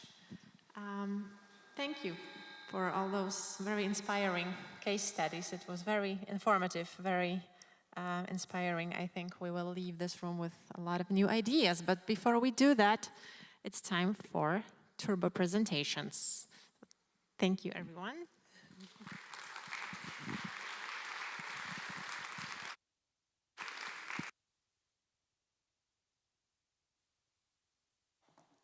Just some technical issues. I invite all presenters of the turbo presentations to come a little bit closer, so it will be a little bit easier to change after. To explain you what does it mean turbo presentation is that each participant of the symposium has this opportunity to present the project or institution in 90 seconds. I would ask you to stick to the time. You will have a timer in front of you because we have 26 presentations. So there will be an alphabetic order. I will read your surnames and invite you here to present what you have. We uploaded your presentations here. So just a second.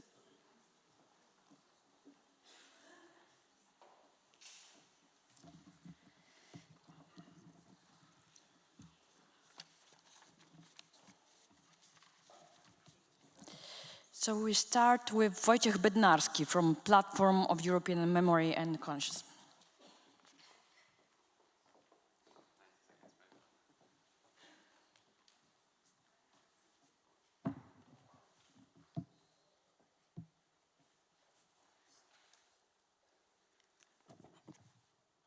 So yes, let's go.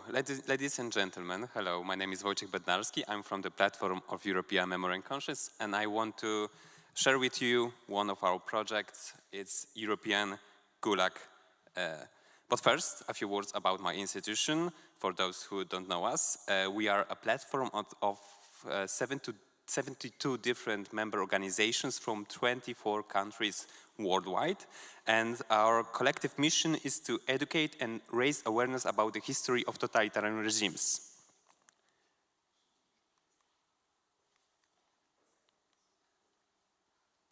Oh yeah, now it's working, okay. So yeah, 70 different members from 24 countries. This is our vast network of members. This is something very important. So about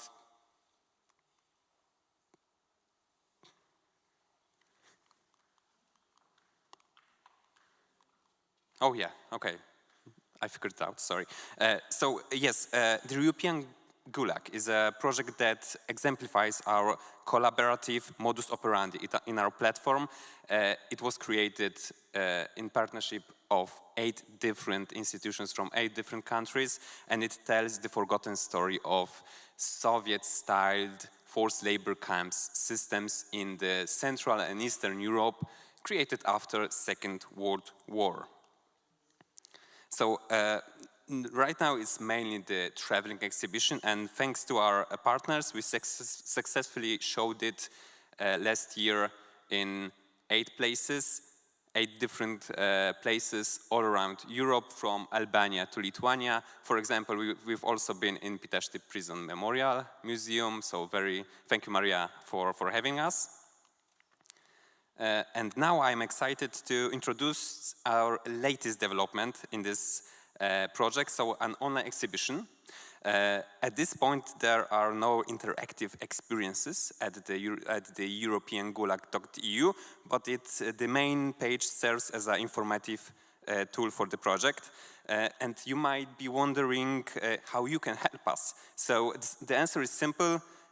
Spread the word about the European Gulag project. Maybe consider hosting us and showing the exhibition, and help us develop, maybe by research, because we know that a lot of research needs to be done, because this is really forgotten story.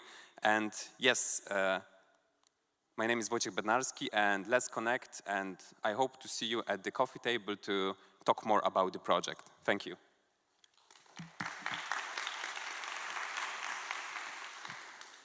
Thank you. The second, Karine Bouvatier, Karine Sigard-Bouvatier, photography.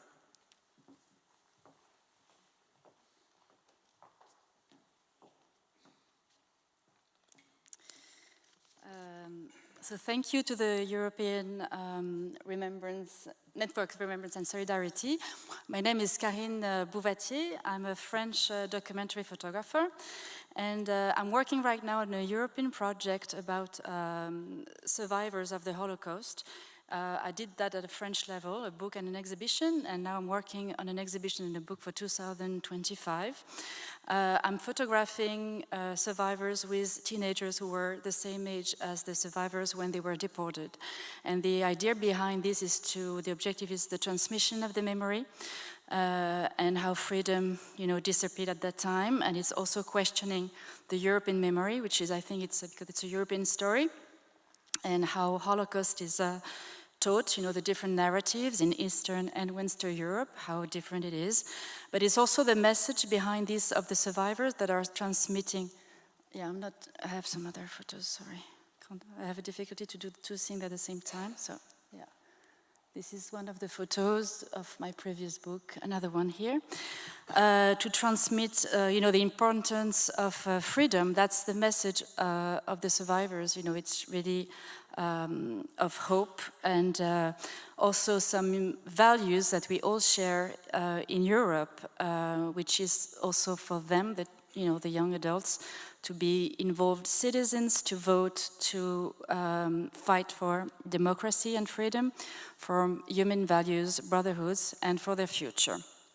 And I will finish with a quote from Victor Hugo, a French writer. He says, "Freedom starts where ignorance ends." So that is also a project for education. Thank you very much. And if you know some survivors also, I've done mostly many countries in Europe, but I'm still looking for some. Thank you.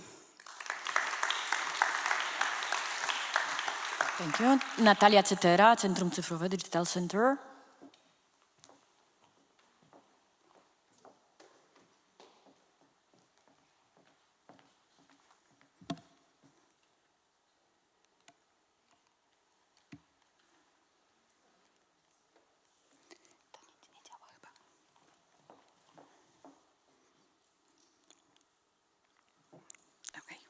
All right. Hi.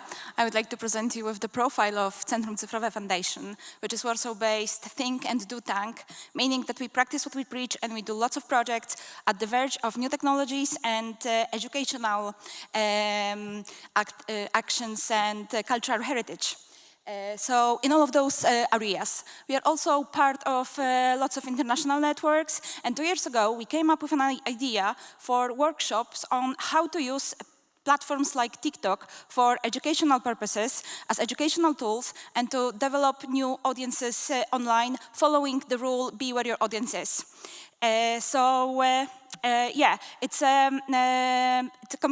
a capacity building program filled with practical hands-on exercises on developing your audience online and developing digital strategies, digital storytelling, impactful content, but also very important ethics and copyrights. We've done already 2 editions with Polish institutions, and upcoming fall we are preparing another new international edition that's going to focus on historical narratives, war heritage, and Jewish history, and you are basically all invited. It's going to be a crossover between the masterclass concept that we created and TikTok Shoah Education and Commemoration initiative that you might have heard of, that was launched in 2021, and that was on the occasion of International Holocaust Remembrance Day. Please follow us, and if you have any questions, give me a shout. I will be here. My name is Natalia, and I'm a head of Open Culture Studio. Thank you.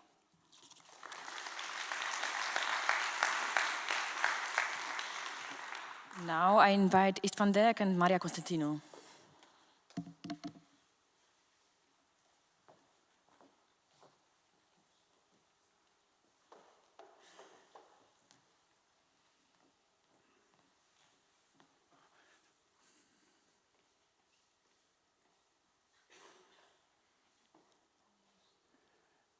Hello, I'm Istvan van Dijk. I'm a journalist from Romania, and together with my very shy colleague Marina Constantinoiu, we have worked in the past 10 years on a very interesting topic in Romania, actually a taboo one, defecting to the West during communism. We prepared a new website, fronteriștii.ro. Last year at the symposium in Barcelona, we presented the first feature movie focusing on the Romanians defecting to the West during the communist killings at the Romanian border. Very few know about the Romanians that died during those years. We focused on their stories, on the sufferance of the relatives who don't know where the bodies are. And this year we are working on a project focusing on a West German who fled through the Danube, illegally of course, with his fiancée from East Berlin, A Forbidden Love, and the story he's remembering after 40 years because she dies a few years later. And these are some screenshots from the movie. His friend who helped him over the years to overcome this trauma. And we are trying to get some funding from the Ministry of Culture from Romania and from a few foreign foundations who, let's hope, will help us. That's been said, if you need more information on this topic or if you want to see the whole trailer, you can contact us during the coffee breaks. Thank you.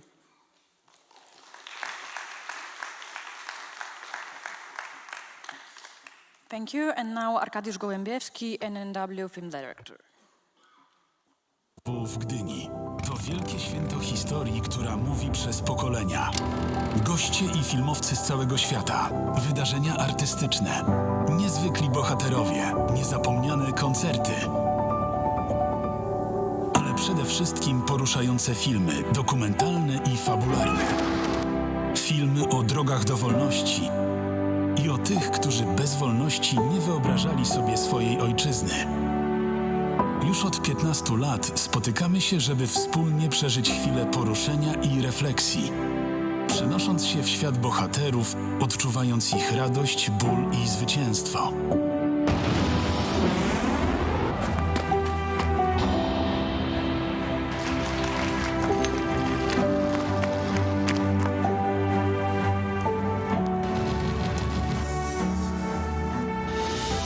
Dziękujemy świadkom historii. Słuchamy, rozmawiamy, pomagamy tworzyć nowe filmy. Pamięć o ludziach jest dla nas najważniejsza. Zachowujemy ją dla przyszłych pokoleń.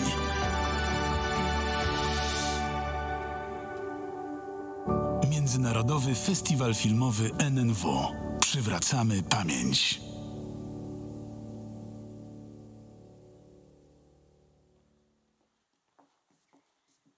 Thank you. And now, Heta Hedman, Historians Without Borders.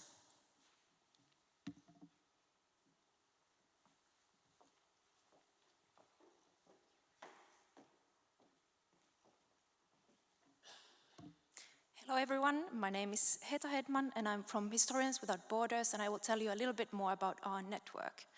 So Historians Without Borders is an international network of historians, history teachers, diplomats and others who are interested in and dealing with the concepts of memory politics and politics in history in their work. And the network was established at the end of the International Conference on the Use and Abuse of History, which was held in Helsinki in 2016. And the Finnish NGO Historians Without Borders in Finland was founded in the year before, and it acts as the secretariat of the network. Members to the network are the signatories of the Historians Without Borders Declaration. And the declaration, in its nutshell, says that Historians Without Borders aims to deepen general knowledge of history, encourage dialogue between different views and interpretations of history, identify the abuse of history in fostering and sustaining conflicts, as well as contribute to conflict resolution processes. And here you can see our network, which has over 400 members worldwide. And we're of course looking to expand our network, so please, if you are in the same opinion with us in terms of our aims, sign the declaration, which you can find on our website, and join the international network. And please cooperate with us in international projects, or establish your very own national chapter of Historians Without Borders. And here you can find a little bit more information about us, so please visit historianswithoutborders.fi. Thank you very much.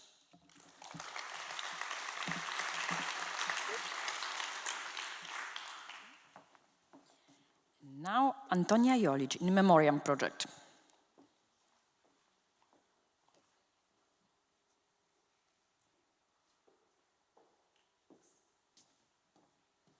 Hi, good afternoon. The In Memoriam project is a project that I've been working on for several years now.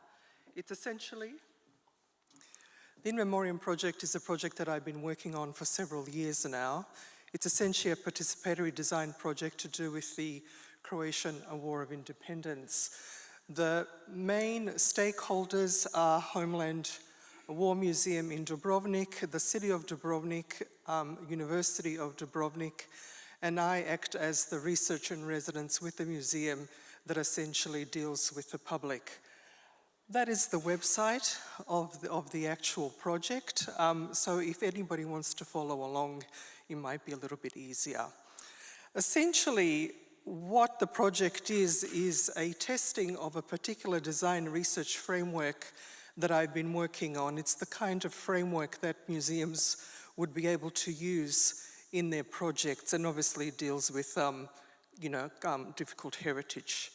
So essentially that's the home page. It gives you a little bit of description. Throughout the participatory design workshops, we came to have 14 topics, or rather 14 collections of the actual project. It's essentially an archival project to do with the war. One of the topics is destruction of cultural heritage. Usually there's a bit of text and also some links. But once you go further down the page, and this is what might be most interesting to most of you, I'm using History Pin as an open access software platform to actually house the archive. The archive is housed under Croatian Memorial Foundation. This is an example of one of the entries. As you can see, there's a Google Maps next to it, so you can actually identify. A little bit of a blurb, where you get the information, keywords, and as you can see on the right-hand side, you can repin or share. Essentially, this project belongs to the Croatian Memorial Foundation, which is actually funding it. Thank you very much.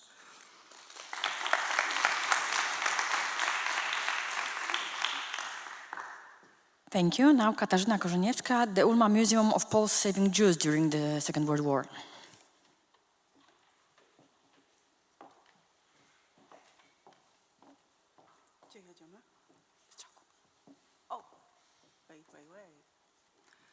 Thank you very much. Welcome all of you, and it's nice to be here and to present our museum for the first time in this forum. Well, our name is very long, but the opposite to that, our museum is very small, and I will try to convince you that this small can more in 19 seconds. So that's our building in Markowa in southeastern Poland. We are trying in this building to commemorate people who tried to save Jews during the World War II.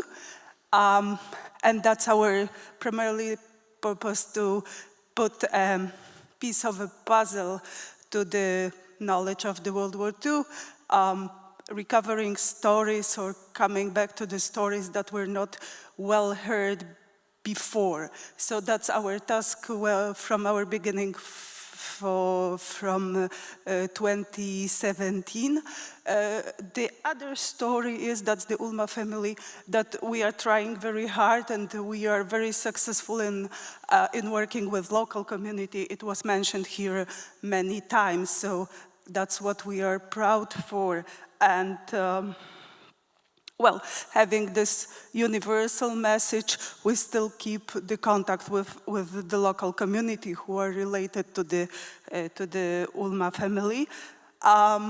It will not be very easy to find us, but it is on purpose as we are commemorating the hiding place. But the GPS would help, so you are always most invited, you are most welcome, and if you have any questions of interest, I'm accessible over here. Thank you.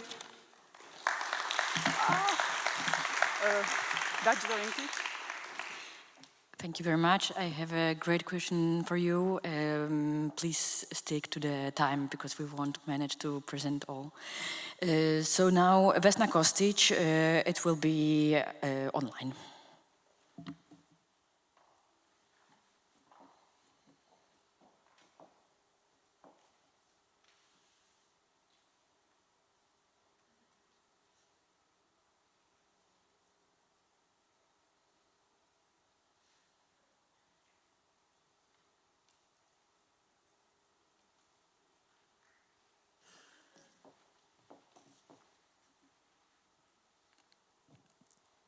Do we have this recording? If not, we go further and we will screen it at the end.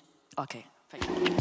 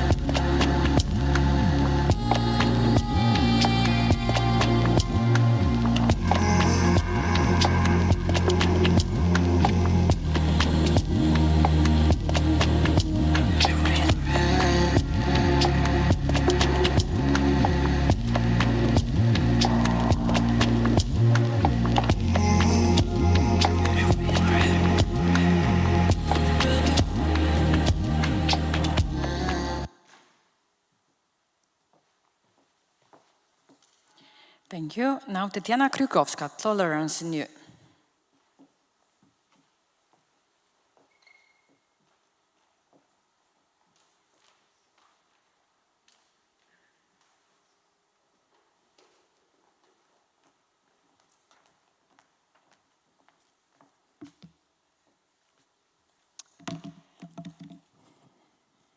Hello, my name is Tatiana Krukowska, and after Russia occupied my hometown, Donetsk, in 2014, I established NGO Tolerance in You.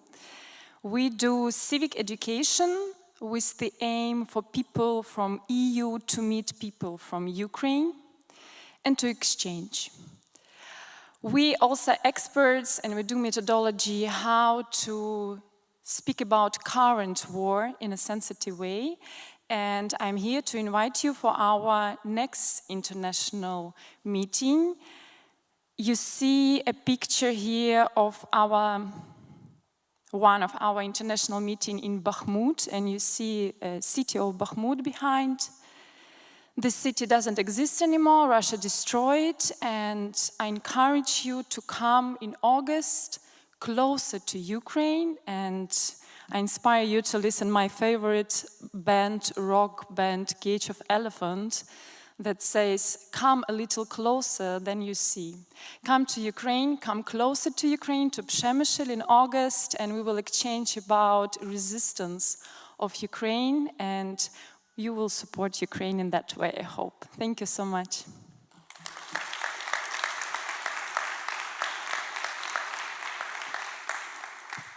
Thank you. Paweł Maliszewski, Treblinka Museum, the Nazi German extermination and forced labor camp.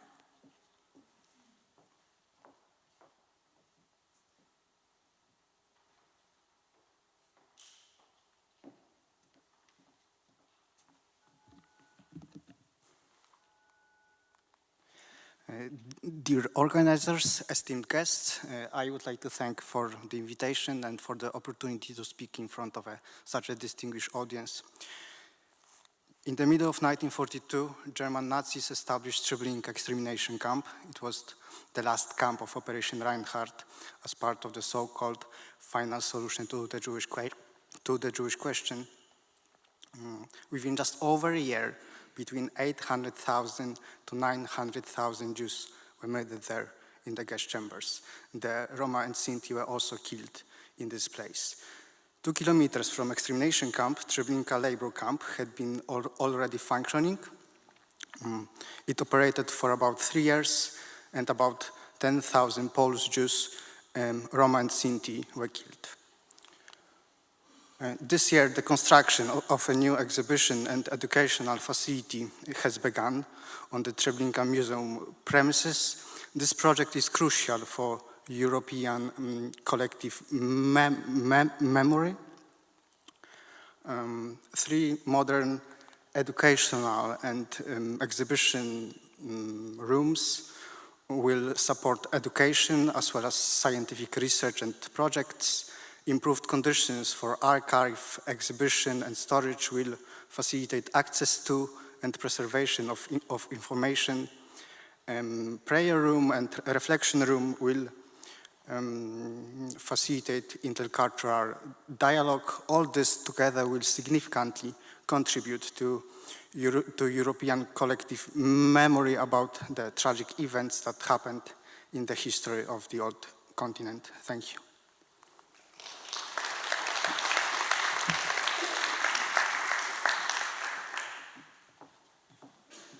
Now we have online Erika Meszarosowa, Faculty of Fine Arts, Brno University of Technology.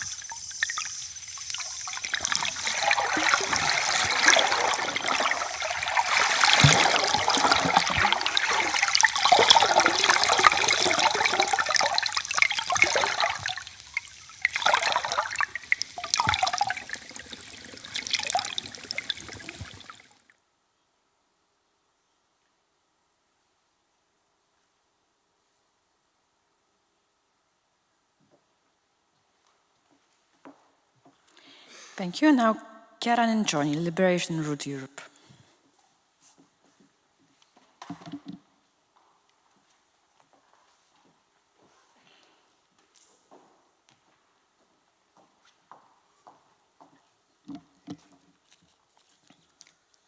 So, hi to everybody. Liberation Route Europe is an international memorial trail connecting World War II memorial historic sites and personal stories.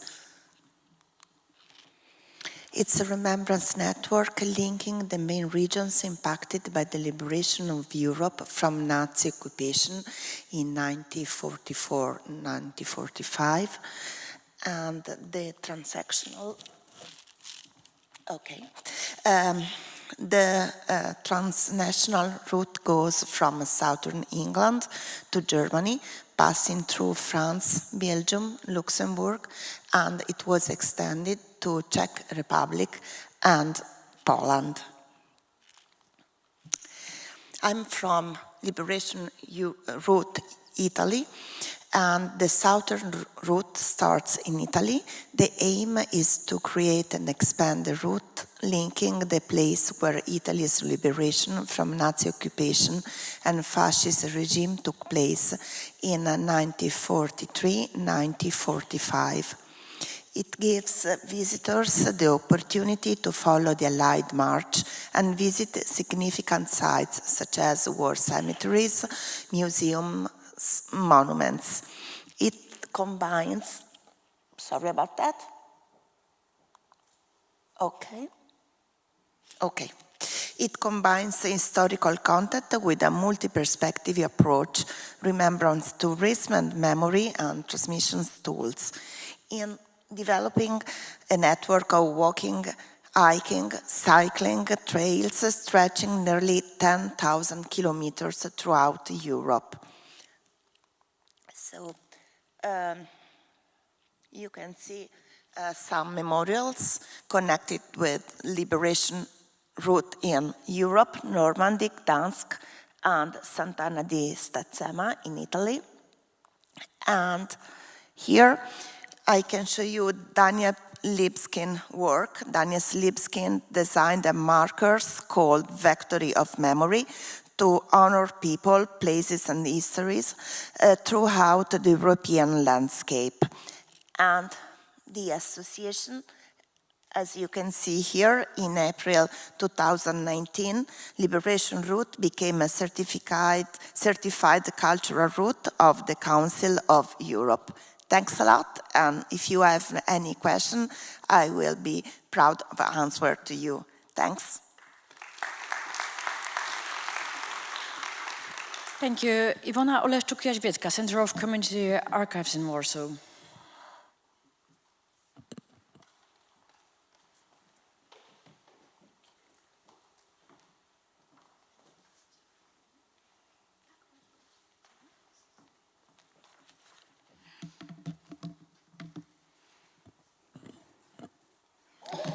Imagine an archive. What comes to your mind? Typically, we think about kilometers of shelves filled with documents, files, and folders, space visited mainly by researchers. However, when we talk about community archives, the word community changes the perspective. It involves participation of larger group of people who share their family collections, photographs, documents, letters, and more. Community archives are founded on passion and curiosity, the joy of uncovering lesser-known fragments of history. This work is often carried out by volunteers, enthusiasts, who, driven by passion, decided their free time to building and maintaining the collection. Not only do they gather historical sources, but they also bring communities together to create and share collections through events, exhibitions, and publications. In Poland, there are nearly 800 community archives supported by Center of Community Archives, a public institution of culture established 4 years ago, which I hereby represent. While we do not run an archive ourselves, we educate, We develop digital tools, we facilitate opportunities for networking and sharing knowledge. We promote and raise awareness about community archives within society and foster engagement with historical sources. Thank you. I'd like to encourage you to visit our website and contact us.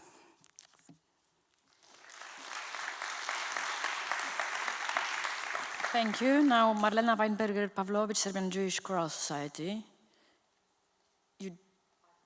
Okay. So we go further. Jordi Relano Guyen, Books on Wall.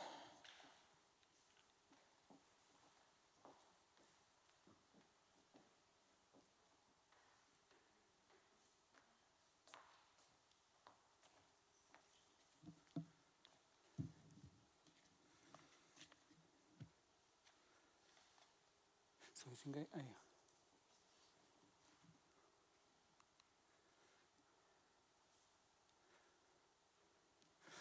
Okay, it's written, I come from Books on Wall, but I come from different projects. This is a project from a book in which 4 people are working, 2 in Europe, 2 in Montevideo. It will be printed, and it talks about migration routes from today and from the past. So I think we began working, a guy from Torino and me, I'm based in Barcelona, 15 years ago, and we have been always compromised with remembering and preventing no memory happening. As you can see, the Guernica up there. And right now, we are concerned about new movements of people, massive, due to climate change mainly, after the war periods and conflict periods we're facing today. Climate change issue will keep existing. So what we are concerned with is developing language to create new narrative ways. And we are about creating itineraries and find ways to explain things involving urban arts. So it's education, so it's murals as well. We can make walls talk. We have an open source application which is thought to be used for free for institutes and schools and whatever. This began in Montevideo, and also we worked in Chile, and we are going back to Europe through Lisbon, and now in Barcelona. I'm trying to summarize lots of things in a few words, but I think everything is written and lots of things have been said. So it's about education, about prevention, about involving things and engaging people to create and express themselves. New realities are coming to Europe as well, in Southern and in Western realities. So it's a future issue to include narratives from outside and do things together by sharing resources as well. Thank you very much.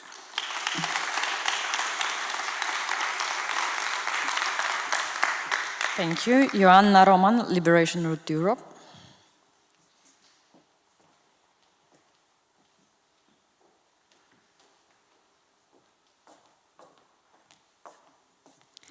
Hello. As a follow-up after our colleague from Liberation Route Italy, Cera, I would like to briefly introduce you in general to LRE Foundation and our main activities in which you can get involved.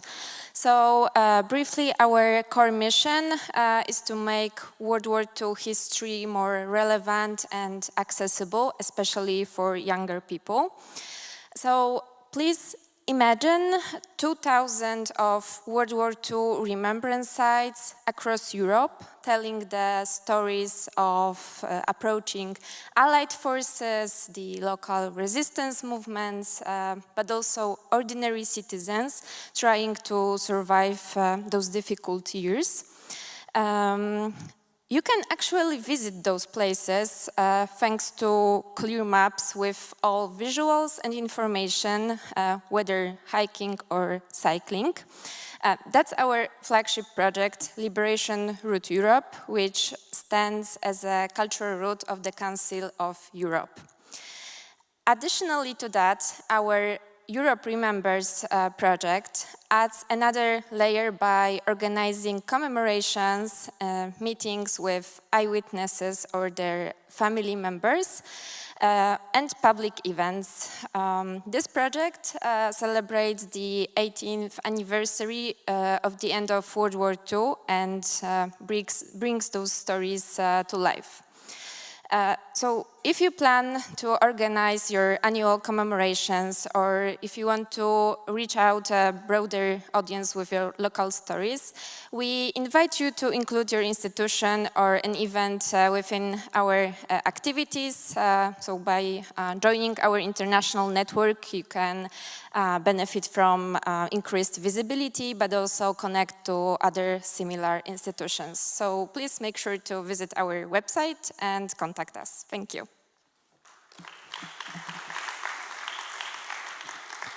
Thank you. Now Susan Shams presents her documentary, The 43 Pole Lands.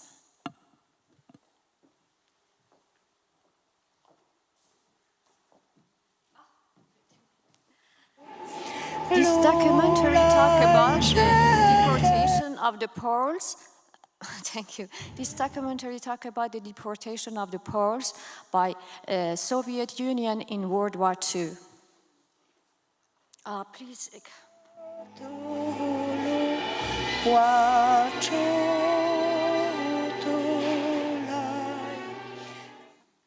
When Stalin joined the Allies, the Polish army in exile helped the Poles to go to Iran by Caspian Sea. Most of children are taken to the city of Isfahan. They stay there for a few years. In 2015, the survivors returned to Isfahan to visit the city of their childhood. Sia Kaspijskie, Pachlavi. This is Wanda, this is Jan, this is my brother, Władysław, my mama, my father. Dobrze mówi? Father mówi. This is Poland.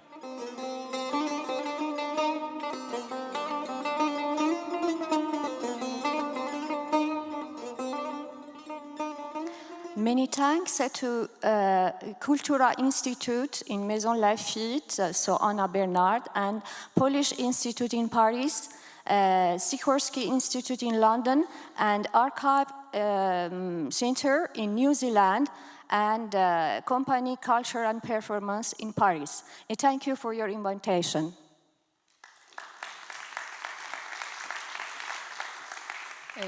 Now I invite Sviatosław Szeremeta, Dolia Memorial and Search Center.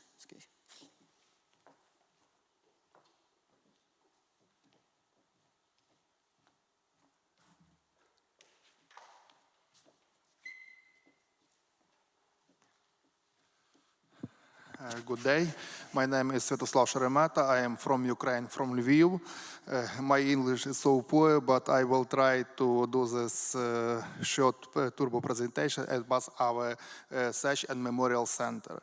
Our Search Memorial Center, Dolia, in English is Fate, was founded in 2007 by Lviv Regional Council. For this time, our team have spent hundreds expeditions to search, to exhumation and reburying the remains of victims of war, First World War, Second World War, and political repression. It was the victims of communist regime and Nazi regime.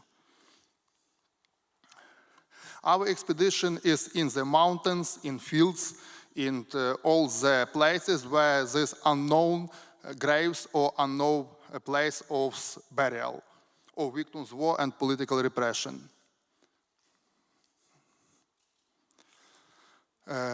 We make the exhumation of burials of victims of war and political repression. It was for this time we founded more than 8,000 remains of victims of war and political repression. On these photos you see our expedition in Ternopil region near Chertkov. It's the victims of Nazi on 1942 years. Ukrainians who was the prisoners of the prisons in Churtkov, as they was killed by Nazi Gestapo in the November, 27th of November, 1942 years. Of course, we build the military memorials and make the arrangement of military memorials. We made the burial of victims of war and political repression. You see the burials, the ceremony, the victims of communists in Drohobych in Lviv region. And of course, we work about the Russian-Ukrainian war. You see the memorials Heroes Ukraine in Lviv. Now it's 7,000 soldiers of Ukraine army, the heroes of war who was killed by Russian occupant. Thank you.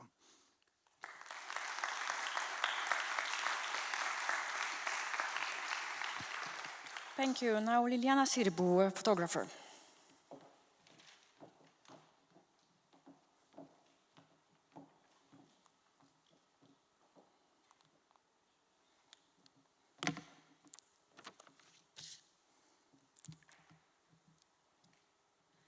Political correctness and its impact on freedom of expression. Even if political correctness was initially designed as a compensatory gesture for the past discrimination of minority groups and is based on the legitimacy of a vertical conception of liberalism, it became a controversial concept producing far-reaching consequences. For example, the relativity of knowledge and facts and the equality of results instead of performance all subsumed to the principle of tolerance to the detriment of real equal opportunity, meritocracy, and progress. In this context, I identified some potential research directions. Does political correctness erode the professor authority and exclude the spontaneity inherent for an effective teaching learning process? Taught as a solution for management of the effects of multiculturality, we do already witness the paradoxical reality by which excessive regulation of speech and behavior lead to the opposite effect of greater intolerance taught and perceived, but unexpressed. And is this political correctness application not a social experiment that can lead to incomplete studied psychological effects? By imposing the predetermined schemes of thinking, will this not affect the individual's ability to communicate, leading to the alienation of human beings? Thank you so much.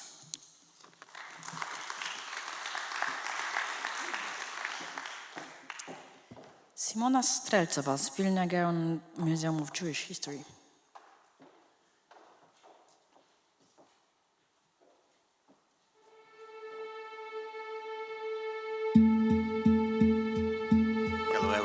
Could I ask to put volume down a little bit?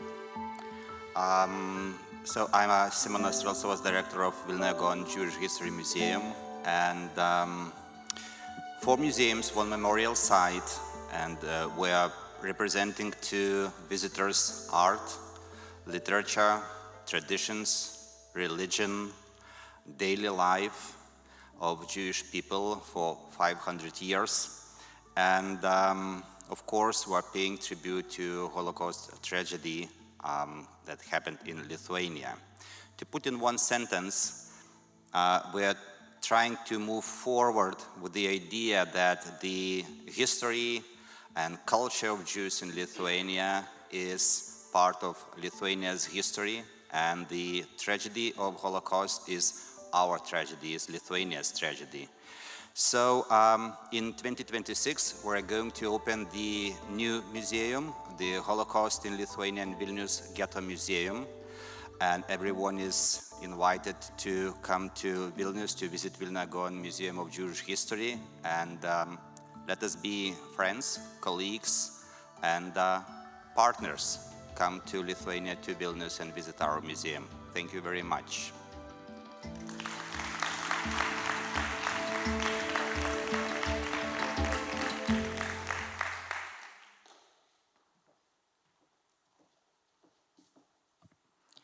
Thank you. And this will be online. Malka Storia, Trans-Regional Center for Democratic Studies. Really big names in the memory studies field all taught here because the new school provides academic space, which means the open space for different perspectives. You have people who cannot study or talk about these things in their own countries or in their own regions. That's important for us who don't necessarily think about those limitations, but also for them to have the space where they can engage with what they're interested in without censorship. The society still suffers because of these misrepresentations of the past. The next level would be to find similarities which not divides us, but kind of unites us. The work of the Memory Studies Group is important because it makes us think of the framings of our past, but also how our present intersects with that and how our future is built based on the narratives and who is giving us those narratives.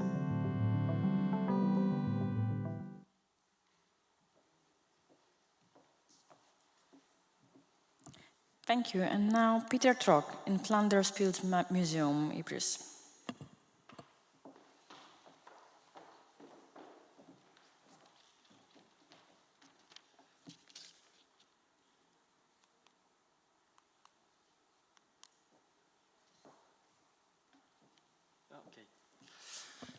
Hello, my name is Peter. I work for the In Flanders Fields Museum in Ypres, a museum that is dedicated to the history and the commemoration and the memory of the First World War in Belgium, with an emphasis on the former front zone and its rear areas that were completely destroyed during the war.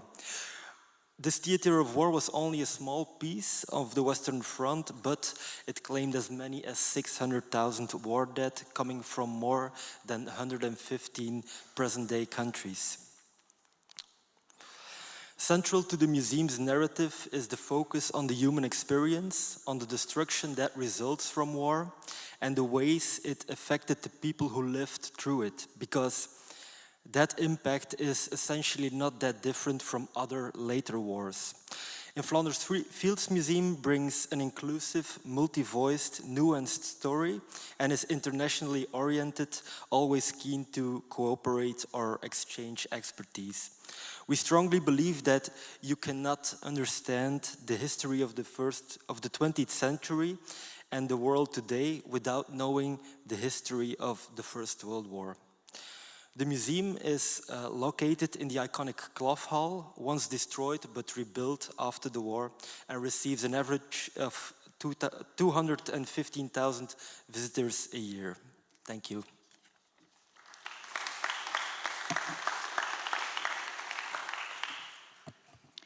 And now it will be online, Piotr Uma, European Institute Foundation. Good morning. My name is Piotr Uma and I'm the president of the European Institute Foundation, which is an organization with nearly 20 years of experience in running educational projects in Poland.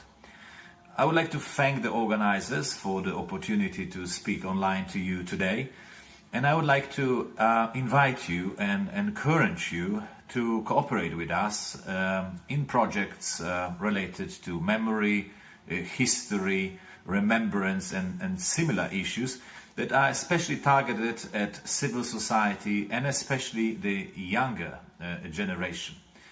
Our foundation was established in 2005 and has a proven track of records in educational projects, and in the issues of memory we organized youth exchanges between Poland, Germany and Italy, and a similar one is planned for 2025 under the title Discourses of Memory. So I would like to invite you to have a look at our website, instytuteuropejski.pl, and please get in touch with us because we can be your very good and valuable an experienced partner in educational programs related to the issues of remembrance, memory and history. Thank you very much. And now Dorota Wiśniewska, University of Wrocław. It will be also online. History, and you love sharing it. The The Master Programme in Public History at the University of Wrocław will teach you how to do both professionally. Learn how to bring history to life through storytelling, comic books, podcasts, memes, blogs, presentations, popular articles, board games and video games. Study in small groups and practice your skills in close cooperation with tutors. And if you wish, go to our partner university in Paris and get your second diploma there. Once you graduate, do history in your favourite way. Become a tourist guide, work in a museum, run a professional video blog, write game scenarios, or start your PhD. Public History at the University of Wrocław. A living history.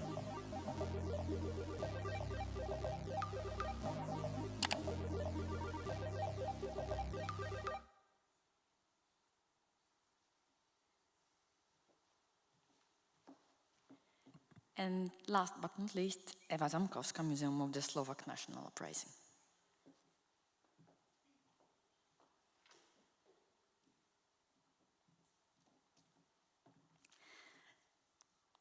Thank you. Hello, my name is Ewa Zamkowska and I'm here on behalf of the Museum of the Slovak National Uprising, which is an organization in central Slovakia, in Banská Bystrica, that commemorates the Slovak National Uprising, which was an anti-fascist national fight for liberty in Slovakia during the Second World War.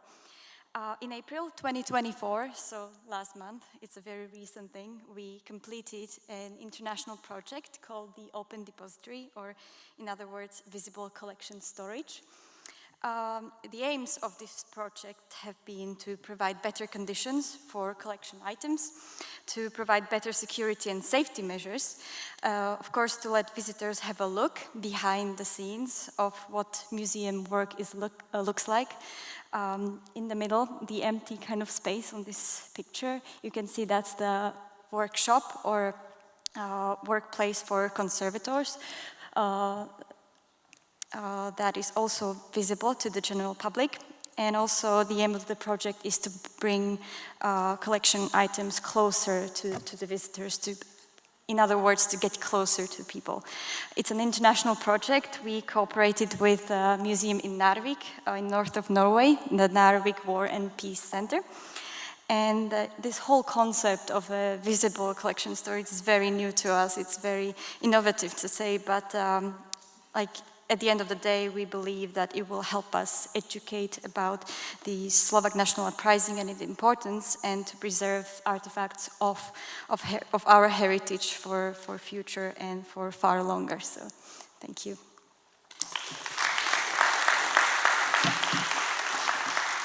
Thank you. And before you go for a lunch break, just a few technicalities. At 2:30 we have two parallel sessions, and the first one is the History Education, Freedom and Modern Technologies, which will take place here. And the second is the screening of the documentary, The Cold War Files, and the discussion afterwards with the author held by Rafał Rogulski, director of the ENRS, in the cinema hall. Everybody who is interested to see this documentary, after the break, we just see in foyer in front here, and we will bring you to the cinema hall, which is on the first floor. Thank you.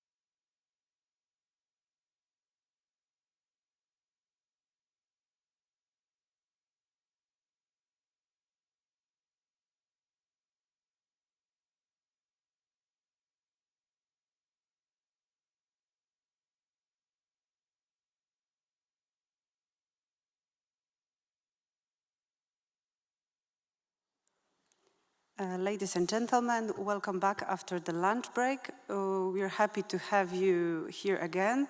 That's maybe the toughest part of the day because we're after lunch, but we'll make it having such a great speakers and such an important topic, history education. My name is Urszula Bios, and I'm coordinator for the High Story Lessons online platform, one of the educational projects of ENRS, the host of today's conference. I would like to speak to you for two good reasons. First one is that we just launched a new version of our online platform. It was made by Centrum Cyfrowe Foundation. You already heard from Natalia, who spoke about TikTok Masterclass during the Turbo presentation session. And we're happy about it. We want to share this with you. We're happy to listen your input, to hear about all the bugs you found on the website during the coffee break. And secondly, because teachers and educators are crucial actors, both target group and both creators. They are visiting your museums, they are looking for your support, they are creating content themselves. So High Story is a place where you can find ready-to-use and innovative teaching resources.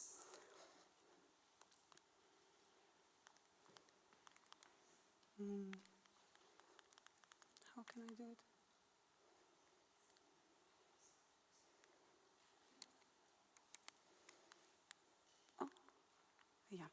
Just a few words about High Story. So first of all, it's source-based. We believe that a good source might serve the whole lesson, and students are very good at questioning them. We would like to provide students and teachers with all interactive content using all the possibilities of IT tools. However, the sources are still very important, and they are hardly replaceable. Secondly, ready to use. You can see all the different formats we would like to provide teachers with. Like the general idea is to make a teacher's life a bit easier and to give him or her something ready to use. And third point is multi-perspectivity, as our network consists of 5 countries, which are Poland, Hungary, Slovakia, Romania, and Germany. We are presenting different perspectives on the same historical event. Fourth point is that one of the main goals of the platform is to foster critical thinking skills among students. That's why we decided to tackle such topics as disinformation and memory conflicts. And the last point is the exchange of knowledge. We are holding a series of webinars. The next place will take place after the holidays in September, and we'll speak about the genocide of Roma and Sinti. So just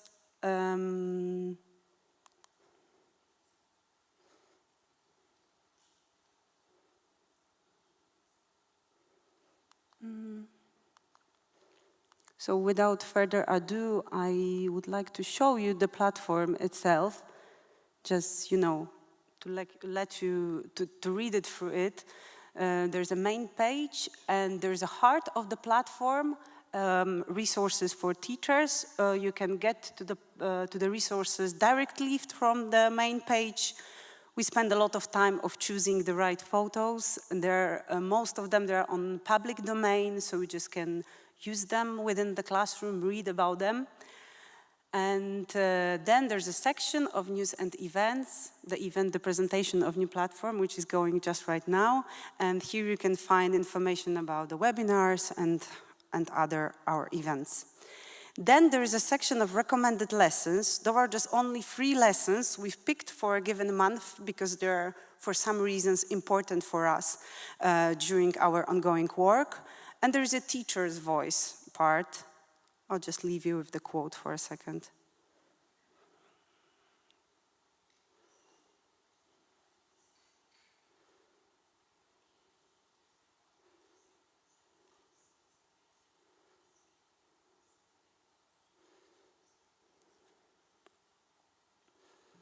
And there's a photo of Jasenovac's Memorial, Croatia.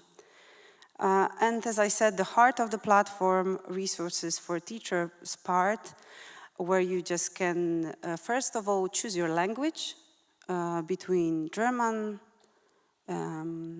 English, Hungarian, Polish, Romanian, and Slovak. As you may see, the main language of the website is English, but still we're just adding content and more translation in other languages.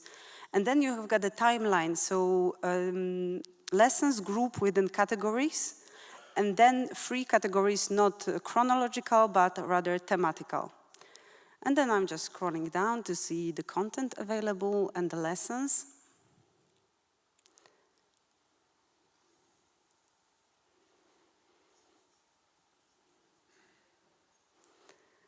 And on the green bluish label, you can see what's inside the lesson, so what might be accessed when I click on it. There's a lesson about the Great Famine in Ukraine, available in different languages. You can read about the photo itself.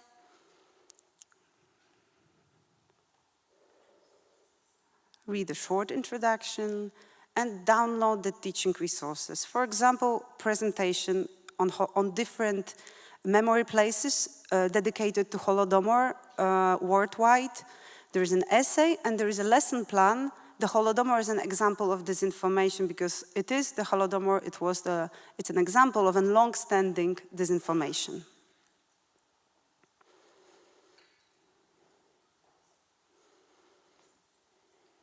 You can also watch the webinars recording.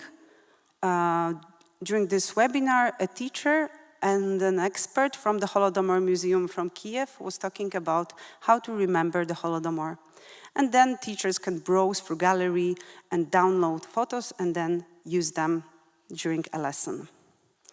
I'll just get back briefly to the resources about disinformation because I think that speaking about AI, it is really crucial part to teach students how to tackle disinformation. And we prepared the lesson, for example, about disinformation of the Russian Federation, example of great falsification, historical fallacies in the propaganda of totalitarian regimes. And I'll just show you a lesson about contemporary disinformation. That's the photo of President Nixon. That's a photo from a movie prepared by the expert. It's a deep fake in which Nixon, he's reading his speech prepared for a possibility that the moon expedition didn't succeed. So he's reading like, funeral speech for his astronauts, but of course it's a deep fake, so it never happened. And then students can take part in a lesson about a deep fake. And read an article in which you can find this story of Nixon's speech and other, and of course they can take part in other lessons dedicated to disinformation. Watch a short animation, for example.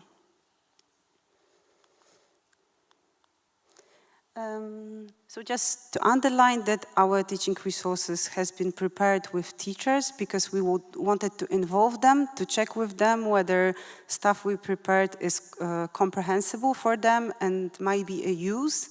And then, of course, as I told before, address important topics, those who are present in the curriculum, but also others, as I mentioned, the Roma and Sinti genocide or the Great Famine in Ukraine.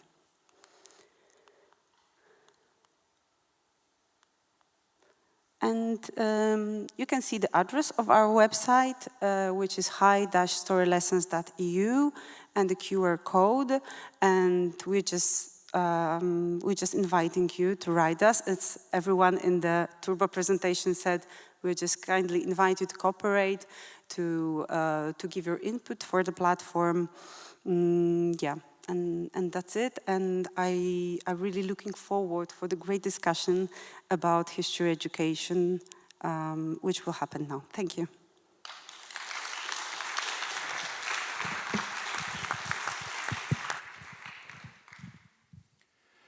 Thank you very much. Indeed, we're hoping to have one very exciting discussion right now. Welcome everybody. I'm really happy to see you all in Polish History Museum as I'm the spokesman of this museum, and I'll be the host of this discussion. I really have wonderful panelists Thank you that you made it today to Warsaw. There are three of us on this, three discussants on the scene, and we have one via internet, right? At least that's what we're hoping for. So in the meantime, let me just do the brief introduction. We have the discussion, which is entitled History, Education, Freedom and Modern Technologies. And that's in itself very interesting. Oh yeah, we have. Are we here with, do you hear us, Elias?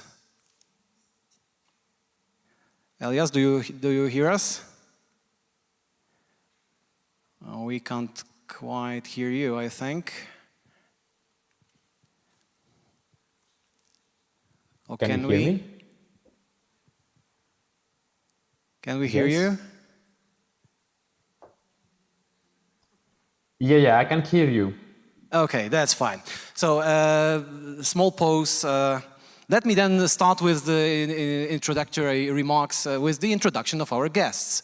Emma Nardi. Emma Nardi, hello. I'm just very grateful that you made it here today. Emma Nardi is the, let me be official at this point, is the president of International Council of Museums. Graduated in humanities, specializing in art and French literature at the University of La Sapienza. Emma is a former full professor of museum education at the Faculty of Education Sciences of Roma Tre University, where she founded the first university museum education center in Italy. Throughout her career, she has continued to develop projects concerning museum education at ICOM's Prague 2022 General Conference. Emma successfully ran for president and has been acting as the official representative of ICOM ever since. Bistra Stojmenova, another guest of ours, is the chair of Bulgarian History Teachers Association and president of the board of Euroclio, the European Association of History Educators. Her professional interests are in modern history, multi-perspectivity and multicultural education, civic education, the use of ICT and the digital environment in history teaching, as well as active strategies for learning. And she is also chief editor of the Bulgarian History Teachers Association journal, Dialogue in History. Wojciech Soczewica, another guest of ours, Auschwitz Memorial from Poland.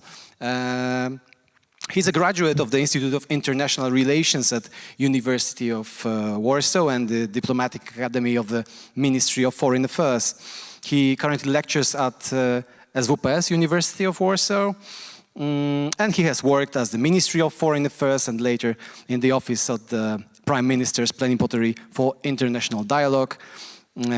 Between 2013 and 2015, he was Director for International Cooperation in the office of the Polish Commissioner for Human Rights, and probably the crucial function I have already mentioned, that he became a board member and Director General of the Auschwitz-Birkenau Foundation in 2019. And Elias, our guest present here, thanks to the internet connection, as the last guest and last discutant of our today's meeting, is, let me be again formal about it, is representing Ionian University, as I see, and he's a postdoctoral researcher in AI and history at the University of Thrace. He studied at the University of Athens and received a master's degree in modern Greek history. He completed his thesis on historical culture and digital games at the Department of History in the Ionian University. He has taught history and philology courses, and his research interests include historical culture, consciousness and thinking, and also social media, public history and digital games. Let me maybe be that as for the formal aspect of our meeting. Then here comes the discussion. I think that I would like to ask each of you, starting with our Italian guests, for your preliminary opening remarks about the general question that we have here. The teaching in itself, modern ways of teaching, AI, internet, like the great revolution that we went through, or we actually very much in the middle of still? In what way actually the ways of teaching history, teaching about history, to a certain extent maybe teaching about humanity and humanities in a more general perspective. What do you think about it? Like, what's changed? What are the main challenges? And probably the last quite fundamental question, is there really, seriously, we have freedom, and is freedom somehow endangered by the fierce development of technology? That's the starting question. If you may please start with your remarks. Thank you. Well, it's a very large discussion, and perhaps we should put some point in clear. Technology are neither bad nor good. It depends on how we use them. But I would like to say that we should be precise about the age we are referring to.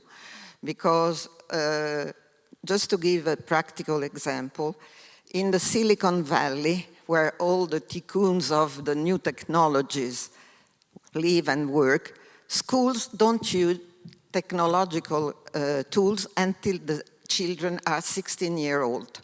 Because before that, they want to develop some skills that are connected between hands and brain. If you use at the earlier stage the possibility of writing on a computer or looking into the internet what you need, you don't develop this kind of skills, which are still now very important. So first of all, the age. Second point, I think that teachers who want to use new technology must have a very large knowledge of their own discipline, because otherwise they risk to be drowned in the mass of information they get. So they must master their discipline in order to select what is really important for the students.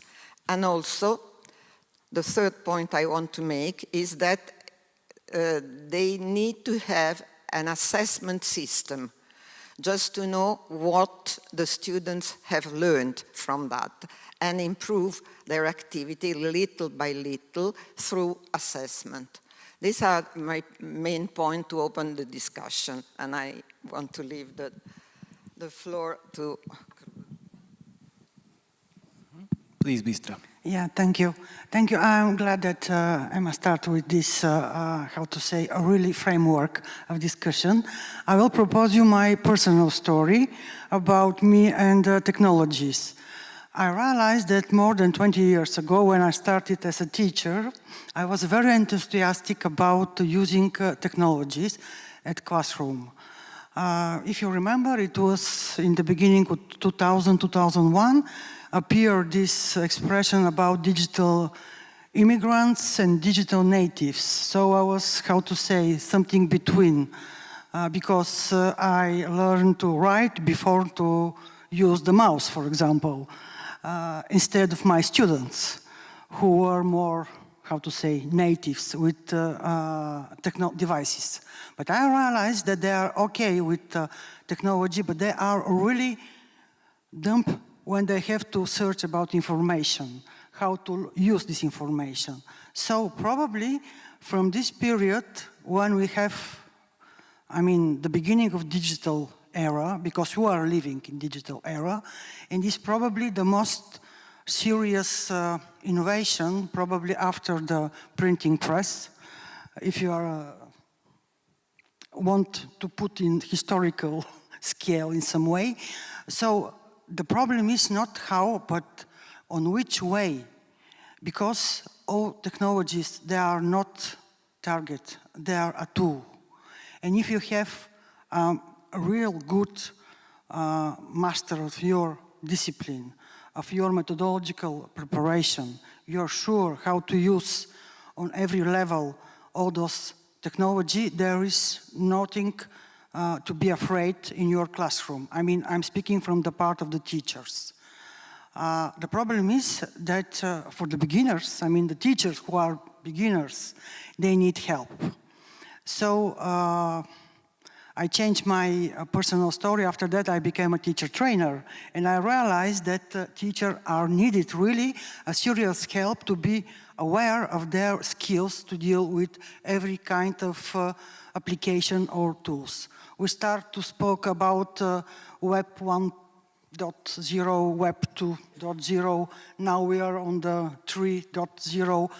I mean, they are here, everything, including artificial intelligence, in our everyday life. They, in some different, strange ways, they helped us. So it will be very pity if you are not using them for pedagogical purposes, to be more, how to say, on the level to develop student skills and competencies. And especially I realize how it's useful to put everything when you want to be in general, but especially in history teaching, for example, one of the main objectives of history teaching is to develop critical thinking. So all, I think, digital tools could be used in this way very easy, because they give a lot of advantages. Of course, they have disadvantages, but we have time to speak about them also. Well, definitely, Wojciech, the floor is yours. Thank you very much. Before I jump into this interesting content, I just would like to make a distinction between the Auschwitz-Birkenau Foundation and the Auschwitz-Birkenau State Museum and Memorial. I speak for the foundation, which is an independent entity that has been established 14 years ago to support the memorial fully, so that you also understand that I am speaking on behalf of the foundation, not the memorial, even though there is lots of links and connections in our services to the memorial. I think that I would subscribe to all the statements just made. I would like to share with you two very specific examples when it comes to using new technologies. I would even dare say that most of them aren't new, they are just technologies. They are a given fact we are dealing with in our daily life and daily operations. As the foundation, we sometimes have the honor and privilege to guide people who come to the memorial for visits. Some of them come for official visits, some of them privately, in a private capacity. And I remember that not so far ago, we had one of the ambassadors based in Poland from a European country who decided to pay a visit with his family. They came, he has two sons, teenagers, and while they were walking on the grounds of Auschwitz-Birkenau, these two teenagers, one of them was 13, the other 15, both of them were recognizing the symbols which we all know from either from being there or from pictures. For example, the gate with the inscription Arbeit macht frei. And he said, I know this from Twitter. And then we walked on in Birkenau, he saw the ruins of the gas chamber and crematoria, and he said, I know this from Instagram. So this tells us that, first of all, the generation of today's teenagers, I have two daughters, one of them is 13, almost 14, the other is 9. They live, I'm a bit ashamed because the 9-year-old one is still too young, but she's already very active technologically, not on social media. But it is a given fact. They live in this reality, and this is where they take information from and how they operate on a daily basis even. So I think it is our obligation when it comes to the practice of dealing with history, even with the toughest contents, to recognize that this is a necessity and that this is an incredible opportunity to reach out through these channels to young generations and try to explain even the most difficult contents. The second point and specific example I would like to give comes from the crisis of the corona pandemic, and for those of you who have applied for tomorrow, I believe, is the guided tour in Auschwitz from the museum in Sulejówek. This is a tool we have been developing together with two outstanding Israeli startups over the past 3 years, AppsFlyer and Diskin, a tool that grew out of the corona pandemic when no one was able to visit the site, like every other museum worldwide. The difference, I dare say, is that Auschwitz-Birkenau is not a creative museum, an art museum. People go there, and technically, legally, it is of course a cultural institution, but many people go there to pray, to remember, to think back of the darkest times. And very early in the process, people began reaching out and demanding that we provide access in this way or the other because they expect it. And we had no idea. Neither the museum nor the foundation, it is our mission to take care of financing the preservation process of Auschwitz-Birkenau.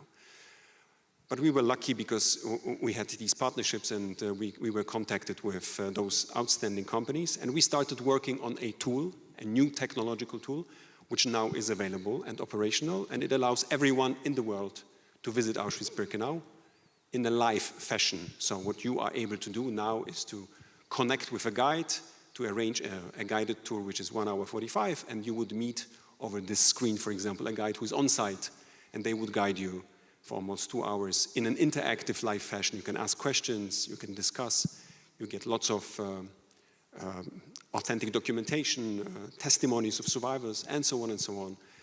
And this second example I'm always using to demonstrate that it allows people not only who are interested and who have a natural mechanism or reaction, I would like to see, I would like to go, I would like to bring my kids, I would like to bring my family because I might have lost family members there, but it allows us to start working with audiences worldwide who otherwise would never have the chance to visit a place like Auschwitz-Birkenau, perhaps in the future also other places. And because the system is operational, it has been operational since January this year, we already have lots of feedback from users who are confirming that it is not regarded as a replacement of a physical visit. It was never our intention to replace it. We know there is nothing more important than being there in person, but it allows people to make the first step, to get closer to this difficult history. It's a wonderful tool for schools, for young generations who, because of costs, travel time, organizational reasons, will never have the chance to be there. So this certainly is a new technology, and I think that it's a massive opportunity that should not be overlooked. And also politically, it can serve as a counterbalance to demagoguery, to nationalism in its worst forms, because politicians in some countries, in some environments, are using platforms, social media platforms, for their demagoguery, and I think that is the obligation of cultural institutions, educational institutions, to at least provide access with historical facts and try to counterbalance propaganda, which we heard also and saw in the presentation, which I think was very, very interesting. So just two very specific examples, and I'm looking forward to the discussion. Thank you very much. Elias, please, the floor is yours now. I'm sorry that I'm not there due to our exams here in Greece. I'm not sure that we can say that technology is good or bad, because technology is a part of our lives. I mean, it's a part of our culture, human culture, from the beginning of his history. We can find different technological advancements. So I think that technology is a part of our life, so we can create the rules for using it in education, for example, which is our issue for today. We have to accept that students use technology in their everyday life, social media, games, AI. And we have to find out when, why, and how we can use technology in our classrooms, how we can assess all this procedure, which is the learning outcome of all these use, and which is the main framework when we want to use, for example, AI in our classroom. So I'm going to discuss later all these things with you. Thank you very much. I had this impression, after all those voices that were expressed so far, that it is all very optimistic. that actually are at least very neutral, to say the least, either neutral or optimistic. That actually, okay, no one denies that technology is part of our lives. It is to a certain extent obvious, and we take it for a fact as we can't do anything about it. Absolutely, I'm absolutely positive about it. But here comes the question, and I really want to, because Elias mentioned the framework, the rules, those are important. And here comes the question, how to actually create those rules, how to set the frame, and how to set boundaries for usage of technology in history teaching. And let me be very precise. I think that everyday usage of technologies, be that smartphones, not to use any other more sophisticated example, like people get easily addicted to usage of such devices. And it actually shortens the attention span for that matter. And it actually changes the whole perception. And through that, actually it changes, or does it, the whole way, like old school sort of way of teaching. And I would like you to elaborate maybe on this possible, or maybe I'm just a little bit too negatively driven somehow. Maybe I'm wrong. But what is your experience, be that museal or as a teacher or in any other role? Is it really so also optimistic? What are actually the bad examples or really unfortunate decisions? Thank you. Well, I'm here to represent museums. So let's talk about museums. Imagine the visit to an art gallery. Museums are very complex cultural objects because they stem from 3 different histories. The history of collection, why certain paintings are here and not in some other place. The history of the building, because especially in Europe, museums are hosted in historical buildings. And 3, the history of the institution, when the museum became a public place where everybody could go. Private collections were only for a few, and after the French Revolution, the Louvre became the place for everybody. Now, I have a class, and I have to take them to the Louvre. It's overwhelming. It's not possible to just look around, I have a tour, because they don't remember anything, and they will get bored very easily. So, from our point of view, we have to use technology in the classroom. So technology is a very big help. For instance, you can examine a painting and see all the details and explain all the history behind it. I think art museums are also history museums, of course, because they give you an idea of the clothes, of the representation, of the allegories, which we cannot understand without an explanation about them. So after this previous lesson, in which all the details are explained, we go to the Louvre just to visit a few rooms and to concentrate on a few paintings, the one we have explained during the lesson. This is a very useful way of using the new technology. What is dangerous, in my opinion, is when a kid of 10 years old, just look everywhere in the web and gather information that are somehow contradictory and overwhelming. And this is not good to create his mental representation and to develop their ideas. This is my point. And also, we are here, may I add something? We are here to speak about tolerance, peace. Social media can be very violent and can draw the attention on phenomena that are perceived as true and perhaps they are not. So there is a common problem of violence. For instance, in my country, there is a serious problem of violence against women, what we call femminicidio. It's easy that a woman who wants to leave her partner is murdered or attacked. And this violence of the society is represented also through the social media. So if we want to have a peaceful society, we must begin fighting violence where it is and trying to understand what it causes is.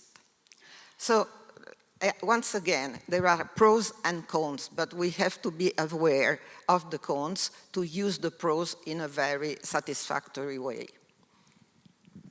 Yes, Bistra, please. I'm glad that we hear how it's difficult that students went to a museum and follow a topic or something other developed in the exhibition. I can give you an example of how exhibition could come to school.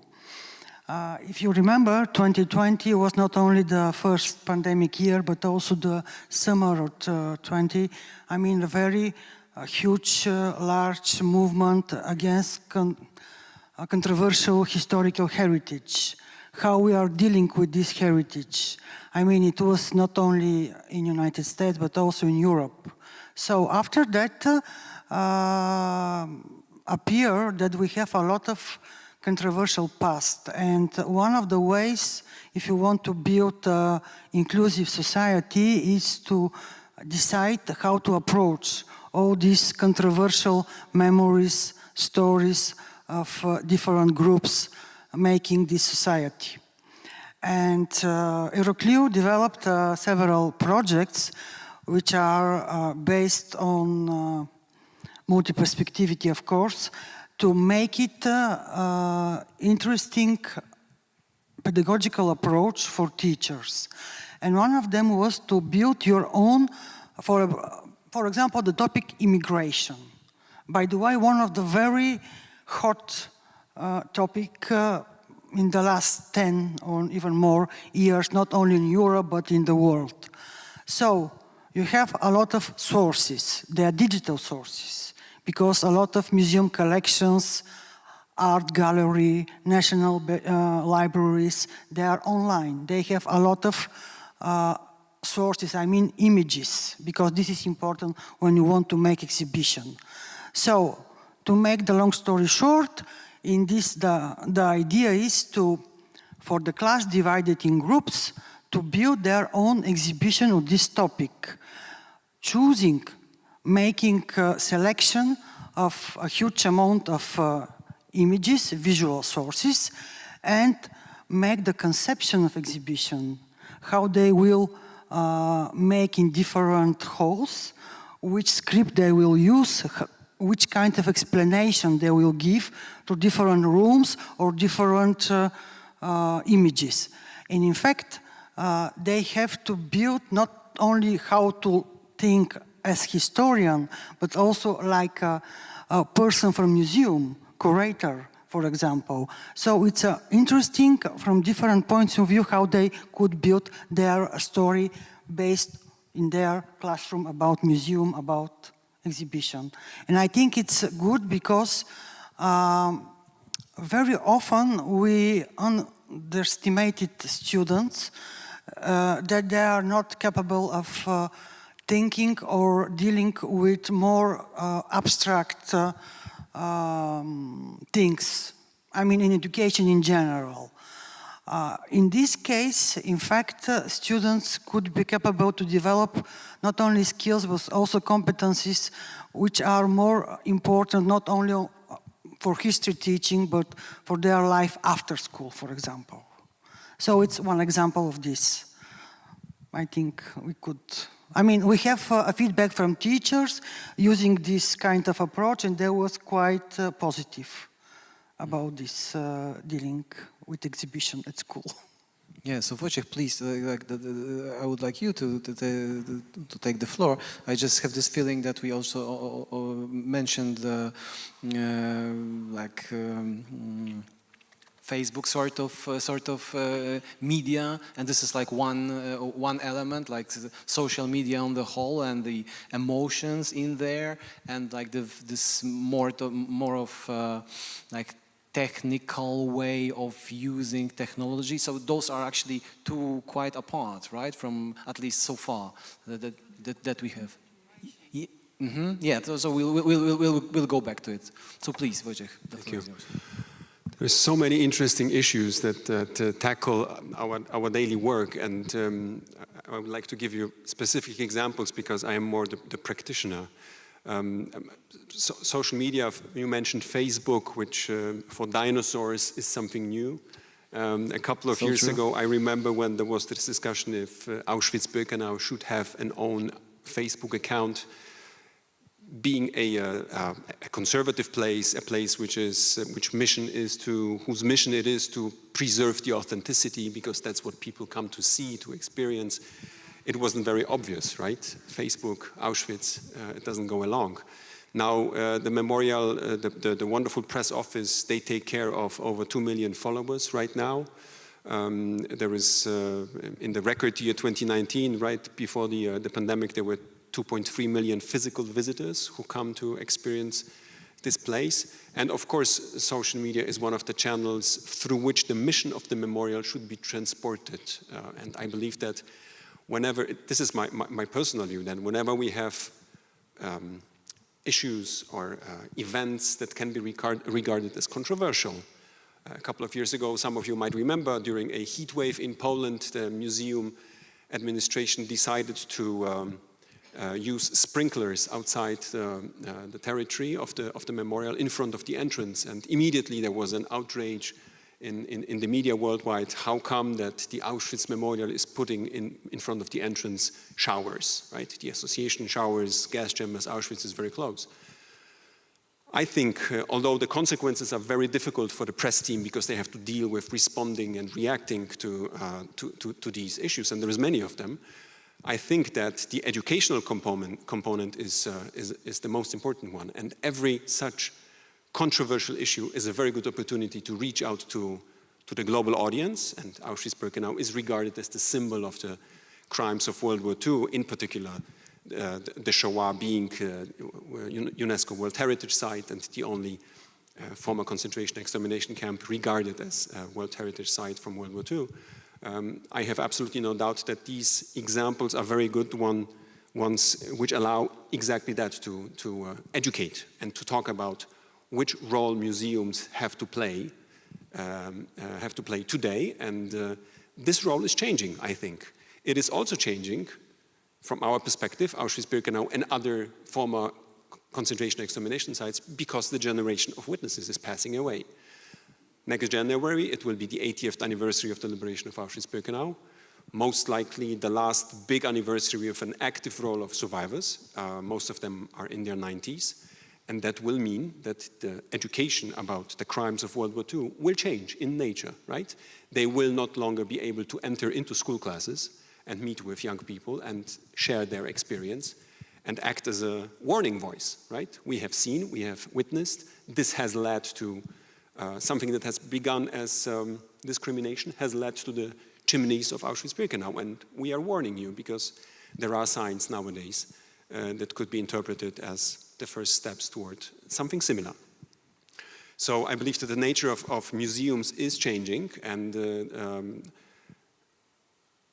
ethnic decisions must be taken into consideration when we use new technologies. This is a separate big topic, but something I would also like to delve deeper into perhaps in the next statement. But I just want to make sure that whenever we decide to develop something, we started working with virtual reality, where we try to recreate the historical camp. We started working with these technologies I mentioned in the beginning. Ethical decisions. What can we do? What can we recreate? And are we allowed to recreate anything that has been destroyed on purpose by the Nazis, for example? These decisions have to be made, and they are discussed live, currently, as we speak, right? And we have to weigh, is it a good way to demonstrate history in a recreated form, or should we leave it? What is very important for us, and this is a blessing for an institution, a museum which tells a living history, is that we still have survivors who are telling us this is what you should do, and that's something you should abstain from. Because they know the boundaries, they feel the boundaries, and they have the ethical the ethical ability and competence also to show. But in a couple of years, we will have to find other ways to make these decisions, and they will be very difficult. Elias? Yeah, I'm not so optimistic, as you mentioned before. That's why I discussed about rules, framework, and how we can understand the changes in this digital revolution we live right now. I think we are going from the observation to participation or creation or recreation, as we just mentioned before. And as you mentioned, the smartphones and how students, smartphones, any kind of smartphones, and how students use it in a museum or in classrooms as well. Why do we mention about that? Because there are several narratives from social media, from games, from search engines, from AI, I mean ChatGPT, for example. And I think that the students can read about the historical past from any smartphone, from any kind of narrative they can find in these digital platforms, and they can easily come in touch with the historical past. But we do not know which narratives they can read or they can follow, and which narratives can be understandable about the historical past. I mean, we don't know if they can criticize the data they receive, if they can have an idea if the data are, for example, biases or there is disinformation involved. That's why we have to train our students in every age about all this data. I think that as we are enslaved with the smartphones, they are also enslaved with all these digital platforms. And the main idea for my point of view is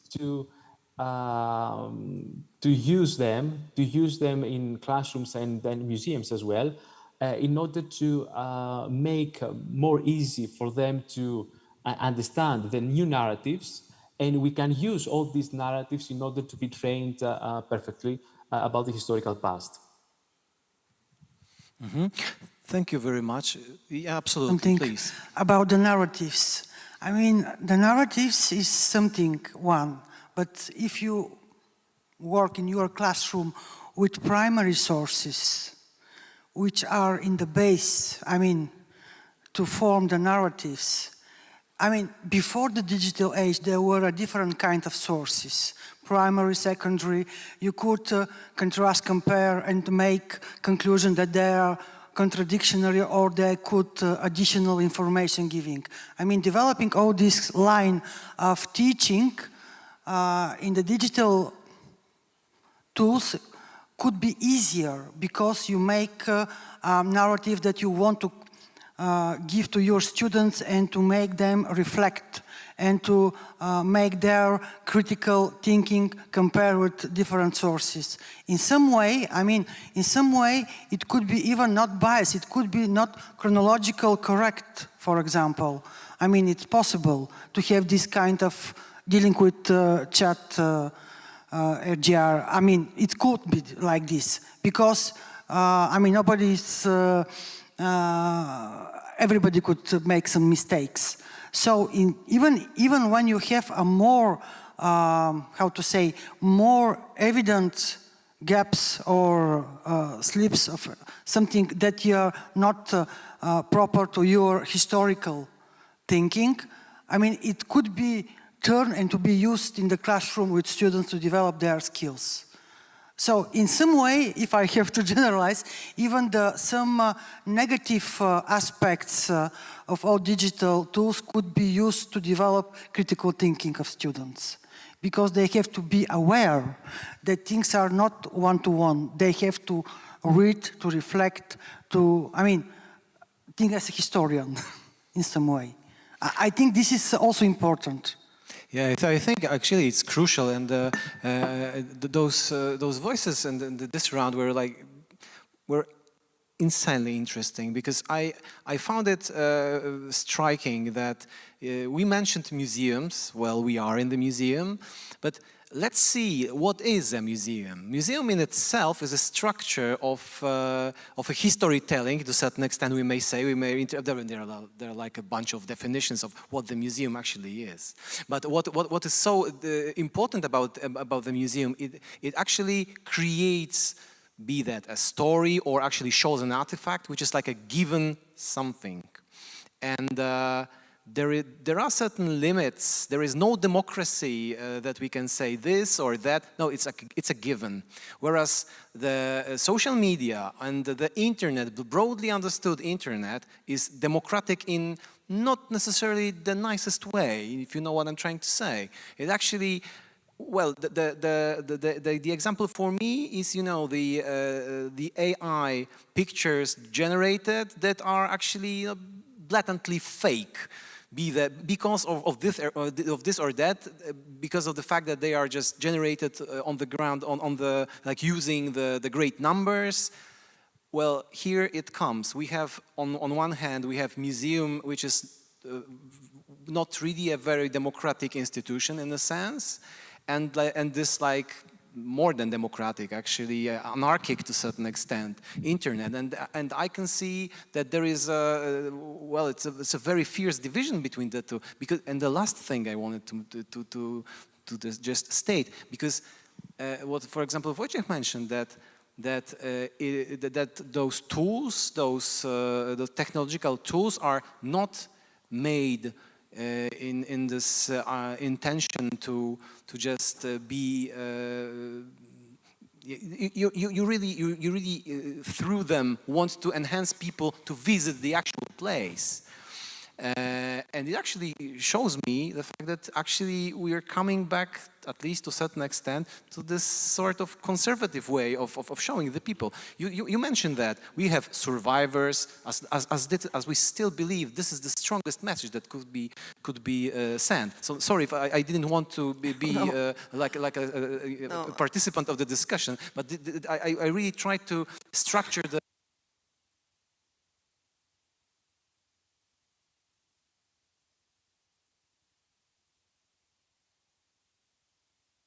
ICOM spent 3 years, and the new definition was voted in 2022 in Prague. Why it took so long?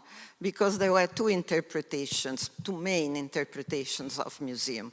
One's based on the research, on the study, and on the collections, and one mainly based on the participation of the public. So you see, it's obvious that in the new definition, these two missions are both considered very important. And what's new is that the participation of communities is seen as an active factor. It means that when you go to a museum, you shouldn't have a person who just explains to you what you have to see, what you have to appreciate. But you are an active part of the visit, showing what you understand, what you like, what you would like to change. And it's a dramatic difference. And not all museums are up to it, but it's a way, I think it's very productive. And in this kind of new action and mission, it's obvious that new technologies can be a big help. Yeah, but still, I think that to be an active and fruitful, to like wise participant, you really need to be prepared to be the one. And still, we are talking about how to teach. So sometimes those that are to be taught are the beginners without any previous knowledge. And here comes the question that we can say that this active participation is something very interesting and positive in a way, but it can be dangerous. It can. I mean, if I can think of, being in, for example, like Auschwitz-Birkenau Memorial, it's like a super ultra sensitive topic and place, and being, a barbarian there, you're still active, but not in the best way, or probably in the worst one. This also constitutes some sort of danger. But this may be a little bit too abstract. What do you think? Does it make any sense? I think that most successful museums are those that they have some special section of museum workers who developed special didactics to deal with different age group of students, pupils, from secondary school especially, but also primary. Because every age, there are some specific features combined with the most important things of museum collections, and especially the curriculum objectives. Why you need to visit a museum, I mean, in traditional way. But even in the online version, I mean, the virtual tour, I saw a lot of museums sites. They have already pedagogical sources. So depending of the topic, they could be used by teachers, because I think to visit a museum face-to-face in presence or virtually, you have to, students have, kids should be, they have to make some task to do there. Not only to look, to be, surprised, amazed, however, they have to really to link this visit to museum with their teaching at school. So they have to make some kind, you have to deliver something after your visit. It could be to make some tasks, or to write something, or to draw something, doesn't matter. But the important part is this. And when museum prepares such kind of resources, it will be a wonderful adventure for both sides. Mm-hmm. Absolutely. Please continue being an active participant of this round. Competence is demanded, so do not abstain from that. Thank you also for mentioning the fact that Auschwitz-Birkenau, like so many other memorials standing for this part of history, is there to exactly reflect the historical facts as they were, and this has been our mission, and it will continue to be our mission, I think. And having said that, I would like to also, because we mentioned the role of survivors, I think the more time passes, the bigger the role of guides will be. When we started working on this platform for remote guided visits, it has a title, it's called Auschwitz in Front of Your Eyes. Very clearly, and that was also an intention of the Auschwitz Memorial, the educators there and the staff, it became very clear for us that this technology has to be human-based. Many people who come to Auschwitz are interested in history, are interested in the historical facts that took place there. I think that many people don't know where they're going. If they're tourists coming to Poland, to Krakow, for example, and they have some time, and in their hotel they might find a flyer, Auschwitz-Birkenau, you should see it, and they decide to go. And to me personally, I go frequently. And whenever I take a visit, whenever I take a tour with a guide or with colleagues who are educators, I always discover something horrific, usually. So I think that many people who come for the first time might be surprised how dark this part of our history was and still is. So we were it was very clear for us that in order to transmit emotions, and this is also, I think, one central role of museums, the transmission of emotions, which can have a warning role and a function in us, human beings, this technology must be based on human beings. And that's why you can experience a guided tour over the screen, but you are meeting a living human being. There is someone at the other end who will guide you through the process. We have pre-recorded some of the material because as a virtual visitor, you can enter buildings which are not accessible to those who are physically there because they are protected in terms of preservation. They haven't been finished yet for the preservation, but we could enter with a camera, with a team who pre-recorded, and we're using these recordings in the technology. But the guide is there constantly throughout the whole experience.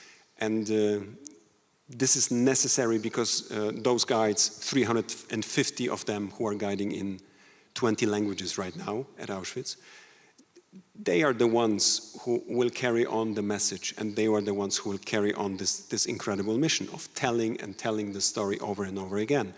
And I also think that their role will be changing with witnesses passing away. People will treat guides as those who are sort of witnesses, and I can share with you, we had a very interesting online guided tour last week with Google here in Warsaw, who decided to support this technology also with their competence and know-how. And during that guided tour, we had a guide, an excellent guide from the Auschwitz Memorial, and in the end, she was open to take questions. And one of the questions was not relating to the history of the site. It was, why are you doing this job? What has driven you to be there, and what is your history? And she said, I am a teacher by profession and I work at a school. I have been doing this for many, many years. In the beginning, she took these tours 7 days a week. And then she realized that it's incredibly burdening, that she's sort of burning out. Also privately, as a wife, as a mother, she said it was a horrible stress function. And then she decided to make a step back and to focus on her primary job at school, but also continue as a guide at Auschwitz-Birkenau 3 to 4 times a week. And that has helped her emotionally, psychologically.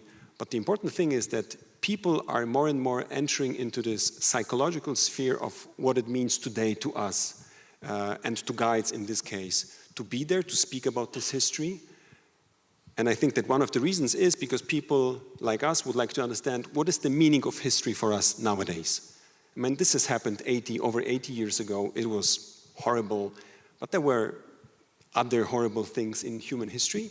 Why is it so important to us today? And I think that these human beings, these live voices, they tell an interesting story. Why has someone decided to be a witness from there, coming from the region, perhaps having a family connection, but committing your life to this important function? And there are many functions, I'm sure.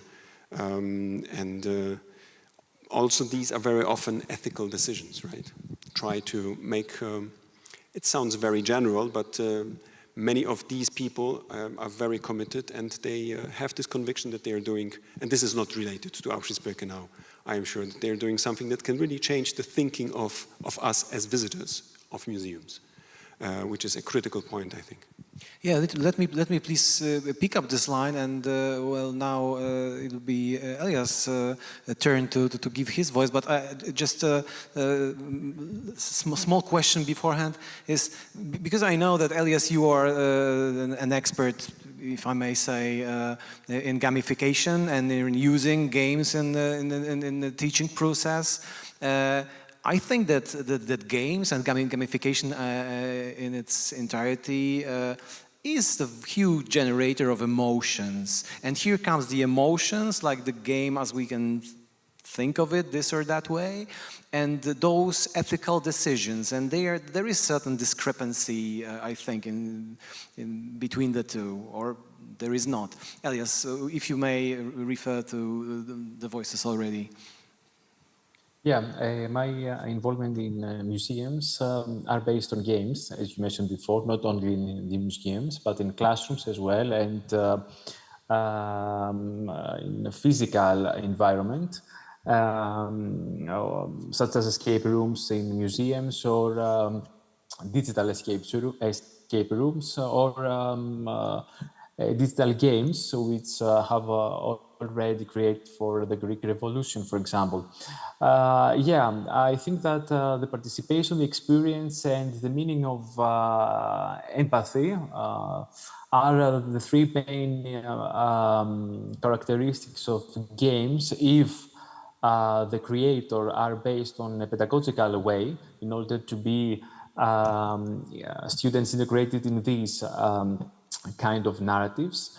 I have to say that there are multimodal way of coming in touch with the historical past.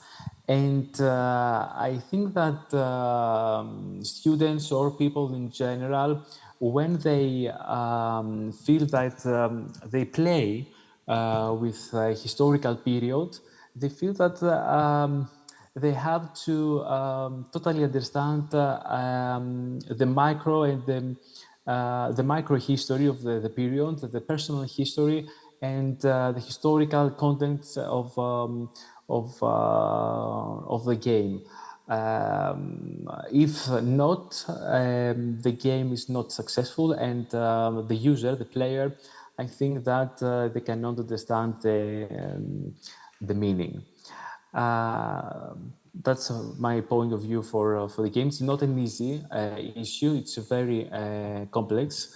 And going back to the narratives, yeah, I agree with the way of using evidence in classroom in order to follow the same thing in smartphones or anything else. But I think that we have to know very, very well how all these social media, games, AI works. It's not so easy. It's not the same way to analyze the evidence, the narratives, as we already have done in our classrooms. Oh yeah, exactly. I mean, AI is totally the topic that finally we should just spend at least some time to talk about. I quite recently, together with our friends from the communication department from our museum, we went through the sort of meeting when we discussed possible usage of AI in the everyday's work of our communication department. And we actually came to a conclusion that it's, to put it mildly, not very useful. And because there are so many moments in which it can be misleading, that it's still better not to use it at all than to risk using it and then have certain problems connected with it. Would you elaborate on your experiences with AI and whether it's good or bad? Or, I mean, on the whole, AI is pretty much, or could be, everywhere. Do you have any personal experiences with using AI, be that in the museum, teaching practices, or like any sort of foundational activity? Are there any, or this is pure, theory now? I mean, apparently artificial intelligence will change a lot of our life. Probably it's changing even now. I mean, when you open your search box, before you want to ask the question, there's something like your suggestion of question. So in many levels, we are, how to say, living with artificial intelligence. I think that all this discussion, all this probably of media interest about artificial intelligence is part of the notion that education historically is one of the most traditional conservative area of society. So every change, especially when you are dealing with technological side, it's very painful for this system because they have to adapt. They have to make more open. I mean, not about only the human factor, but I mean also about the curriculums and everything that follow after curriculums, as textbooks, teaching resources, etc., etc. So, I mean, in many levels, when you are dealing, and in the last 20, 25 years, I think in European level at least, there is a huge progress on level of curriculum, national curriculum, especially in history area. They are more and more based on competencies, which it means, you know, there is this cliche, history it's only dates, which is not true in fact. History teaching, especially in the school version, it's comprehend a lot of skills and competencies, not only knowledge concerning some persons, facts, dates, chronology. To make a cause-consequence teaching, I mean, this is quite difficult connection. You have to deal with different sources, different periods. Time, it's almost the most abstract notion, in fact. When you have to teach 5th graders, for example, that the ancient world is before minus something like century. I mean, everything it's difficult to explain in this. Digital tools give you a very easy opportunity to realize if you have some kind of, for example, digital tools to create a chronological line, a very easy way to represent this, to represent the representation of time, the sense of time and how they could move different periods. I think that a lot of progress, especially when you are dealing about the history teaching, civic education, it's not only about the skills, competencies, but also value-orientated education. Because here the huge topic is about freedom, but freedom it's I mean, very important part of the living a democracy. So everything like this you could study, students could learn about values of different periods of different societies. And of course they could work with sources. They could use artificial intelligence to speak with somebody from the ancient history or more recent, I don't know, Napoleon Bonaparte or somebody like this. But I mean, the problem is that they have to put some kind of their vision of all those facts. And there are a lot of teachers, trainers, researchers in this field that they share their experience. I mean, to our audience, I really recommend to visit the site of euroclio.eu. They have a podcast about the different aspects of using artificial intelligence in classroom, how you prepare the initial teacher training, how in-service teacher training could be done in this aspect using new technologies. So they have a lot of, the most important part I think is that teachers could learn all the time. I mean, this is the important part. You have to adapt yourself as a person. Probably this is the most hard decision you have to take in some way, because you have to adapt to your students, to different technologies you have to learn. But I think this is also the important part, because you develop your professional skills also. So in some way, I think it's positive, because if you want to learn, we will learn. The problem will be this part of teachers who don't want to learn, and they have to, to face all this technological progress and how they should deal. But I think we developed in the last 10, 15 years, especially after pandemic situation, when you have so many examples of online blended learning. So, it's possible. It's not like some mission impossible in education to make all these things realized in the real life. Even in face-to-face classroom, you still could use a lot of digital resources created because of online learning, for example. But they could be used also on traditional way of learning in school. Yeah, what I may say about AI is just a very short line that, well, I'm totally not an expert in the field of AI, no IT, but anyway, I discovered recently that AI is said to have learned already how to lie. Because it, you know, somehow it pays off in this sort of.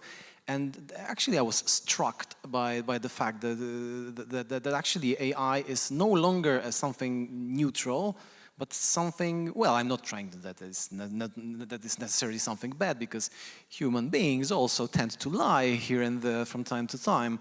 But this is like way more complex, like this AI thing. So. But this is like maybe just a marginal remark. Emma, would you like? Yes, I would like to open my concern about the difference between the well-off students and those who are of a lower class.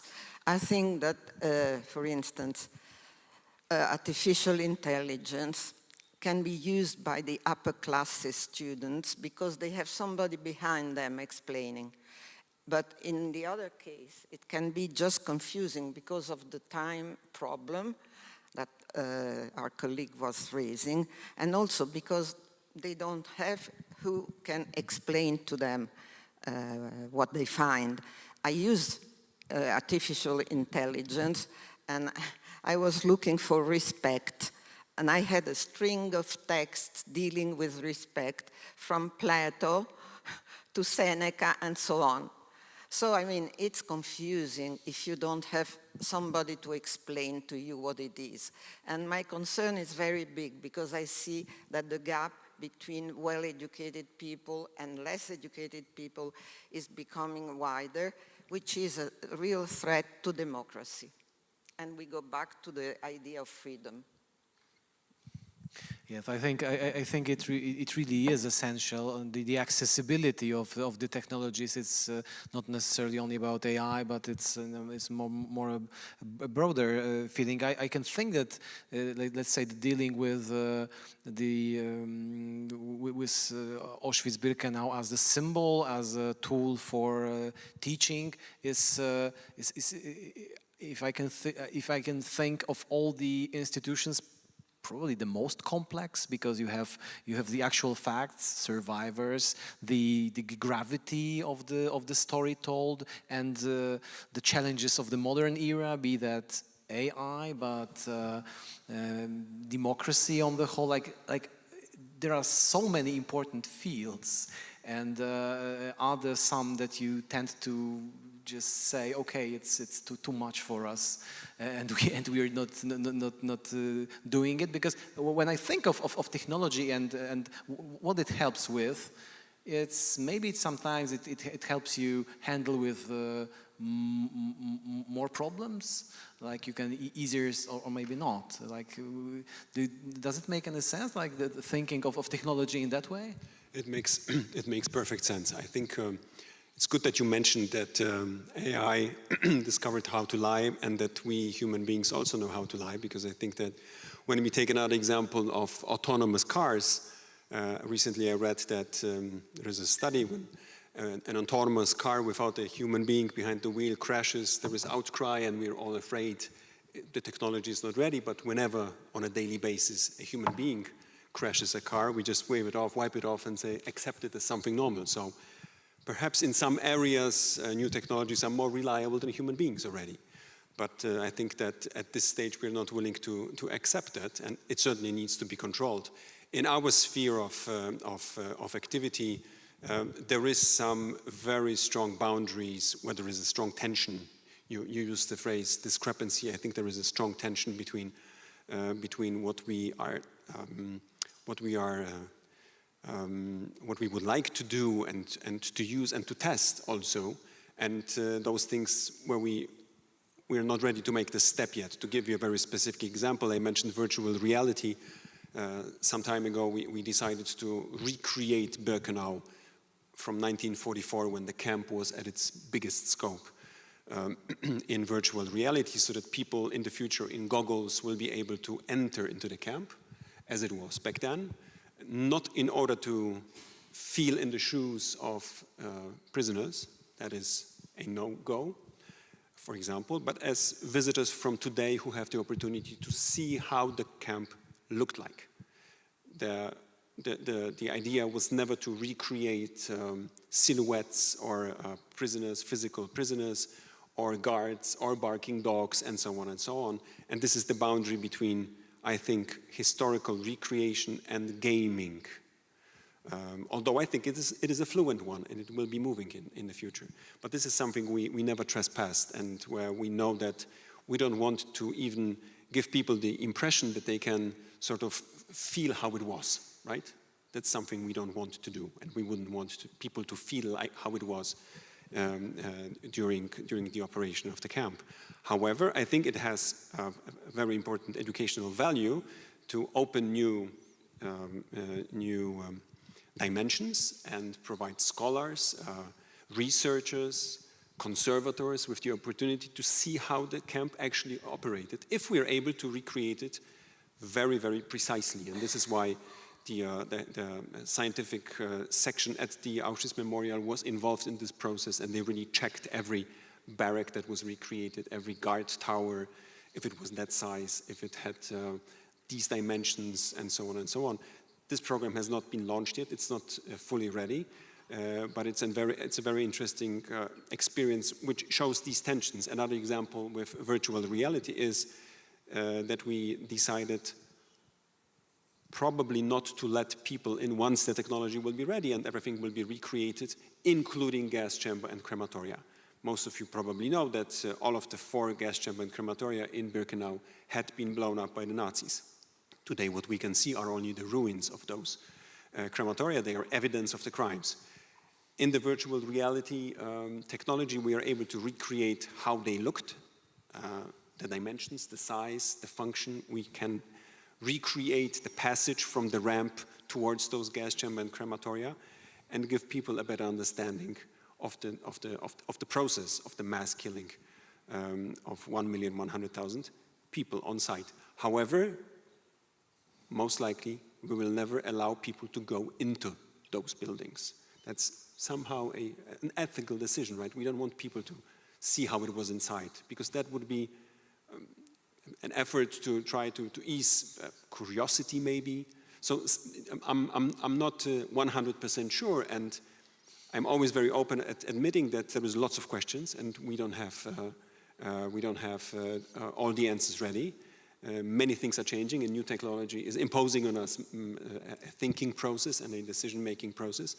And that's the same case here, that somewhere a boundary still has to be drawn. And in this case, most likely it will be the fact that you will not be able to go into the building. Because if we allowed people to go inside, why wouldn't we want them to see a chimney in operation, right? Why wouldn't we want them to make the next step? And that would be gaming, that would be playing with emotions, and that would be very dangerous, I think, and that would be something more than the documentation, the historical recreation of something that is authentic. We don't want people to be there. If they decide to come, if they decide to visit, we would like to give them an authentic site, possibly a recreated, 100 accurate recreation of a historical site, but nothing more. It is on us, visitors, to make these individual decisions. What are the lessons that I'm drawing from those horrible times? Mm-hmm. Elias, tell me, like from your experience, how does this drawing boundary between what is morally acceptable or unacceptable, how does it look like? From your experience, does it go in the right direction? Like on the whole, you think that, okay, we have gamification for that matter, and we use it pretty much nicely and wisely? Or are there any, and here comes like bigger question, which I would like to ask at this point, what are the, the defeats of technology, and what are the biggest, flops that we actually got to know, be that in teaching history in the class, I mean still referring to technology, or in the museums, or in any other field that we're talking about today? Yeah, no, I think that we cannot use technology and gaming for everything. I think that that is clear. And you cannot play with everything about the historical past. It's not easy to do so. And there are boundaries in the case when we want to recreate something or play with something. That's why we are very, very careful when we want to create a game, how we are going to do so, which are the evidences, and which is the gameplay, how players are coming in touch with historical past. That's, I think it's very, very important for the creators. But when we are going to create a game for the serious game perspective, I cannot speak from the producer's perspectives. I mean, all these games that are going to be creating in not in a pedagogical perspective. Going back to the technology, and the most important for us is the AI, because we are going from the programming to learning in that case, and we have to know very careful. We have to be very careful about the data, because AI is the process of building intelligence machine using all these data.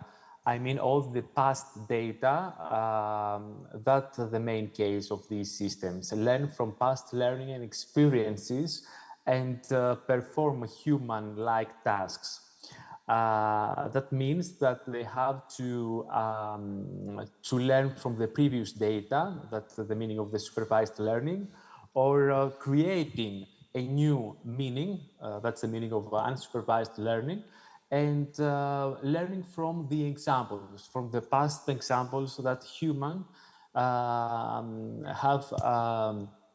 done in the past. How do humans be creative when they use all this past data? Can they create something new from all these materials? I think that students have to be very careful about that, and we have to be focused on the data literary skills, the computational thinking as well, not only creative and critical thinking, and algorithmic thinking, in order to follow three main aspects: the aspect of the learner, and the meaning of the personalized learning when they are trying to use all these past data, how teacher can use all these technological tools from the perspective of AI, in the meaning of feedback, assessment, personalized support, and the systems, how the timetable organization or learning diagnosis, admission decision can be helpful for them. But all this we have to connect to the history and history education. How we can use all these past data in order to understand historical past, how we can understand the meaning of history when we use data that are the most common data from the net.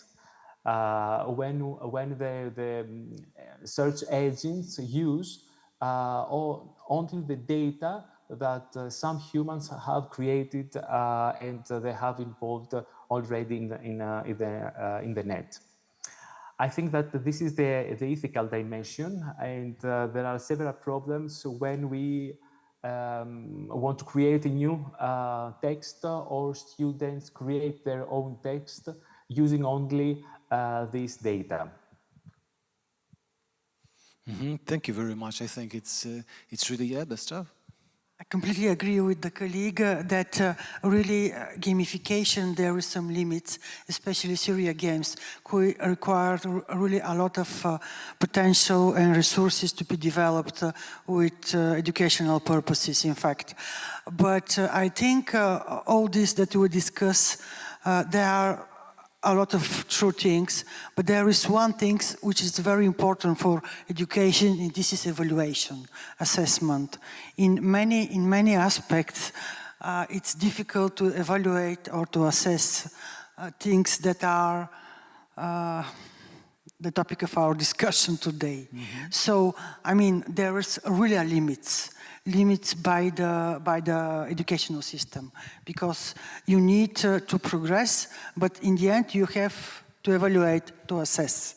So, I mean, probably in the future, I don't know, artificial intelligence could be, I don't know, examinator, but for the moment at least, we don't have this kind of, I mean, issue. So evaluation is something important. Emma? May I? Absolutely. Well, I would like to make a distinction between knowledge and emotion.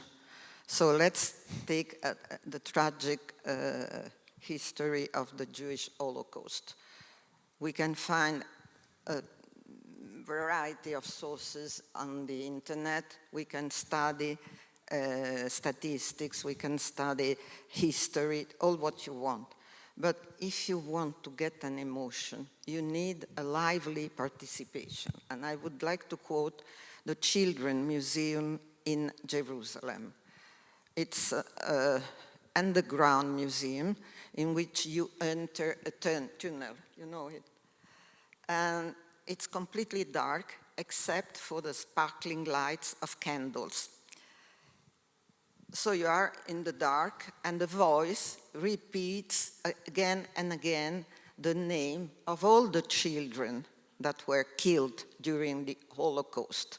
And so you proceed with this voice, this like a lullaby, you know, very monotonous and repeating thousands of names. After the tunnel, you get in a circular room in which there is just one exhibit. There is a column, a transparent column, and in it there is one shoe, one small shoe like this. This gives you a strong emotion, and no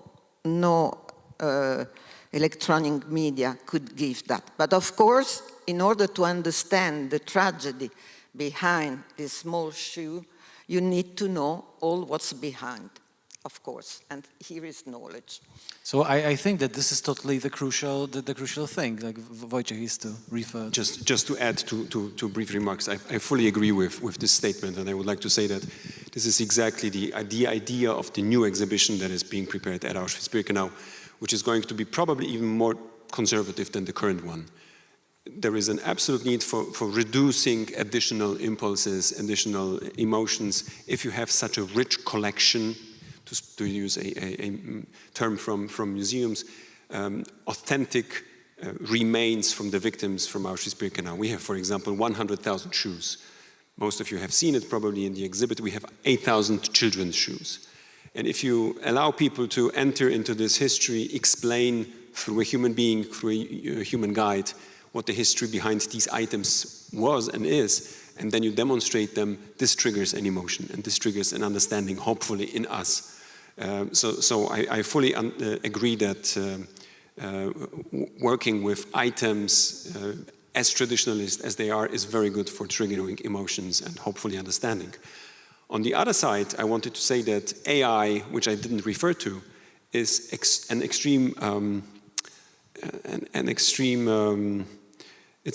very interesting to approach this topic, and we as the foundation, but also the memorial, because we started working with new technologies, we are being encouraged to use AI, because as you know, for example, for researchers, there is lots of testimonies of survivors, right? Especially from Auschwitz-Birkenau, which probably was the most international camp with lots of people from all over Europe, mainly Jews from Europe.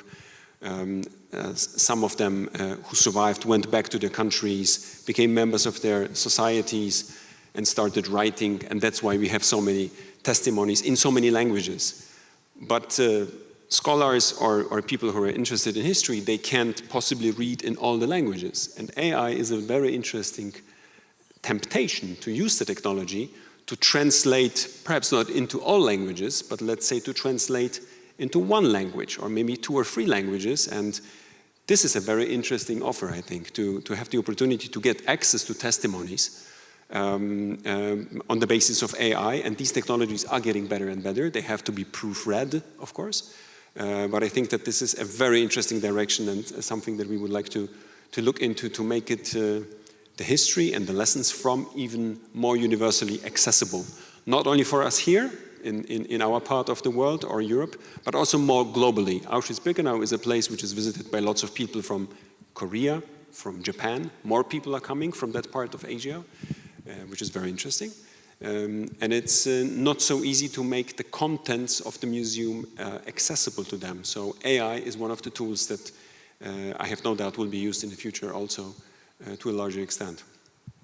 This is insanely interesting, and I think that given the fact that we have a little bit more than 20 minutes left, this is a good moment to just give the voice to our audience and ask whether there are any questions for our participants, and we are ready to answer them.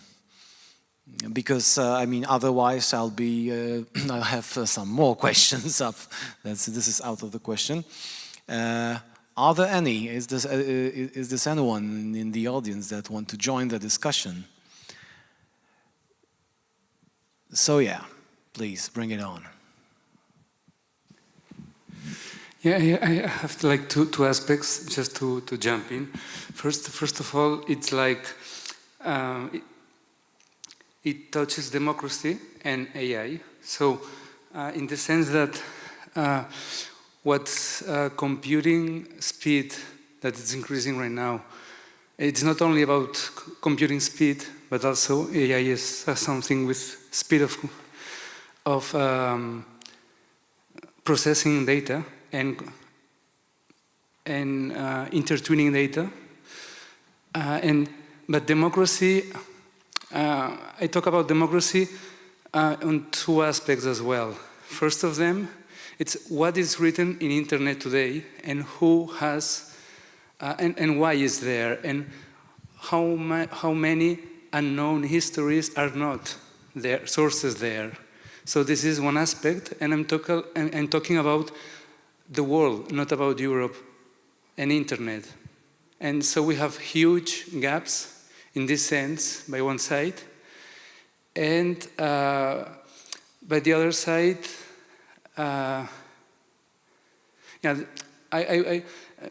I could speak a few weeks ago with the vice director of an important newspaper in Spain and in Catalonia, the oldest one, and he told to the audience that media are becoming content curators, and especially since AI appeared, and there are so many sources available of information that I'm a journalist. I studied mathematics as well before, but and history of science later. But journalists are told to become gatekeepers, or goalkeepers, if you want to translate in the sport. But gatekeepers, again, as those who can critically collect data, but again, not all data are available in the net. And talking about the net, there's something material at the very end of the internet concept that it's again something material that's has relation with data conservation in hard disks somewhere in huge buildings, supercomputing. I mean, these are lots of things I'm connecting and I'm putting on the table. But first of all, I go back to democracy issue and what's in the net and how we can give access to people to explore and express themselves and interact with AI, thinking globally as well. So you are free to try to answer the question or make your comments on it.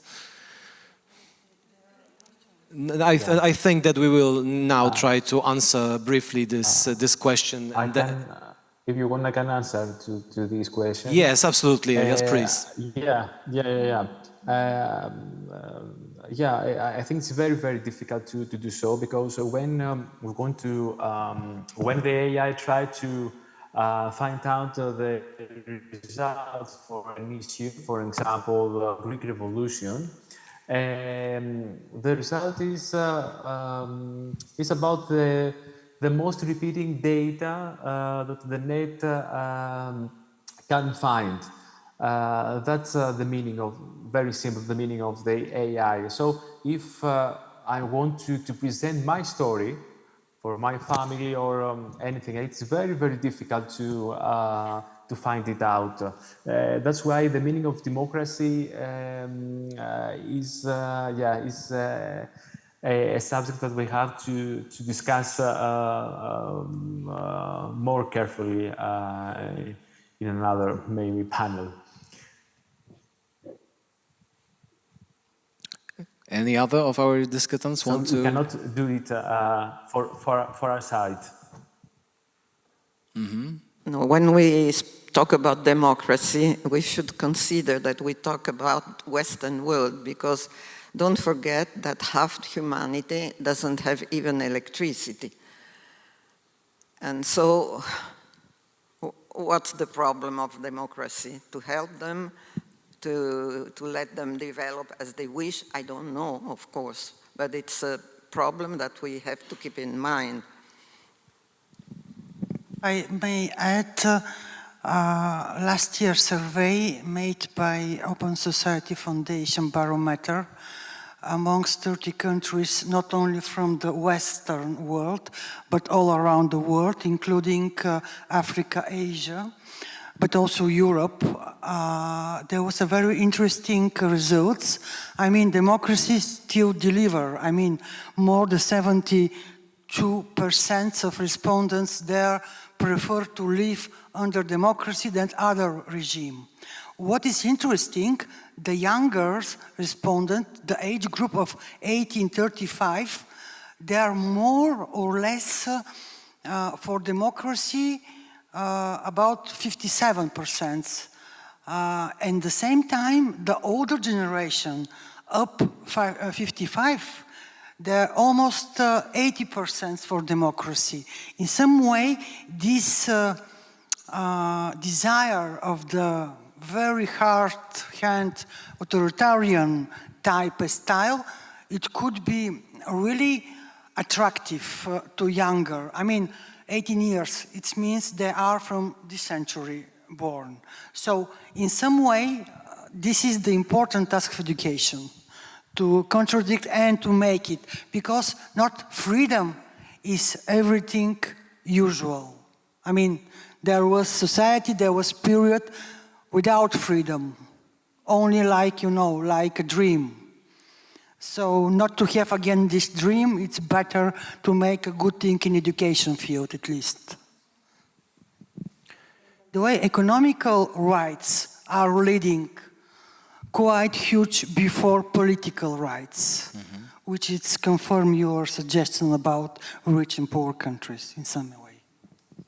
Thank you very much. We have another question, please bring it on.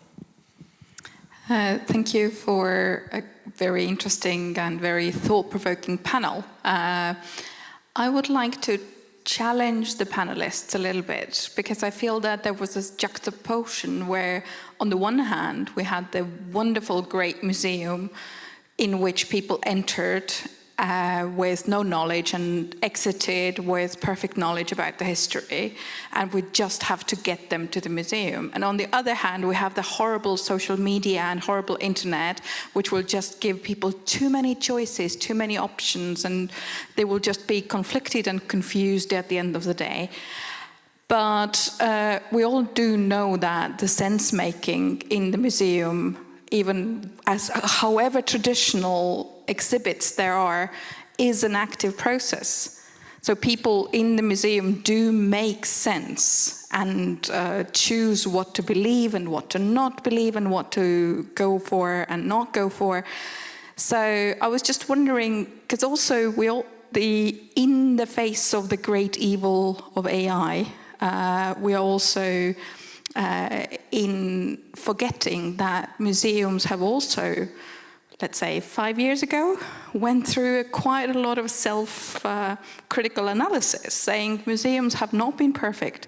We've not told the stories in as good way as we could have. But now we suddenly have a great external enemy in the internet, and we can just say like, oh, museums are still back perfect. So I just want to sort of like reflect a little bit, or invite the panelists to reflect a little bit on that, museums as the great holy grail of knowledge, and in that contrast of internet being just too much of everything. That's the question we have. I understand your question, but, well, this opposition is too strong. There is not the goodwill of the museum and the bad will of the internet, and they very often interact, in fact. But consider that museums are not neutral. The way they present themselves, it's not innocent. They lead a message, and it's important that the public understand the message. Otherwise, they are passive visitors. So this is the real problem, because we are talking about democracy. Democracy means understand what's critical thinking is. And we go back to the teaching of history as a mean to reach critical thinking. So I understand your opposition and your challenge, but I agree with you that there is not a strong division and opposition. I just want to say that in order to use internet well, you need to have a certain culture. Otherwise, you are just lost. I think we have to improve our digital literacy in general. I mean, in the museum, but also like general public at school, and also social media. Because, I mean, it's important. 20 years ago, we didn't discuss digital literacy because it was not necessary. Now it's something imperative, I think, to orientate. I mean, if 1 century ago the phrase, it's true because it's published in the newspaper, now it's probably not true. So we have to make, to deal with information in general, not only on social media or etc. Wojciech? Thank you for the challenge. This is indeed very, very interesting. I wouldn't subscribe to the view that there is this strong opposition. I really believe that technology is a tool, and it should be used by memorials, which are by no means perfect. They are only created by humans and human visitors who, as I said, I believe discover lots of awful things when they visit Auschwitz-Birkenau or other sites. When it comes to new technologies, and the thing we have done in the past 3 years with these online tours, we had to make a decision because 80% of the visitors, of those 2 million who come annually, they take a guide for the experience, 80%. So they have a critical voice, they have someone who is extremely competent and who guides them through the process. A standard tour is 3.5 hours. Now you can ask yourself, is this enough? Is it too much? Everyone knows who has been dealing with history that this is not enough. There is never enough time to visit any museum in the world, and it's always a compromise, a selection of topics, of accents that we try to look into to understand the background better. When we were dealing with the new technology, with these online tours, we knew that it is impossible for people to sit in front of a screen for 3.5 hours, attention span, right? We were in the midst of the pandemic, and we knew there is fatigue, people have enough of Zoom, they have enough of Teams, they will never be able to sit in front of a screen for 3 hours. So we had to limit the span of these online tours. They are now 1 hour and 45 net. This changes if there is lots of questions. And in most cases, there is lots of questions at the end, when people really open up and they have done the full experience. They have been to Auschwitz, they have seen the roots and then the development of the massive killing plan in Birkenau. and then they start asking questions. Even more young people ask questions than older generations, which is also a very interesting takeaway. And this has also shown us that we, in preparing this program, we had to make the decision, what do we give up on? But there is, of course, critical points which we cannot omit. You know, when you walk the path towards the gas chambers in the end, there is things you cannot omit. The positive thing with new technologies is you can save time.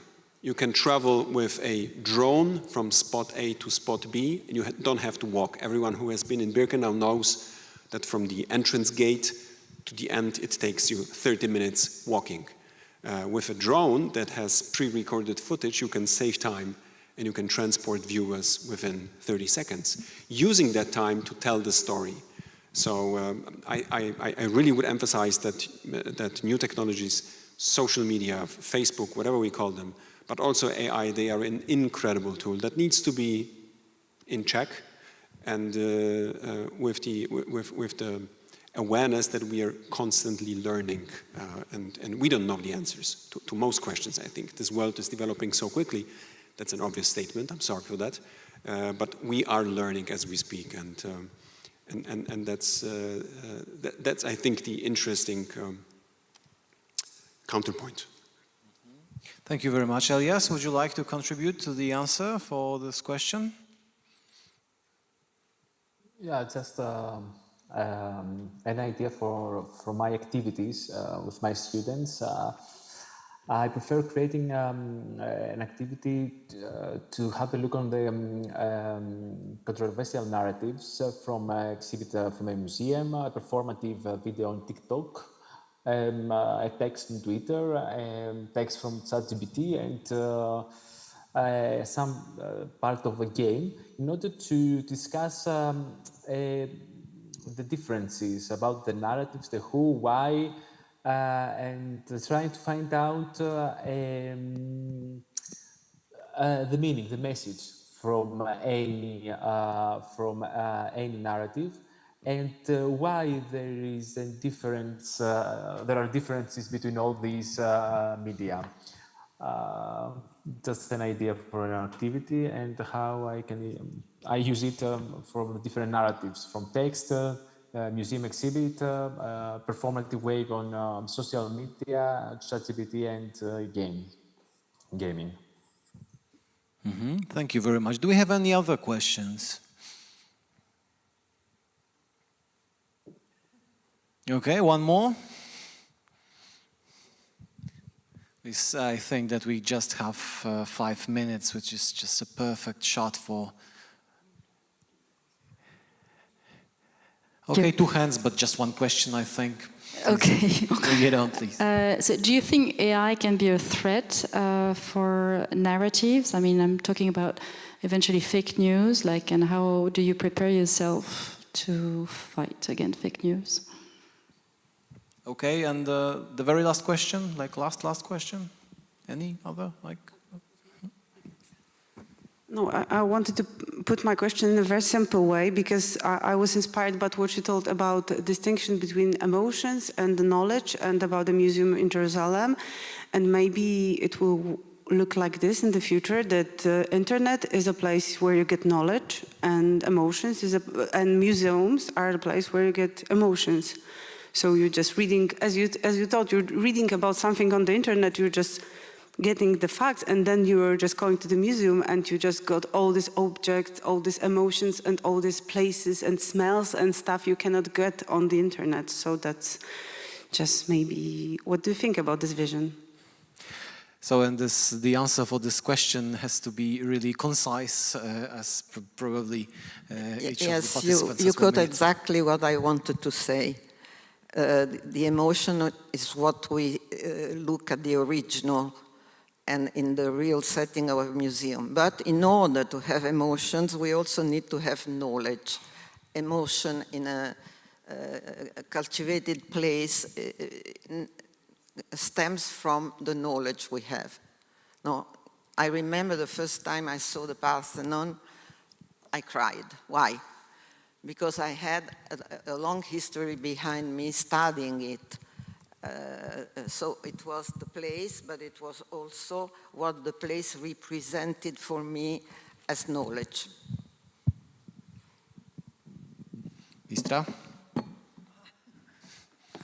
I only want to add that one of specific skills in history teaching is empathy. It doesn't mean that you have to like some historical person from the past. It means that you can understand why those people acted in some specific way, why they took decisions, important or not so important, but with consequences.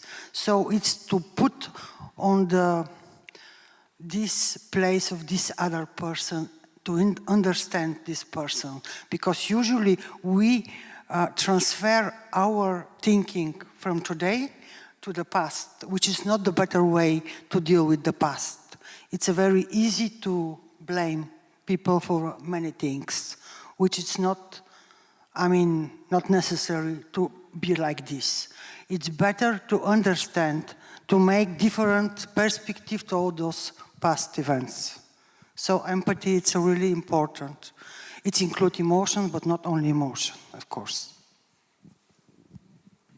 I would be very cautious in assuming that new technologies are there or will be there in the future to provide facts only, while museums are there to provide emotions only. I think it's a central role of museums to provide information, fact-based information, and this is, in my opinion, one of the most successful fields of operation of museums, certainly from World War II, which are teaching, actively teaching through social media, through educational programs, with schools, and so on and so on. But also because of the fact that we should be aware that the internet and new technologies are providing more and more complex ways of sensualizing our reception. When you put on VR goggles, smell is not something that is there yet, but all the other senses are triggered already.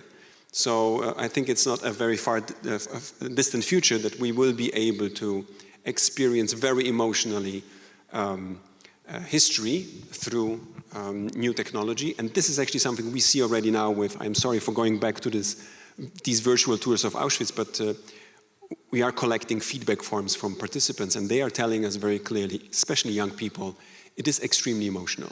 And depending on the national groups where they come from, I think I can say that it's been a very interesting experience to hear from mainly German-speaking young audience who are saying that it's extremely emotional for them to go into the barrack where pseudo-medical experimentation has taken place and where survivors from these experimentations are speaking and sharing their experience. Only from Germany, very interestingly. But these young people are saying this is very harsh, this is very difficult to swallow, and perhaps you would like to work with this. So new technologies are very emotional, and they can be an interesting entry point and encouraging people to actually come in person and visit museums in the future. Thank you very much. Elias, last sentence on your part? Yeah, I agree with that. That social media and new technologies are very emotional. That's why they have created in order to be connected with them. It depends, of course, on the person, the platform, the context, and how you are really engaged with them. Thank you very much. I think that we have spent some fruitful time here discussing both freedom, a bit of democracy, and modern technologies. Thank you very much, Emma. Thank you very much, Bistra. Wojciech, thank you very much. And Elias, thank you very much for your presence via internet. Thank you very much to the audience.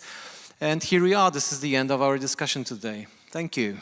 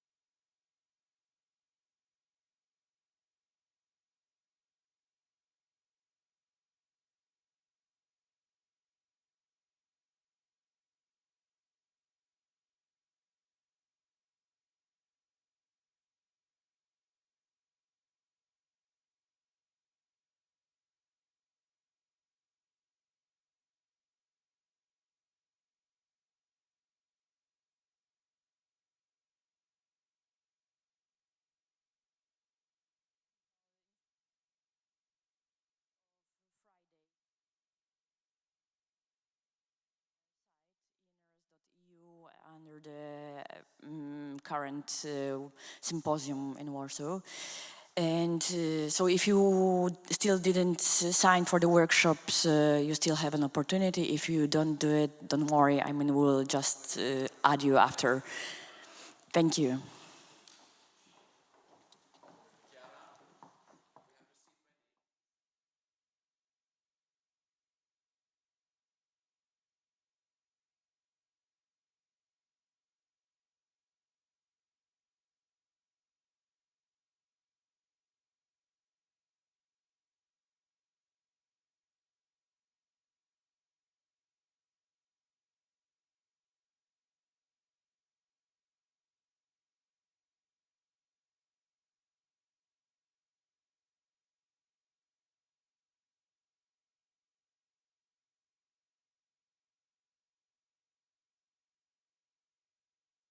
Ready to go, ladies and gentlemen? Is everyone here?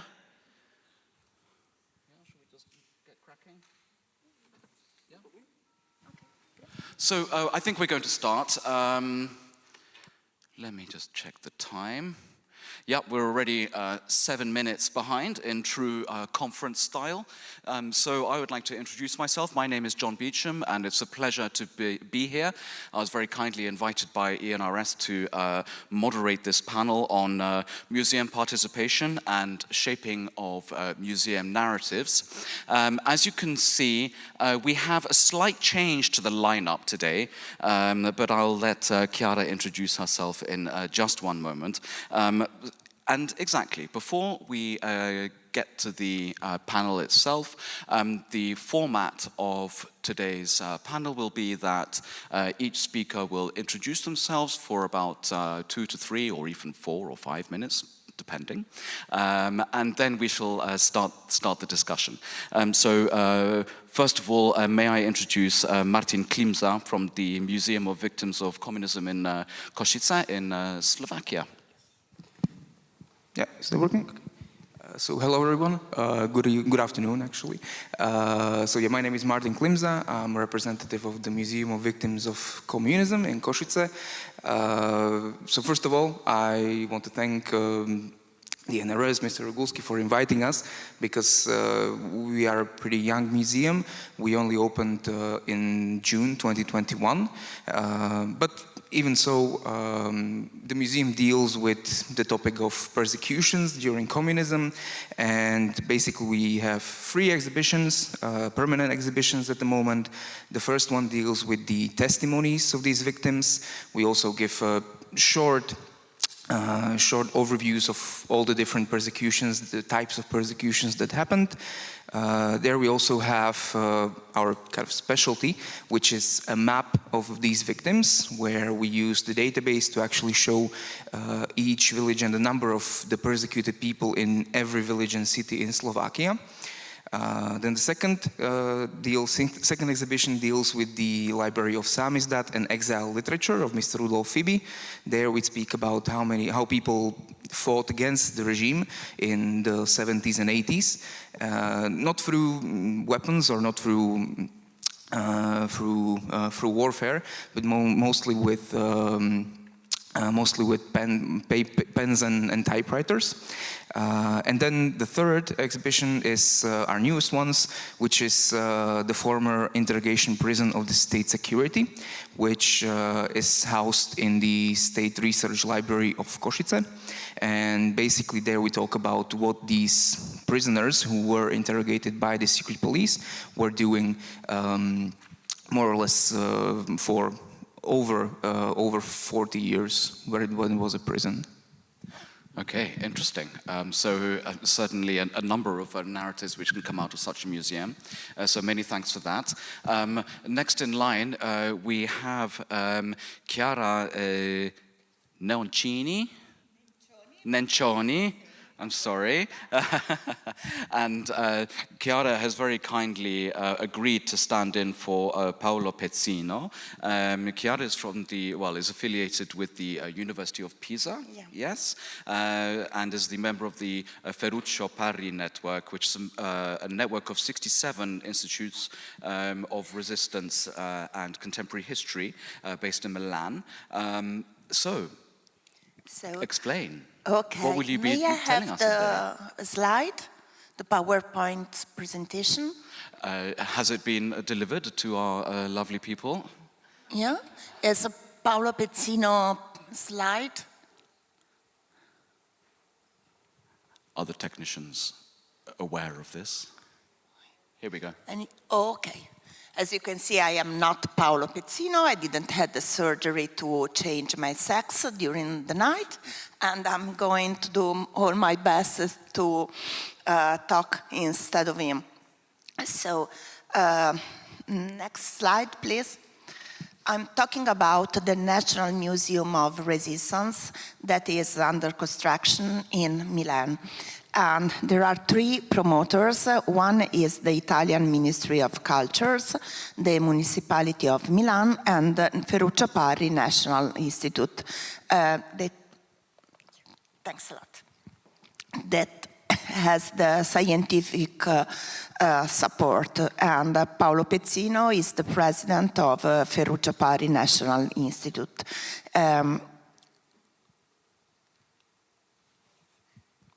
It's technology at its best. There we go. Okay. So, this is an institute that took name from Ferruccio Parri. Ferruccio Parri founded this institute. Okay, now it works. Okay. Great. So I have to come here back. So Ferruccio Parri founded this institute in 1949. He was a partisan. He was also the prime Italian minister after the liberation. And he donated all the documents of the Freedom Volunteers Corps to the Italian Republic. And today, Istituto Ferruccio Parri is, as John told before, is the network of 67 institutes connected all over Italy and related institutes about contemporary history and resistance. The new building you can see here, there are two buildings, one in face of the others, built in glass and steel, and they are projected by Herzog and de Meuron Architect Study, that is a Swiss architecture study, and they will host the museum. I can read you the words with which Sergio Mattarella, that is the president of our Italian Republic, said about the aim of our museum. The memory of those who fought to restore Italy's freedom should be preserved and passed on, not to reproduce division, but to consolidate and spread, especially among the younger generation, awareness and the inestimable value of democracy and freedom. The museum will be a three-dimensional museum, of course one physical place where visitors can come in, virtual, so a digital museum because there are QR codes and there is a website you can see and if you want take notes of our website. So using QR code, you can go deeper of the topics, and a widespread museum because there will be a network of a place of memories, museums, monuments, and things of the kind all over Italy. And we are also some connection with other European museums of resistance. As the museum is not a book, we privilege visual museum instead of many texts to read, and we are using images, documentary films, voices of witnesses, and also the opinion and the voice of visitors are important. The museum will offer to the visitors a complex imaging of the resistance, because there is not only one resistance, but many forms, many different forms of resistance. So it will provide different documents, scenarios and narratives in order to debate about our history, our recent history.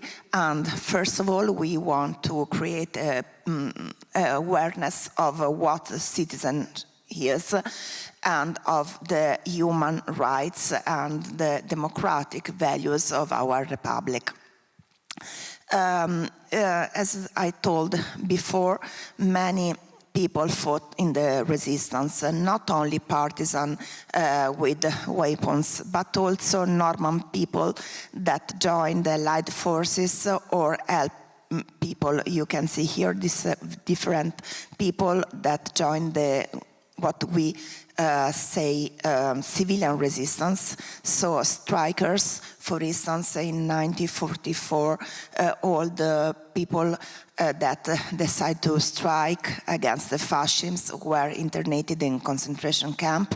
Women assisting men at the front line or in the maquis in the resistance, workers, peasants, and Italian military deportees in Germany. There were 600,000 people that decided not to fight anymore with the fascist Nazi regime, but to not to fight, and were internated in concentration camps, political deportees and clergy. You can see here the real photos in Milan. It's the 6th of May, 1945. It was the first parade after the liberation, and in the first line you can see all the partisan leaders coming from different political parties fighting all together against the Nazi fascism. And there was a National Liberation Committees that was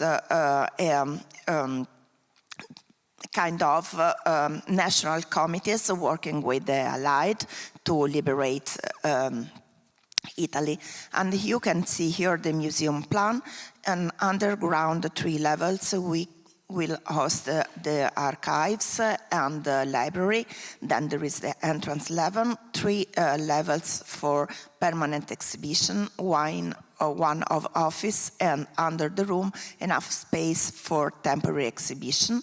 The first floor is dedicated to wars and fascism, and you can see each floor has 7 exhibition units, from the Great War to the rise of the fascism in the first floor. Second floor is about resistance and liberation.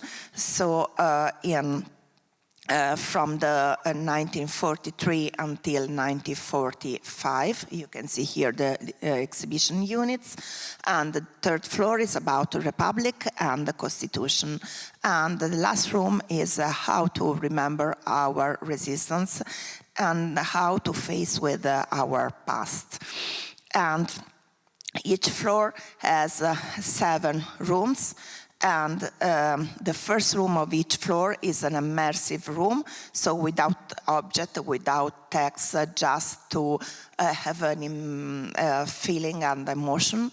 And in conclusion, to sum up, our museum has the aim to preserve and transmit memory of resistance, because in Italy we have many local museums of resistance, but not a national one. So we are going to build one, and to stimulate and improve the awareness of our values. So we are waiting for you in Milan. The inauguration will be on the 2nd of June 2026. The 2nd of June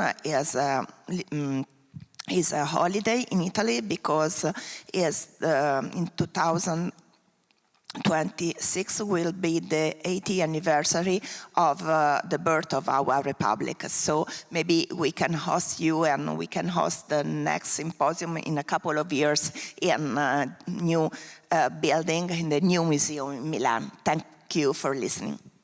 Thank you very much, Chiara. Indeed, a round of applause. Our next speaker, moving swiftly on, because we still have a lot of discussion ahead of us, is Pille Prullman-Wenkerfeld from Malmö University. So Thank you everyone for staying here in the afternoon, and thank you for the kind invitation to share my work. I am not an institution. I'm just an individual researcher, but I have some connections both to University of Malmö from Sweden, but also Estonian National Museum, which is my sort of home country or birth country. And coming from Estonia, my connection to the Estonian National Museum and the great participatory initiatives that Estonian National Museum has done after opening its new building. I want to just mention the ideas of participation and the importance of that to sort of come back to the panel theme. But as an introduction to myself, I need to mention that I'm a media and communication scholar. So I come from a different discipline, I come from a different field, and I feel that my presence and interaction with the sort of issues of museum and heritage and collaborations here have been very, very fruitful, because a lot of times I think that, especially my background in audience scholarship, meaning that I have worked with how people receive the messages that we want to send to them, is also a great challenge for the works in museum. Because we tend to think that people, if they are exposed to the museum, are passive receivers, and they will just get whatever we want to say as long as we get a hold of them. That we transmit our vision of history, or we transmit our knowledge to the audiences. However, the reality is, of course, that people have always been participating in active meaning making. It is just in the recent years, museums have started to take interest in what kind of sense people make out of this material. So I think that's my position towards participation, that it's always there, whether we care about it or not. But there are many different reasons how we can make it part of the museum story. So that's maybe about introduction for me. Thank you very much, very interesting. Last but by no means least, Karolina Ziembińska-Lewandowska from the Museum of Warsaw. Thank you for inviting me here. So you would like rather that I present shortly the museum than the participatory projects for now? Yes. Okay. So I'm the director of the Museum of Warsaw, that is composed of few different museums, and this is its specificity. So some of you perhaps visited the main site, which is in the completely reconstructed old town, and we occupy one whole part of the old town square, but we also have other museums within our conglomeration. And among them we have two memory places. One is Palmyra in Campinos, and the other is recently opened memory place at the cemetery at Wola, the cemetery of civilians of the Warsaw Uprising. And so the museum is quite old because it has almost 90 years. But it's operating actively only in the post-war period, and it developed a lot during the last few decades. And it also, a few years ago, had a very strong restoration of the main exhibition, and the issues of the original objects of the new technologies were very much discussed, and some very radical decisions were made, and it is still an ongoing discussion how to deal with these issues. Exactly, an ongoing discussion. I would like to start our discussion this afternoon by going back to basics. Now, I'm a bit of a generalist. I don't know about our audience, but I know something about museums. I like going to them for a start. But when I hear about participatory museums, I really don't know what the deal is. I mean, how can the general public, participate in museums' activities? So my first question, and we'll start with Martin and then move on, unless you would like to jump in. I would like to ask, what is a participatory museum, and what does participation actually mean today in the context of museums and museum narratives in particular? So Martin, start of a test. So when talking about participatory museum, we first have to talk about, why we even need such a museum. From what I've heard, and I forgot, but I tried to keep the 3-minute mark, that I work as a lecturer in the museum, so I mainly meet visitors from schools and school groups. And mostly, history, in their eyes, is seen as basically just a boring university subject. It's lengthy presentations, it's lectures, it's just like all professors standing in front of the speaker box and speaking to them for 2 hours. And I think that first of all, why you need these participatory museums is because you want to kind of get back that spark of curiosity in these people, to actually see that they can actually influence what the narrative actually is, right? And participation is not just something that is interactive with the people, but for me, it's definitely something that actually stays behind in the museum for the next visitor, right? It might be one exhibit. It might be a story that you, as a museum guide, can actually use and talk about to other groups, right? So for me, that's why participation is so important, and that's why I think it should be definitely used, especially with younger visitors. Chiara, can you say something about museum participation in the context of the museum in Milan? Have you been given any kind of secrets about what's in store? So the museum was born from a participating planning, and so every phase of the concept, the development of the museum has been discussed with other partners, and as you have just told, interaction is very, very important, and we publicly communicated all the phases of the museum. And I think that the information is the first level for citizen participation. And the discussion is not extended only to historians or people that already knows something about resistance and contemporary Italian history, but also European history. But the museum has to talk to everybody.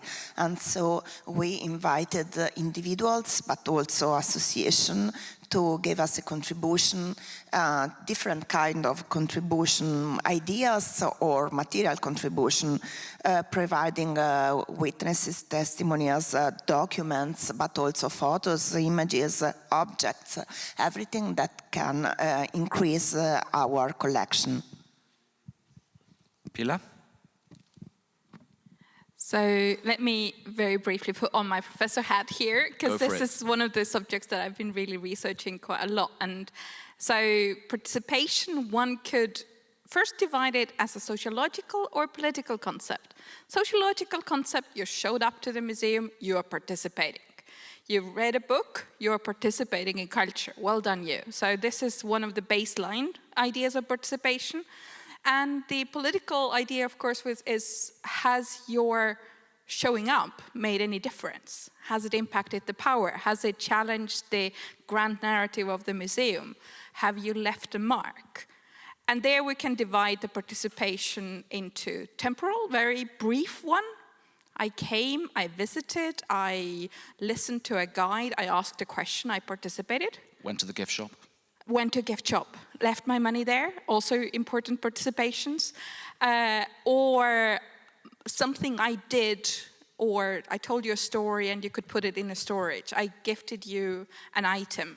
I told you my narrative, you could film it, it's part of the museum collections. So it can be very temporary or it can be very permanent. I also could have come in and said, you know, the way that you classify your items is actually not very nice towards my people, my culture, my group. And then if you go on then and challenge the whole metadata concepts, that might be even more participatory. I might even challenge the whole concept of the museum But aren't we then talking about inclusivity rather than participation, or are the two mutually exclusive?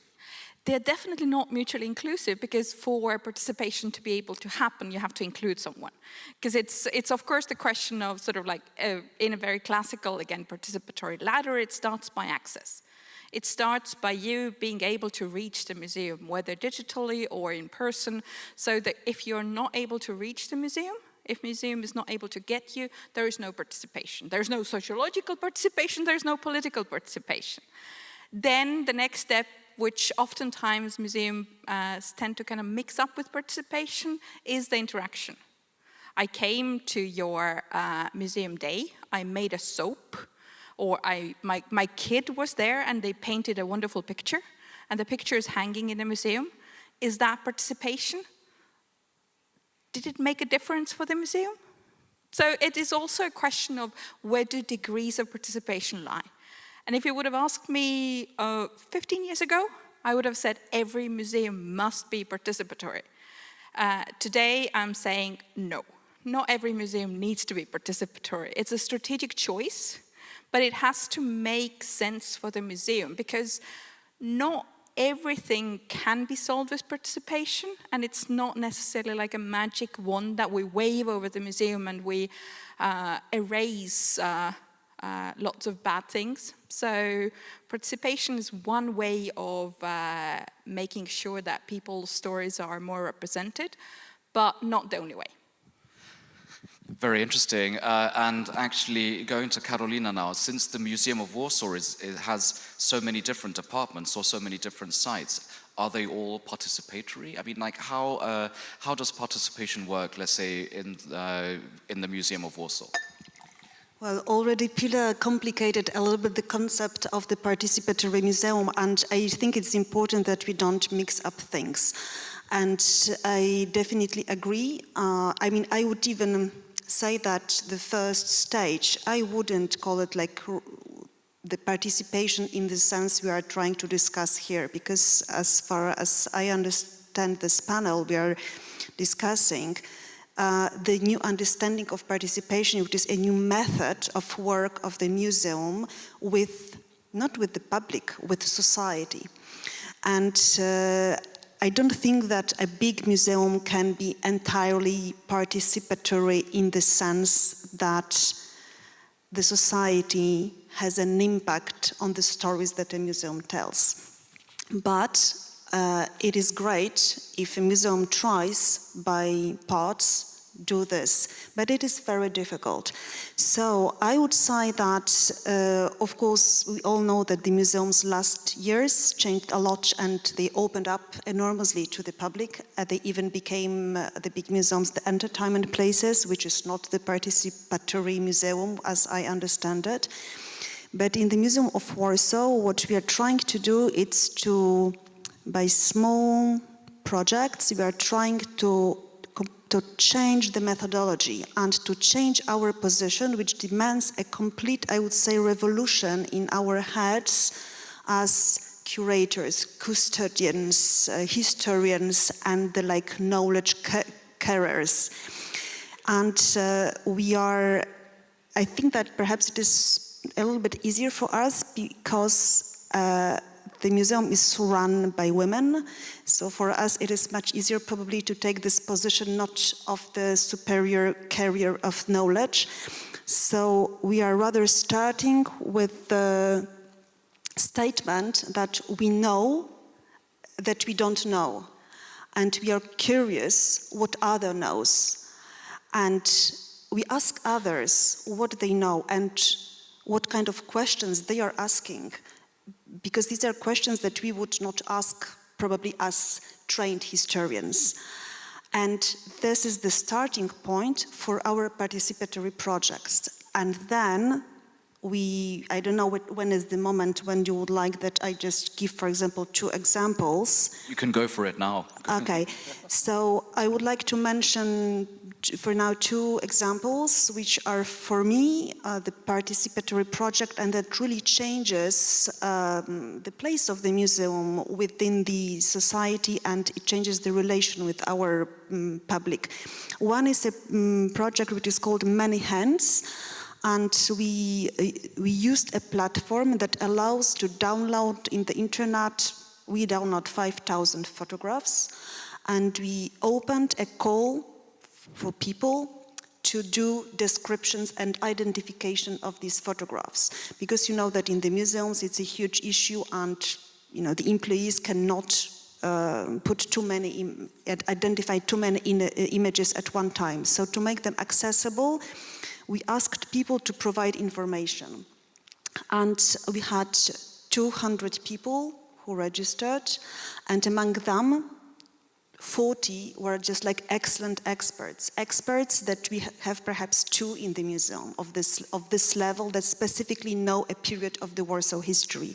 And within 4 months, we had 5,000 photographs being well described. So of course we have to check it, but then we have the whole group that we can address and ask for help. And the people were doing this for free, and even if they could win some prize or something, this wasn't important for them. So this is one example. The second is that we started a few months ago a long-term project, and we invited families to work with us on an exhibition, which won't be entirely participatory, but it is a dialogue. So we work with them with items from our collections, and these items, they are supposed to catalyze the stories and the memories that come from their memories, but they also tell us and talk with us how they would like to have this story being told, to be more communicative. So I give these examples because for me this is the participatory way for a museum to work. But this goes more in quality than in quantity, because you can work with a very small group of people on long term. But as the final effect, this will bring us more public, because we already had this kind of experiences. Many thanks. Pilar, you wanted to chime in. I just wanted to chime in because it's a great indication that when the participation is very simple for people, then you can include a lot of people. If it just is about pressing a button, yes, no, it's very easy. But if you want people to commit to describing photos or committing over long term, then of course you can only engage very few. And that's also sort of something to be aware of, that participation does cost a lot of human resources, not necessarily money-wise, but it costs a lot of people's time. But I just wanted to also give you a name for the, or an idea for a name. In Sweden, we've experimented with the concept of method of the thing. As thing is a wonderful word in Swedish because it means both the item or the object, but it also means an old language for parliament. And the idea with method of the thing is that you let the thing call the questions and ideas of people. So you, exactly as you mentioned, you pick a few items from the museum collections and you invite other people, you invite families, community, people to come together around that item and ask their questions, pose their challenges, ask their stories, ask more details about any kind of things. And that kind of network of connections that you can then make through that thing, the thing itself becomes a site of gathering, a site of participation. It's quite a good way to, because the other thing that happens with participation is that people distinguish between, oh, we have working towards collections, or we're working towards the public. Because that's oftentimes the division people make. And that kind of method of the thing or object-centered participation can bring those two things together in a really, really wonderful way. It's a very interesting point you make, and I also wanted to refer to what you were speaking about earlier, that nowadays, like 15 years ago, you'd say that yes, museums must be participatory, and now maybe not so much. And as I work as a journalist on a day-to-day basis, so I'm kind of cynical about pretty much everything. And I wanted to ask, especially when we speak about museums and participation in museums, can't it just be viewed as some sort of manipulation which conceal the inequalities between the relationship between the public and the museum? Museums are now being, let's say, asked very kindly to, let's say, open their doors to the public and engage with the public so that they participate. Do museums really want people to participate do? Is it basically not greenwashing, participation washing? You know, we hear all the time now that museums want to kind of bring people into the fold and become active, engaged in the museum's, let's say, the program. But is it, you know, I still have a feeling that it's not quite what we're aiming for. Carolina, you want to say something? It depends on the museum. I would say that, like City Museum, it's so enriching to have people like really participate, but perhaps not for an art museum. It is more difficult. I don't say that it's not possible, but it's more difficult. We wouldn't make our most successful exhibition on photography of Warsaw of the 1990s without a huge call for photographs that we made. We had an enormous response. It costed a lot to work on that, but we dedicated the whole room that was curated by our curators, but we invited among all the people who brought their photographs, we have chosen 40 people, and this really changed the shape of the exhibition, and it was the biggest success. And we learned so much. We discovered so many new photographs that we would never have in the collection, and some of these photographs, of course, end up in our collection. And this is something specific for the history museums, where people bring things and that their private parts of their private lives are important for these more general stories that the museum is supposed to tell. Of course, so it's not just a box-ticking exercise, right? Martin, you wanted to say something. Yes, so when talking about, you know, manipulation, I think it's maybe a bit harsh of a word, because of course you can't manipulate people to participate. And I think that this, you said about this hiding between the museum and the public. I think that it's actually the opposite. It can be an opportunity for the bridging of this divide that naturally, of course, happens. And you know, I want to talk about how we deal with probably like organic participation. So we deal with stories of victims of this communism regime through 50s, 60s, all the way to the end in 1989. And the map that I talked about, there people can actually see details about their family, about how long they were imprisoned for. And many times I see not just organized group, but like ordinary visitors. It's ordinary visitors, basically going through these persecutions, knowing or getting to know these personal stories of these people. And then when they come to the map, we actually have a place to sit down. Most of the times we actually find someone from their family, and they kind of naturally want to open up and want to contribute to the museum. It's a very large database of these victims. It's more than 104,000 people that we have in this database. So naturally there are some factual errors, I would say. So even that can be a way of participating, that they can actually correct these details in a way if they find more, or if they have, for example, the court trial or the file of this victim, right? So I think that you should always strive for organic participation, not just it can be, as you said, a call for photographs. We've done that as well. We just started one partnership with an art schools that actually try to recreate or try to look at the occupation in 1968 in a way that through children's eyes, basically. And so we kind of did that. So that can be also a way of participation. But in my opinion, organic participation, if it's possible, of course, is the best way to actually achieve it. Very interesting. And I wanted to now move, let's say, slightly away from participation and look at the creation of museum narratives.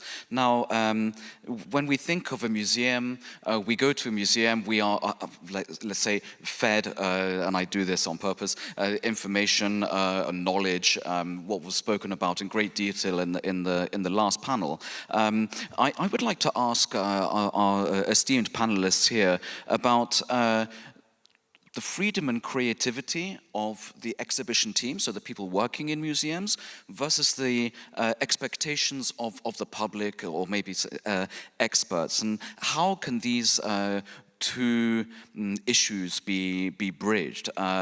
When you are in a museum, you look, obviously, everything you see, some sort of decision must have been made behind that, whether it's a piece of text on a wall or whether it's a picture hanging up in the hall, right? So I would like to know about how this idea is bridged between the creativity of the exhibition teams and the curators versus, the expectations of the public, what they want to see. Chiara's nodding. Do you have something to say? I don't think you have to press anything. Please don't press anything. Does it work? Okay, yes. Well, first of all, I think that participation and manipulation has not to walk together, because sometimes manipulation comes not only from down to up, but also sometimes up to down, especially when there is a political connection or political financing. And in Italy, in this period, the resistance is not so popular from a political point of view, and there are kind of censura about political speeches concerning resistance. And well, I think that participatory museum is something like a museum from everybody, but it doesn't depend only on accessibility. And I think that there could be 3 levels of narratives in a museum. The first one could be the voices to the narrators, such as witnesses and also people who took part in the story we are narrating the museum. And the second point is the historian's voice, because you can create a museum that can speak to everybody, can talk to everybody, is addressed to everybody, but you don't have to forget the renounce to the scientific accuracy, because scientific accuracy and knowledge is the base of a museum, is the base of the values, the human rights. So you can only listen to what politicians say or to what public expects from the museum. So, for instance, in our museum, we are listening the voice of 9 different historians, 3 of them for each floor in short videos, 1 minute, 1.5 minutes, to have different point of view of experts on the same point. And of course, the third level of narration is connected with the visitors. So the visitors' expectation, but also the visitors' opinion, because visitors must have the opportunity to share their opinion, to ask questions, and also ask for clarification or express their point of view. So that's why we decide to have in each floor 2 cultural mediator, expert not only in history but also in pedagogy, because participation is, of course, first of all for students and children and people that can grow up in a democratic country. So we have to improve such things. And interaction in museology. So I think that we have to mix participation and scientific accuracy, and to give voices to everybody who wants to take part in the life of the museum. Thank you very much. Pilar, would you like to say something? I'm a bit hesitant to sort of juxtapose the idea of museum experts and the participants. As we just heard from Warsaw example, you can find people who are much more experts outside the museum as well. So it's not just that museum has a monopoly of expertise. And I think that's quite dangerous thinking that participation is for specific groups only or for specific ideas. But let me tell you an anecdote of, or not actually an anecdote, it's a real thing that happened in Estonian National Museum when we started experimenting with participatory museum. And then we did, Estonian National Museum is an ethnographic museum, so it's not an art museum. And in that museum, it's of course a history of Estonianness from 11,000 years ago till today. And we thought, okay, we just want to let people say what they want to see in a museum. So we made open call for participants and participatory exhibitions, and then let the public vote as well. So it was open call, but also public voting. In that public voting, 2 exhibitions won. One was an exhibition about funeral cultures, and the other one was an exhibition about national costumes. So Estonian National Museum's sort of curatorial idea of let's open up the museum, make it more contemporary, let's bring diversity of voices in, ended up with 2 most conservative examples of participatory exhibitions ever imaginable. So most classic ethnographic museum exhibitions you can think of. So in that sense, the curatorial freedom is oftentimes very necessary to actually push the public image about the museum to a new place.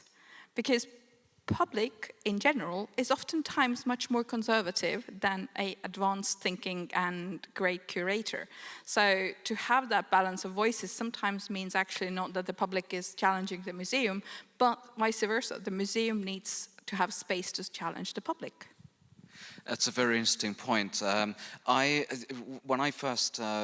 was thinking about these topics before this panel, again, you know, inviting the public in. I mean, I'm originally from Great Britain, where a few years ago there was a public a plebiscite to name a lifeboat, and the Brits came up with the name Boaty McBoatface. And this is why I kind of have real reservations about inviting the public into anything. Well, maybe this is just the British public, that they just start making fun of things rather than taking things seriously. Sorry? I mean, I know it's an amazing name, but like, you can't have a lifeboat called Boaty McBoatface, right? I mean, like, it's a nice idea, but you know, let's try and be serious here. Anyway, Martin, is there anything that would you like to add about the exhibition team versus, you know, the museum versus the public, and in terms of expectations? I mean, what does it look like in your case in Slovakia? Well, I mean, our case is a bit maybe special because since we are dealing with a quite recent topic, there is still a lot of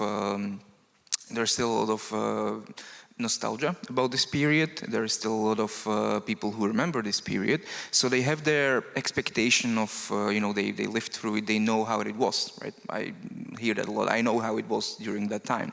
But you know, we kind of had to, we made the decision to actually focus solely on the victims, even though people maybe would like some more context in terms of political context, or how the party worked, or how the general communist regime worked. But you know, we have decided to actually honor the victims, to focus specifically on them, and then if some context is needed, we will then provide it with our guided tours, or you know, we are there in the museum, so they can ask us always about this kind of stuff.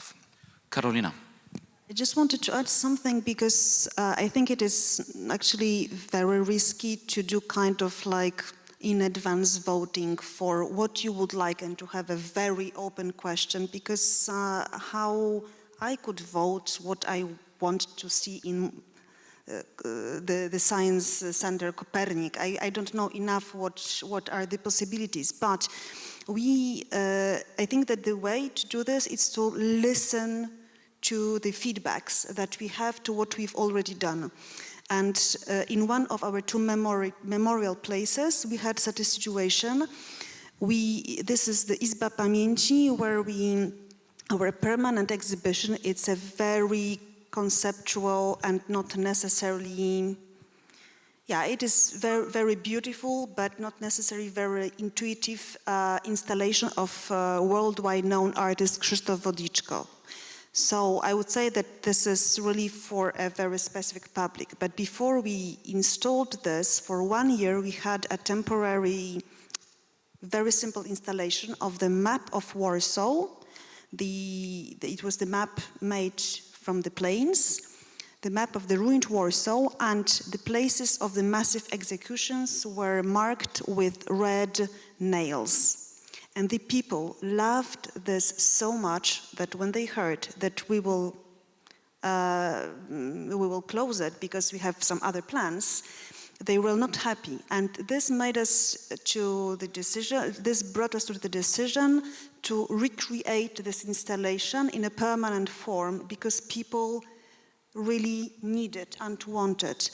And it is similar for another exhibition about the reconstruction of Warsaw. It had such a good response for the visitors that in long term we decided to transform it into our permanent exhibition in one of our dependencies. So I would say that this is the way to react and to answer and to address the need of our spectators and visitors. Thank you for that. I'm just looking at the time here. We have 10 more minutes before we open up the floor to questions from the public. So I'm going to go and throw kij w mrowisko, as we like to say in Polish, or as I try to say in Polish. So I like to put a stick in the ant nest. And I would like to ask, we've been talking a little bit about this. We've touched upon this a couple of times during today's discussion, and that is about top-down versus bottom-up narratives. So my final question before we open up is, with the ongoing democratization of culture and museum participation, I mean, have we seen a paradigm shift in the way museums present their collections or histories? And I know that some of us have already mentioned this throughout this discussion, but just to kind of synthesize the difference between top-down and bottom-up, and how museums now actually present their collections and adjust their narratives accordingly. Martin, can we start with you? Yes, so it's, as you said, it's something I touched upon briefly, but basically I am, and since my university studies, I've always been a supporter of the bottom-up narrative, because you can see through, let's say, just a story of one family during communism. You can see all the different types of all the different things that affected them, right? So you can touch upon much more topics than if you went with the top down, or just for example, the political history or the high history.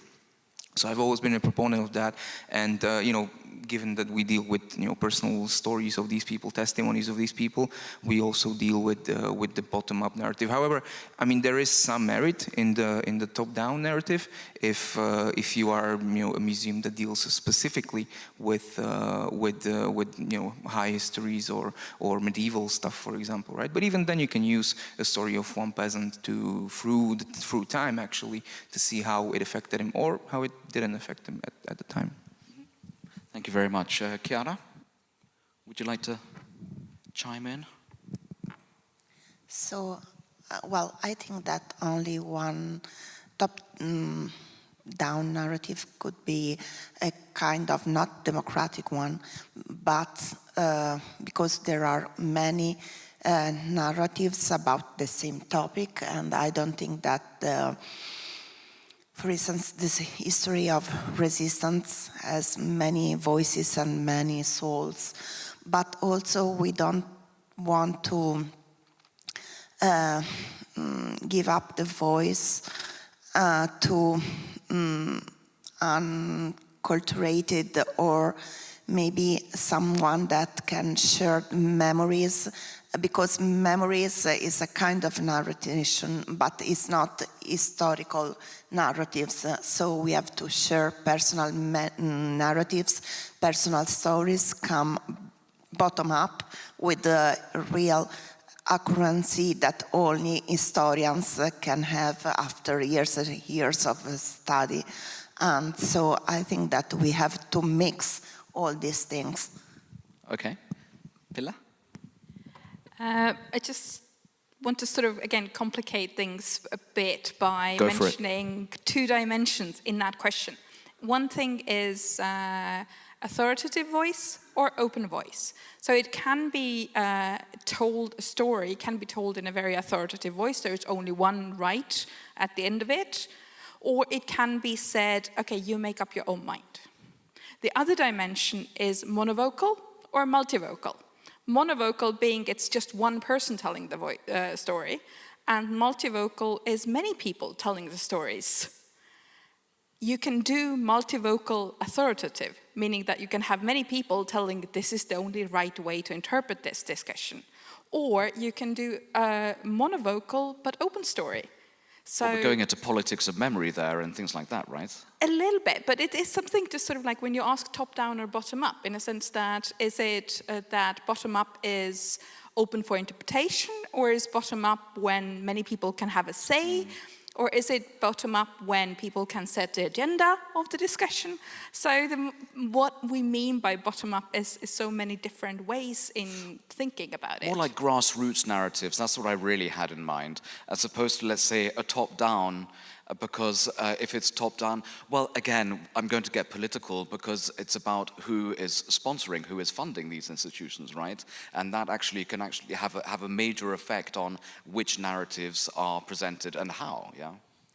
And it is, of course, way of sort of saying, like, we have one sponsor, we have the one sponsor, oftentimes state, with a very strong voice, or maybe it's EU, with a sort of like our wonderful colored flag.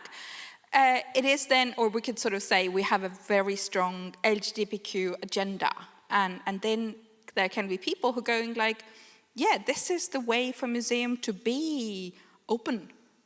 Other people will look at the same LGBT exhibition and say, nah, you're just pushing one top-down narrative. And it oftentimes also depends whether you yourself are in the bottom or on the top to sort of say whether the museum narrative has been from top down or bottom up. So I think in this case, sort of refuse to take a bite and sort of say that it's one right way. But just want to sort of mention another great example that Estonian National Museum did for a participatory exhibition, which was about 90s. And that's sort of like the whole idea of how much easier or more fun is participation when people are still sort of in the living memory. But this 90s exhibition was done by school children who were all born after 2000. Oh, wow. So they did an exhibition about times that they had not self-experienced. And that kind of like, if you think about it, that way of inviting young people in to learn about what for them is ancient history in 90s, and for most of museum workers is sort of, if not their teenage years, maybe their primes. It is something that is quite eye-opening for the museum to be seeing, to be able to sort of look at some same things from different perspectives. So again, setting the agenda or picking a museum set agenda and then sort of being able to say, give it sort of a voice or meaning. Or at the end of the day, there is always the open interpretation. Sort of, I'm going to go there and see and read and make up my own mind. Fantastic, a lot to take in there. Carolina, would you like to add anything to that? I think that Pilla, she summed up in a very good way. I think it is much more complicated and multidimensional. I think that always the dialogue, curiosity, and not this position of like knowing everything is the best tool of negotiating in this sense and this sense and this and this and this. Exactly, which is why I'm very much enjoying being a moderator on this panel. We are now half an hour away from the close of this session. So I would like to thank our panelists. No clapping just yet, we'll be doing that at the end. I would like to open up the discussion to the floor. Do we have anyone here who would like to ask a question to our esteemed guests? Because if not, we're just going to carry on talking. Yes, the lady here.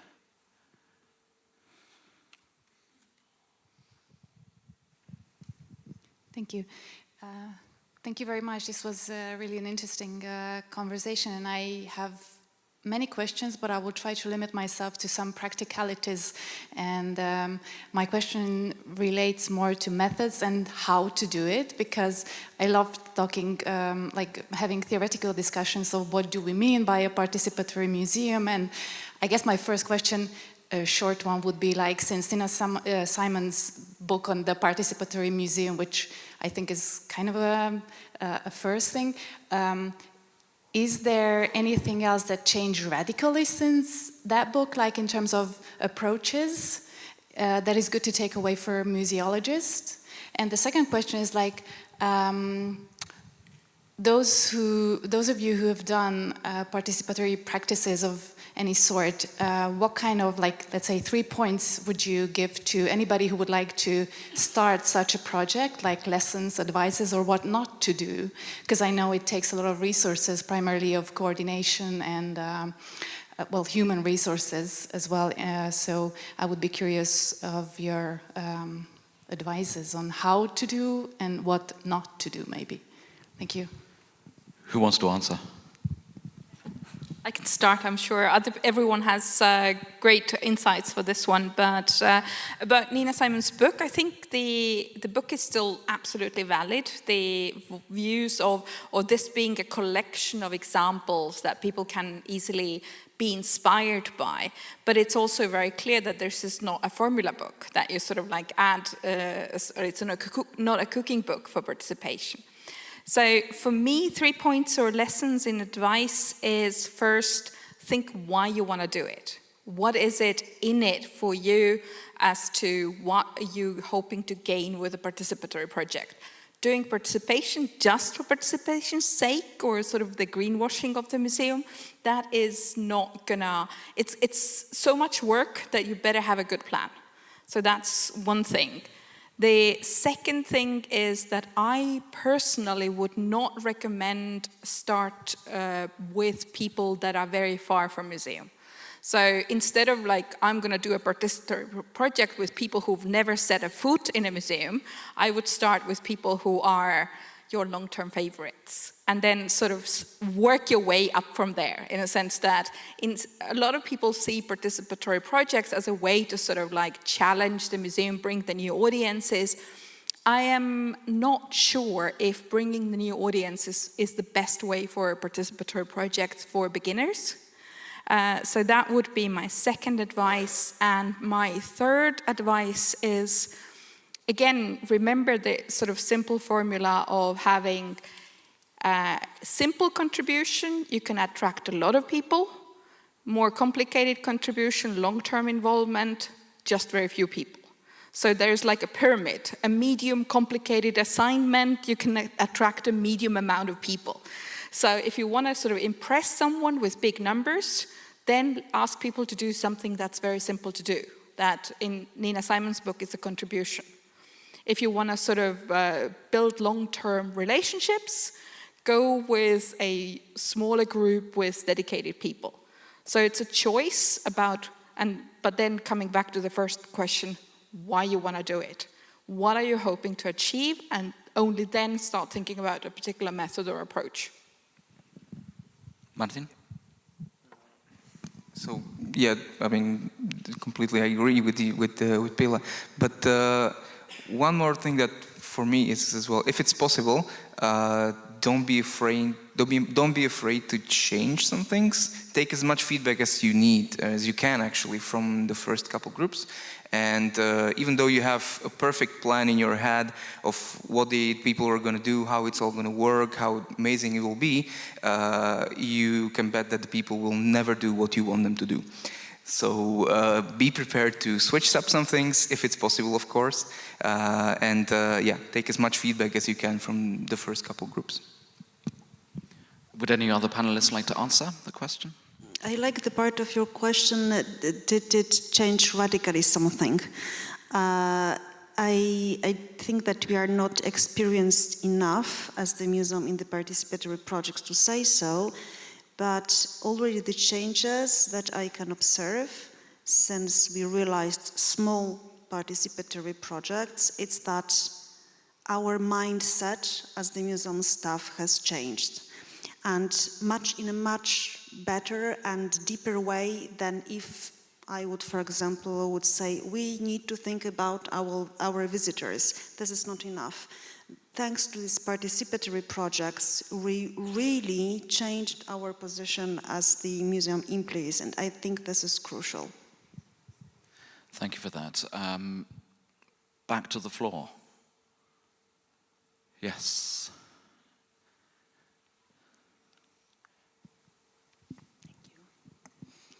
I'm Simina Badika from the House of European History. Thank you for a wonderful discussion and very thought-provoking. So I want to share one comment and one question at the end of it to you. The comment would be that your discussion made me think of one of the best advices I got when I was raising my kids when they were small, and this was never ask them if they want to brush their teeth, ask them if they want to brush it using the red toothbrush or the blue toothbrush, which worked quite well. It works, doesn't it? Yeah, I can vouch for that. Yeah, it works. The thing is, so I was thinking about that because I think we should be very careful not to do this with the public in the museum. So that would be one conclusion.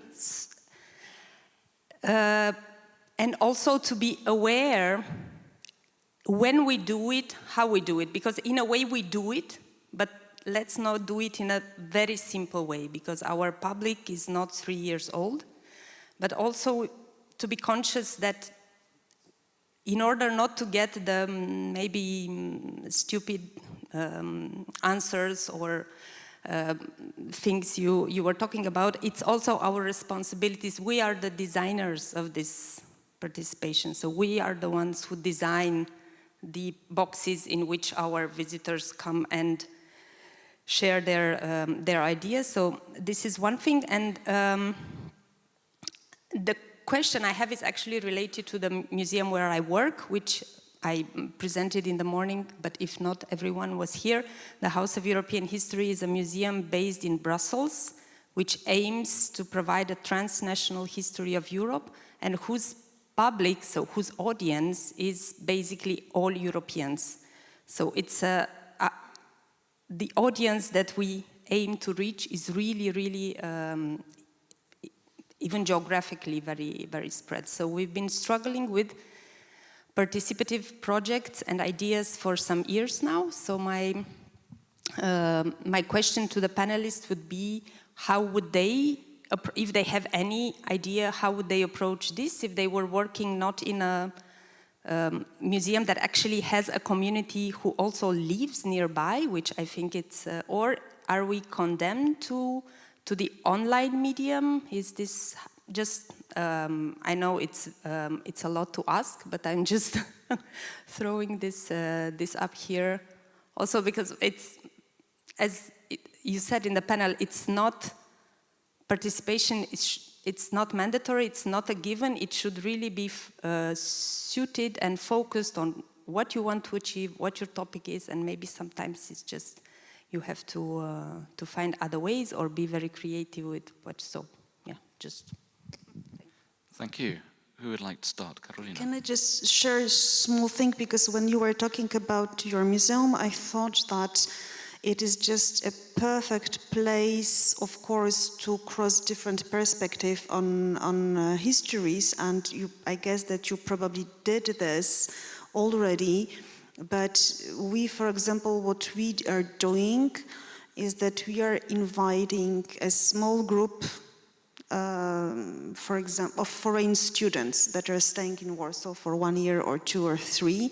And through the year we work with them, and they are discovering the museum, they are discovering the history of Warsaw, but then they're choosing their way of telling the story. So they are choosing what is most important for them, so they bring their perspective. And I like very much this thing, because then you have perspectives from different nationalities and different backgrounds.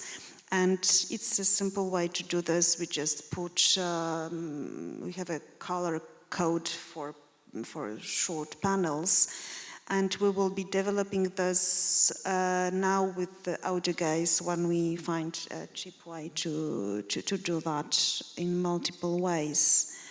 But I'm sure that you already did this kind of actions, no?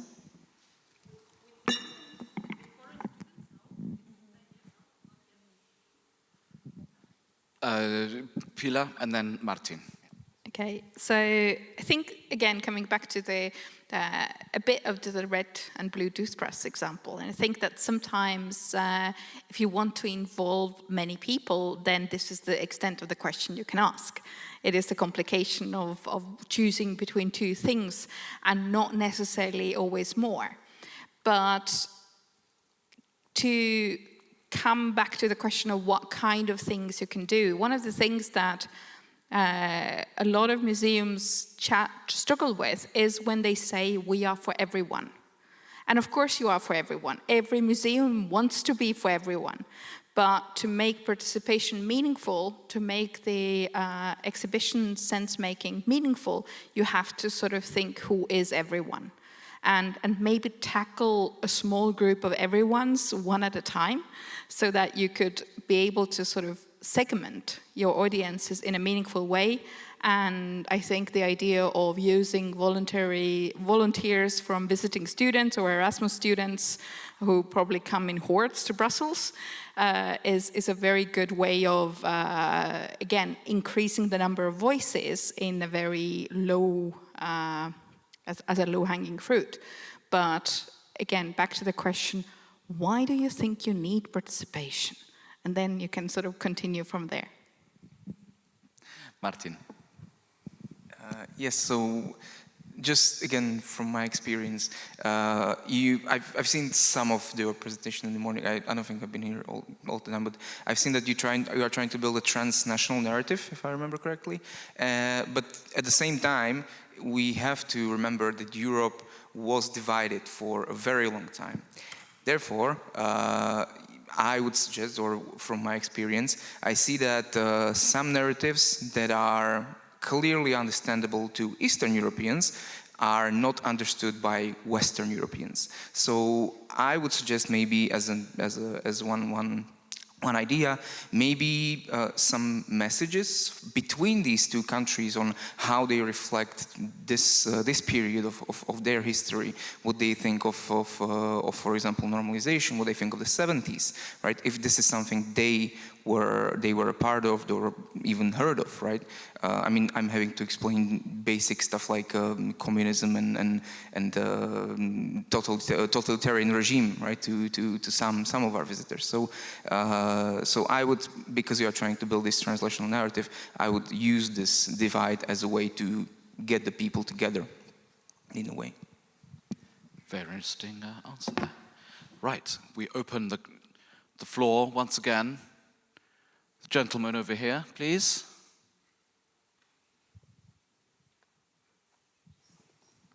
Thank you. My name is also Martin, so don't confuse us. But a bit I would like to argue with Pille, and I'm entitled to because I'm also Estonian.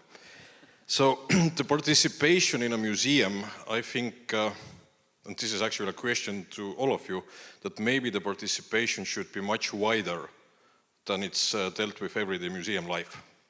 The main thing when people think about participating in museums life is that we participate in exhibitions. What exhibition we want, how we want to see that, and what are the topics and how they are dealt with. But museum is a lot more than just exhibitions. And in my opinion, and it would be nice to hear your opinion, is that the museum should more get the people to participate in their everyday life. And especially, I think, they should be those persons who in their everyday life aren't close to the museums. Because 17 years ago, I started as a volunteer in a museum. Then I was a ticket seller, guide, researcher, curator, now I'm a member of board. So I would say that this most likely was a good choice to participate in the museum's everyday life. So, and I know that it's very hard to actually kind of influence or control or lead all of those persons who maybe have the idea to participate in the museum, but still, I think we should use more of the society we are actually working with. Many thanks for that. Who wants to start? I will of course start, because that was a bit of a challenge for me, and I never have considered exhibition as the primary way of participation, but that's one of the most visible ways of participation. And one of the things with participation is, once you make it visible, you can attract more of it. So when you have a ticket seller or a volunteer to the museum, if you then sort of clearly mark, this is not a professional, this is a participant, then that puts an idea in someone else's head saying, oh, I could also be a participant. So that's the whole, or one of the whole ideas with participation, is that it has to have the space of circling further. And that's why exhibitions are oftentimes the first preferred participatory approaches, because they tend to allow some sort of visibility. But I absolutely agree. Museums have to think about participation in so many other different ways. And for instance, in the UK guides, they often also talk about fundraising, donations, giving money. A lot of museums should think about more about how their collections could be inspiring artists, gift shop makers, people who are small-scale entrepreneurs. Again, it might be a participation on one person, but it might have a huge impact on the museum gift shop sales. So it is about the question of where and why this makes most sense. And again, managing participants is expensive, and that's why the why becomes the most important thing. Do we need more resources? Okay, maybe participation should go towards fundraising. Do we need more manpower? Maybe crowdsourcing is the best way to go about it. Do we need more ideas for exhibition? Maybe we have public discussions, look at the feedback. So there are many different ways in which we can take and count the people around us. And I don't think any one way is better than the other. Thank you for that. Would anyone like to add? Chiara, would you like to say something? So I think that participation means also to give to all the visitors the possibility to visit the museum and to understand the contents and the message, and not to address only to a specific public, but different age, different culture, different origin, different history, with different history knowledge. And so we have to speak to everybody to create participation. And I think that we have to be the designer of participation, and we have to involve as much people as we can. So not only historians, but also museology and pedagogists, in order to talk to the school children coming, because we have not to force students to come to the museum, and we have to talk to also to a young generation. And so we have to, I think, attract every kind of visitors in the museum, invite people to go and visit the museum, also organizing as much events as possible inside the museum, not only the permanent exhibition, but also sometimes a temporary exhibition, maybe connected with the civil calendar, and also why not concerts and theater performances and book presentation or events like the symposium that is an occasion to visit this new museum. And we can also organize workshops for teachers and students. So we have to share the ideas. The museum has to be something that is open to the public. We don't have to be just blind or deaf to the public request. And I think that we have to approach the topic is in a transnational and multicultural approach. I really appreciate the museum in Brussels. I visited it 3 years ago because I think that can talk to everybody coming from east part of Europe, but also west part of Europe is something that overcomes the boundaries and is a very good mix about different kind of narratives. And I think that the resistance that not mine, so the museum I represent now here is about resistance, and I think that the resistance is a turning point of 20th century history, and is a turning point not only for Italian history, but for every country that experimented totalitarianism, that is right-oriented, left-oriented, Nazi, fascism, every kind of communist of totalitarianism. So I would like to design a participatory museum, in physical museum, but also some online museum that can talk to everybody, listening to everybody's voices. Thank you very much. Martin or Carolina, would you like to add anything to that question? No? Okay, we have a little bit more time. We have time for one more question. Yes, the lady up there. Can you put your hand up, please? Yeah.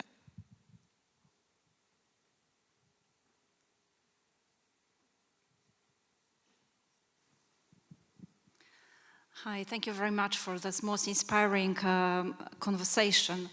My name is Katarzyna Jagodzińska. I actually research museums as a scholar, and I did follow Pile's publications, and I did research Museum of Warsaw, especially the Praga Museum. So I know from my research that there aren't many participatory museums. There are some that make participatory projects quite regularly, meaning like inviting people into various processes and collaborating, giving them voice. And there are lots of museums that basically test participation. They do one-time projects to see how it is, and they just drop it. I know it's difficult. It requires openness to the results that are very uncertain. It requires flexibility. It requires courage on behalf of the museum. So the question is, it would be lovely if all of you could answer, what are the threats of the participatory museum or of participation in a museum? What museums can or what museums should be afraid of? So, Carolina, straight away, off the bat. I can try to risk to give my opinion. I don't know if it's like, please don't treat it as like a general answer.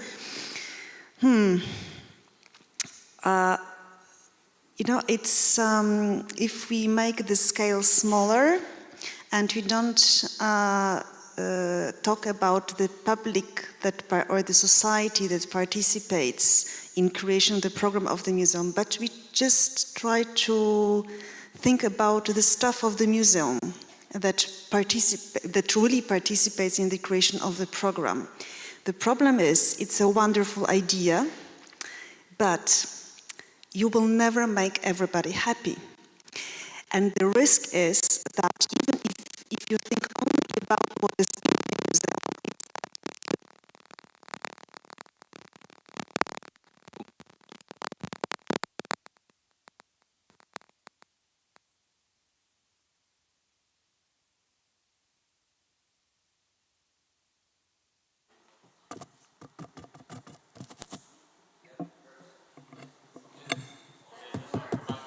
This one works? Okay. So even, so even with a smaller group, it's a huge risk. And it's great to have the discussion. It's great to gather opinions, but to have a big museum being made entirely participatory, I think that it might be a disaster, because you will never make everybody happy. And from my experience, I have a big curatorial experience, so perhaps it is a small field, but many times I lived a situation when in the issues of when you create an exhibition, a compromise to make everybody happy very often brings bad results. So that's why I guess that many museums try to do it by pieces, to have this march of taking very strong sometimes decisions. If a museum is very small, I think it might be an interesting way of creating an entirely participatory museum if we understand the participation not as having visitors, but as society who creates the narration and how it looks like with us.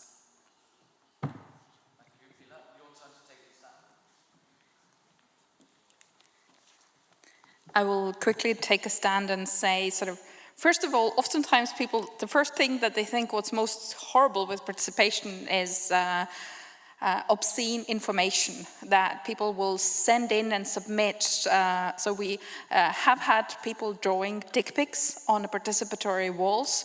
So that's the first thing people think about. But that's not the most horrible thing, because those you can easily erase. One of the most troubling things, which for me is increasingly difficult, so I don't have a good answer what to do in this case, is when we have, let's say, we have a participatory event around climate change. And then there comes a group of people who are saying, we are a climate change non-believers. And we have a right to have our voice heard in this exhibition. So, or people who say, we don't really believe that the Earth is round, so we'd rather have our voice of Earth being flat represented in this exhibition. So when you are, for instance, you are an ethnographic museum, you can say, okay, there are a plurality of groups, there are many different opinions, but if you're a science museum and have done a participatory event where people say, vaccines don't work and the Earth is flat, then you have a huge problem, because on the one hand, you don't really want to silence anyone, but on the other hand, some things are just plain dumb and should not be presented as part of the polyvocal, non-authoritative open museum space. So for me, the world in this post-truth era, where some of the truths that everyone has taken quite granted for. Democracy is good, freedom is good. But what do you do then when your participants start saying, yeah, but we'd rather have an authoritarian regime with a good, strong-handed dictator? Or we'd rather have a way of let's remove some voices from the history, because that is our right as participants to tell you that you should not tell these stories.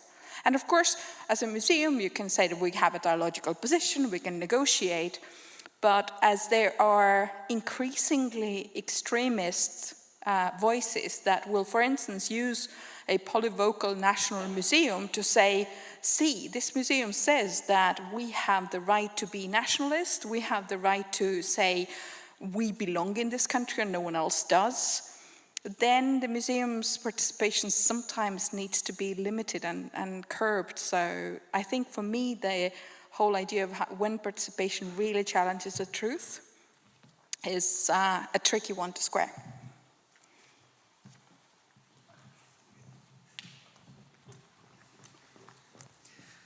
I do like this coming to the lectern now.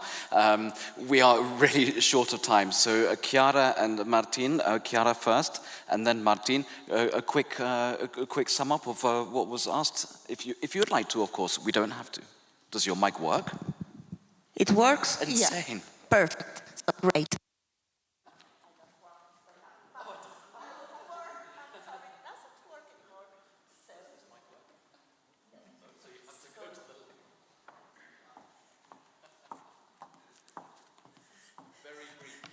Yeah, of course. So just 10 seconds to say that I really agree what they have said. So if you visit one museum, you can have different opinion about the museum, and not everybody could be go to the exit of the museum with the same feelings. Someone will like it, someone will doesn't like it. And anyway, I think that every kind of museum has to spread the values of democracy and human rights. And every narration is good, and we don't have a fixed point of view. We can change point of view, but we have to share basic point of view, that is freedom and fight against every kind of dictatorship.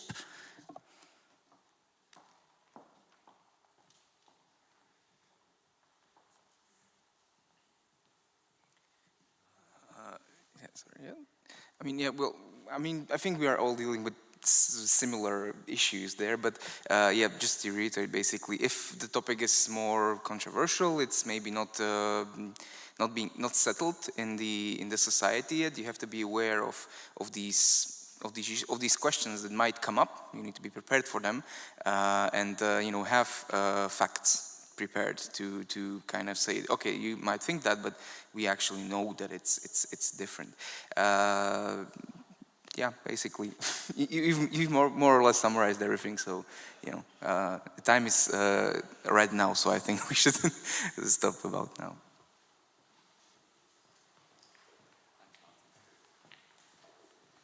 Okay. So, I would like to thank our amazing panelists whom we had a chance to listen to today.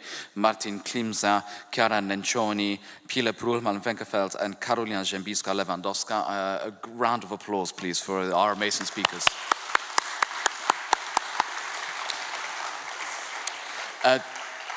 This concludes today's sessions. Thank you very much. And of course, everyone's invited from tomorrow morning. So thank you very much. Ogłoszenie parafialne. Thank you, and some small technicalities for tomorrow. If you know which group you are in, that's great.